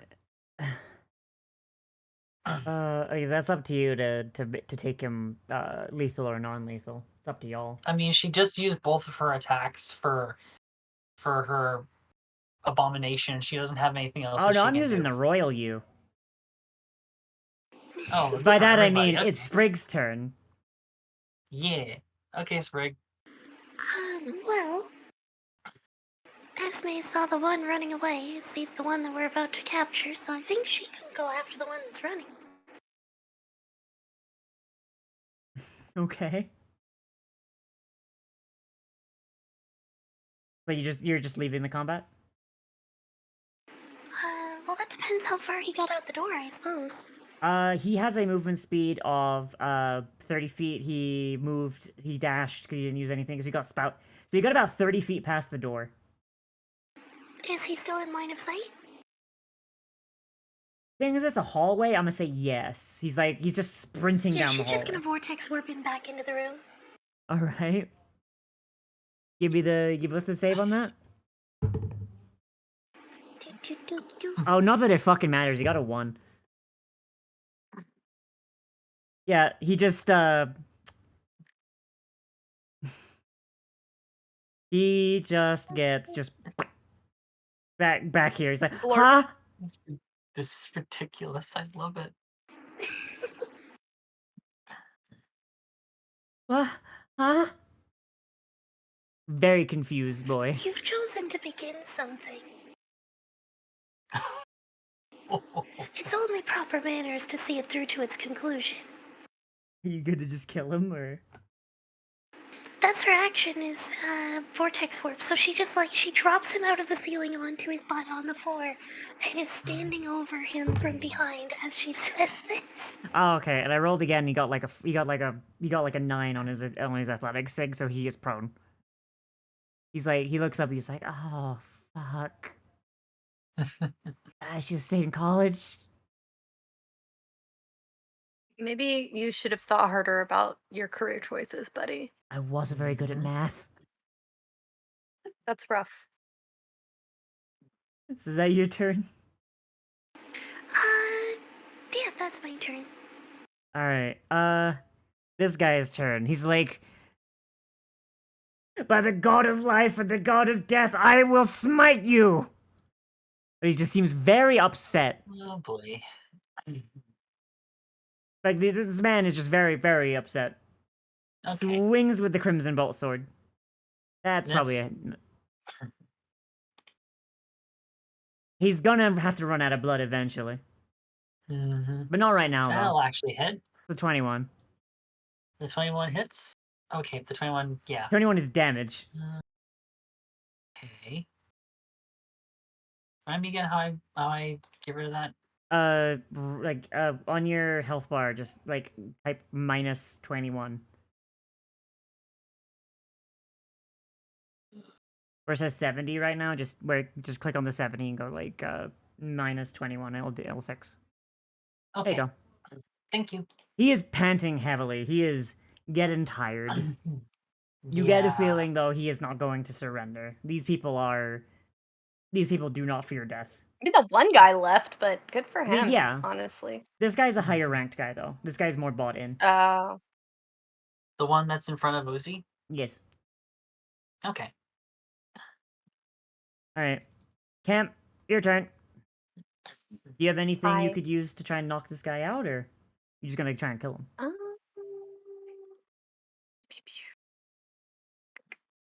Oh, there's like one guy left. Okay.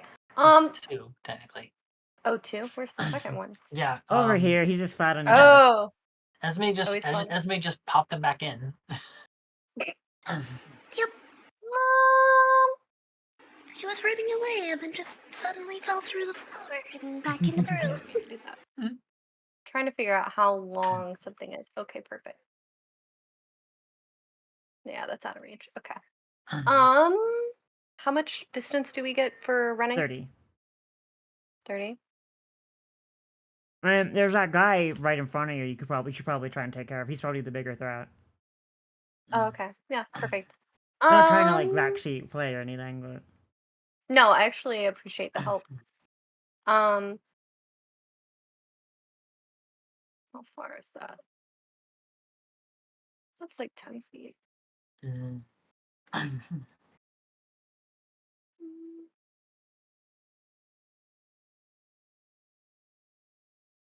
Okay. So can I use lightning lure to drag him to me and then whack him with my hammer? no, 'cause that's a spell action, right? It's a cantrip. Yeah, but Yeah, but it it's an takes an action. action to cast. Oh, shoot, you're right. Okay, well, I can just run up to him and whack him, right? Yeah, just go beat his ass. Yeah, I'm just gonna go beat his ass. Great. Let's do that then. His entire ass. His entire ass. Do, do, do. Come here, buddy. Come here. Okay. 2. 26. Yeah, that'll do it. 13. Oh boy. All right.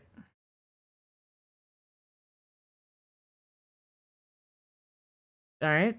I think you have I get to another attack him again, Yep, right? You do. Yep, great. Cool. 24. 7. Aw. So took 20 things of damage. Jesus. Yeah, so he's a little beat up. He's not as beat up as the rest of the people in his entourage are, because a lot of them are dead. But yeah, he's starting to feel it. He's feeling it, Mr. Krabs. He's failing at Mr. Krabs, yeah. Oh, that's it. All So I right. don't think I can take any more other attacks, right? Yeah, you cannot, no. Goes down to Braca. Yeah. Okay. Remember, you do have your action surge, and this is the final combat of the thing, so you want to use that next turn. Yeah. Yeah. Technically, from our schedule, we should have ended like 15 minutes ago, but like. Combat. For me, What's right this at the in end the of the corner here? encounter, so it makes sense to push a little longer. Yeah. What's this in the corner here? That is a decorative statue of armor.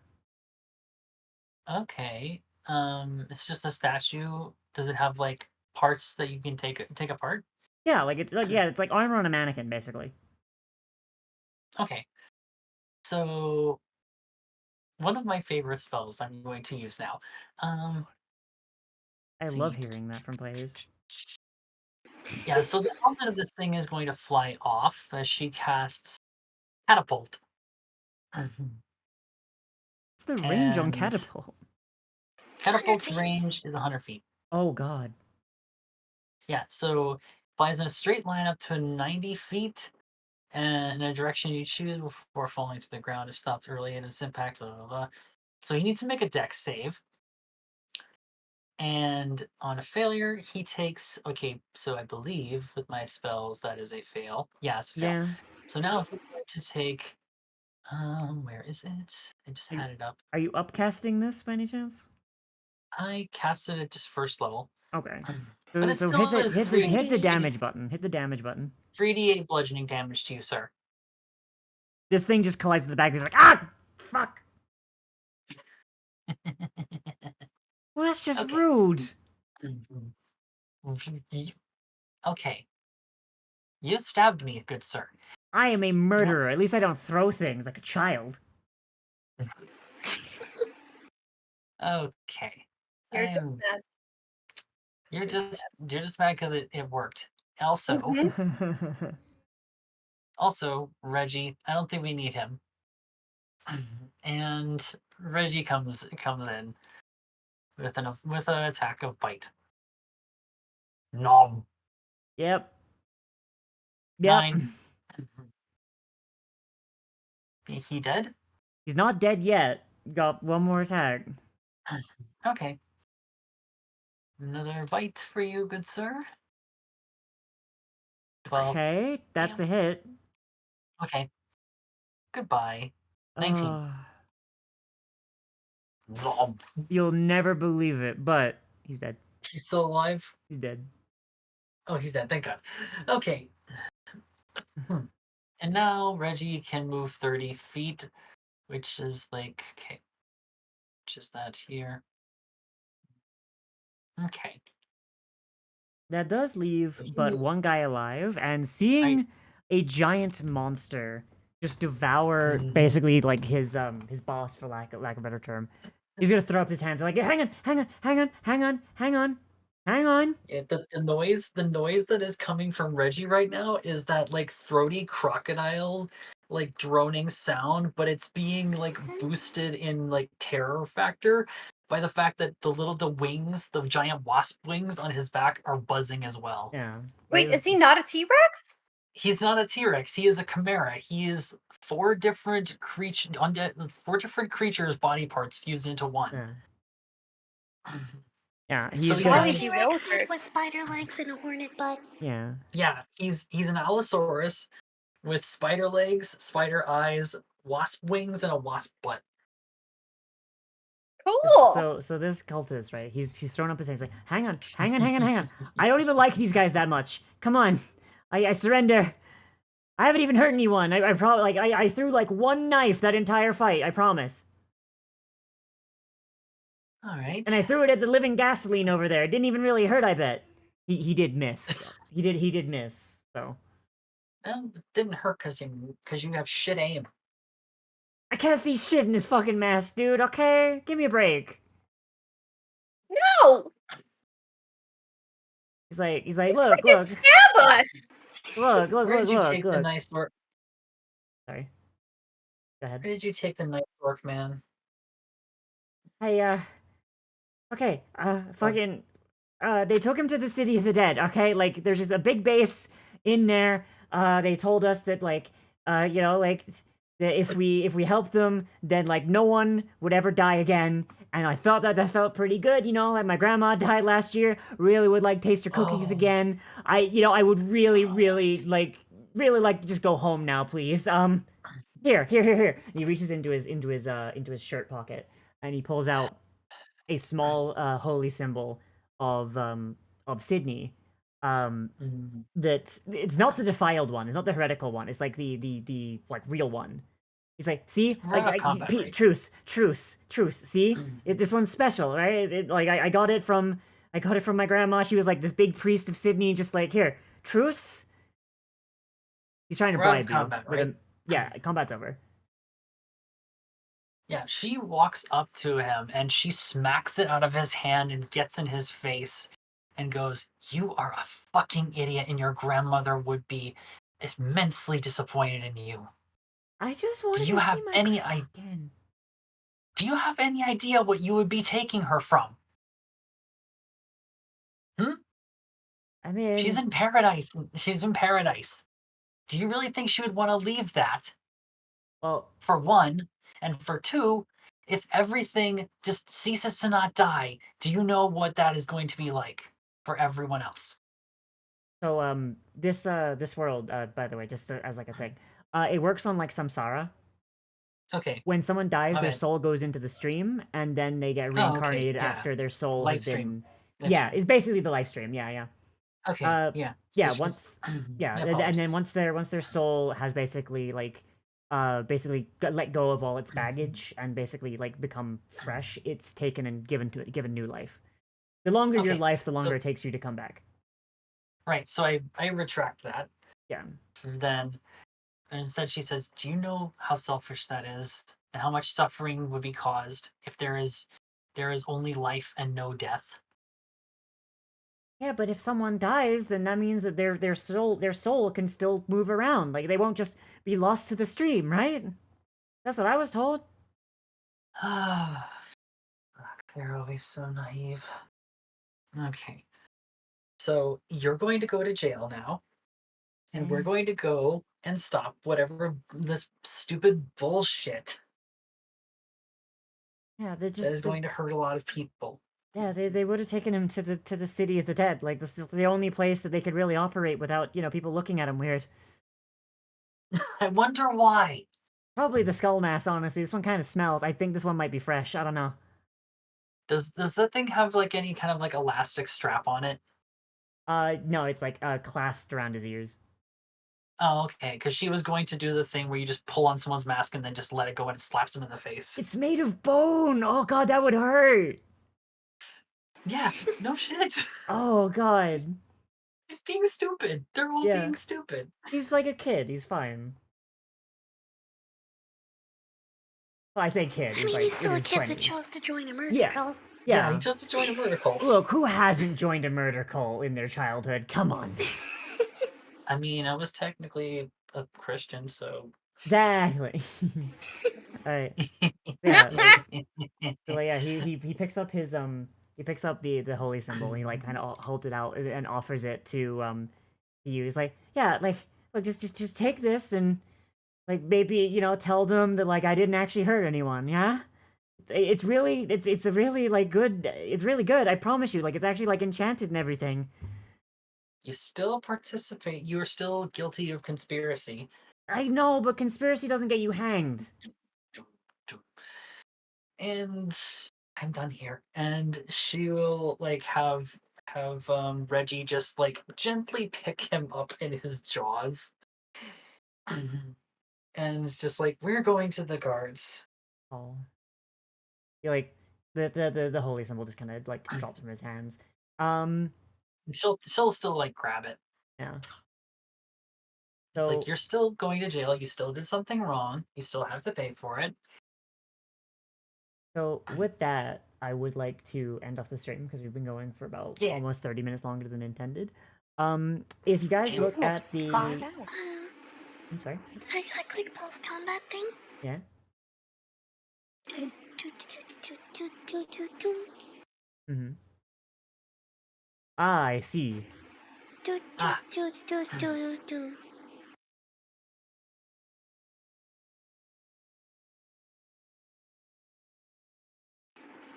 Do, do, do, do, do, do. Just heal everyone for 27 hit points. Jeez. Great. okay. She heals. I didn't take herself any for damage. 20 She heals herself for 27, and everyone else gets 10 hit points. Nice. Oh my god. Nice. That's still Thanks. good. Actually, that's right, because I forgot to. I forgot to add my. Oh no, I did add it. Okay, never mind. Wait, does that mean Reggie the- gets temp HP? The life cleric. Yep. Oh my gosh. The life cleric healing feature. Oh, nice. That's so broken. So it's extremely broken. All right, so Can't believe- over the week, before the next session, I would ask y'all to add your items to the thing. So I will remind you, Kem, you got the life drinker. Braca, you got the what did you get? I got the lantern. lantern. The lantern.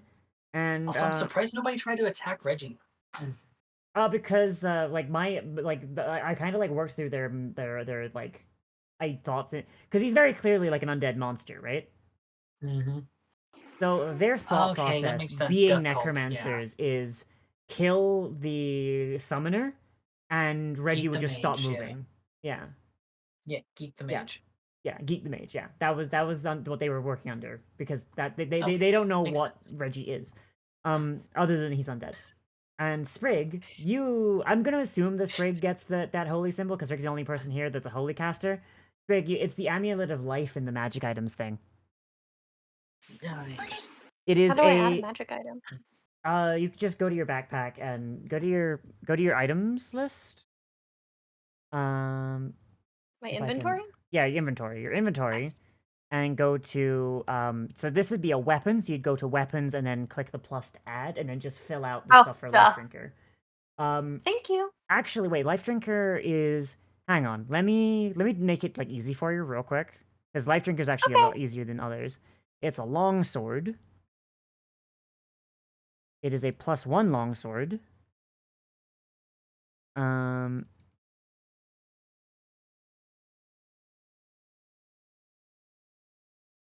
And then all you need to do is fill out the stuff that makes it life drinker, which is mostly like damage numbers and in the description.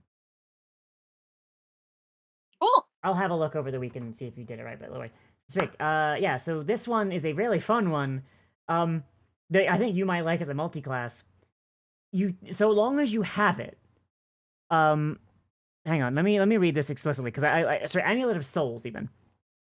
This amulet bears the symbol of a deity of life inlaid with silver. When you wear this holy symbol, you gain a +1 bonus to spell attack rolls and saving throw DCs of your spells. It does not specify spells you cast with this holy symbol.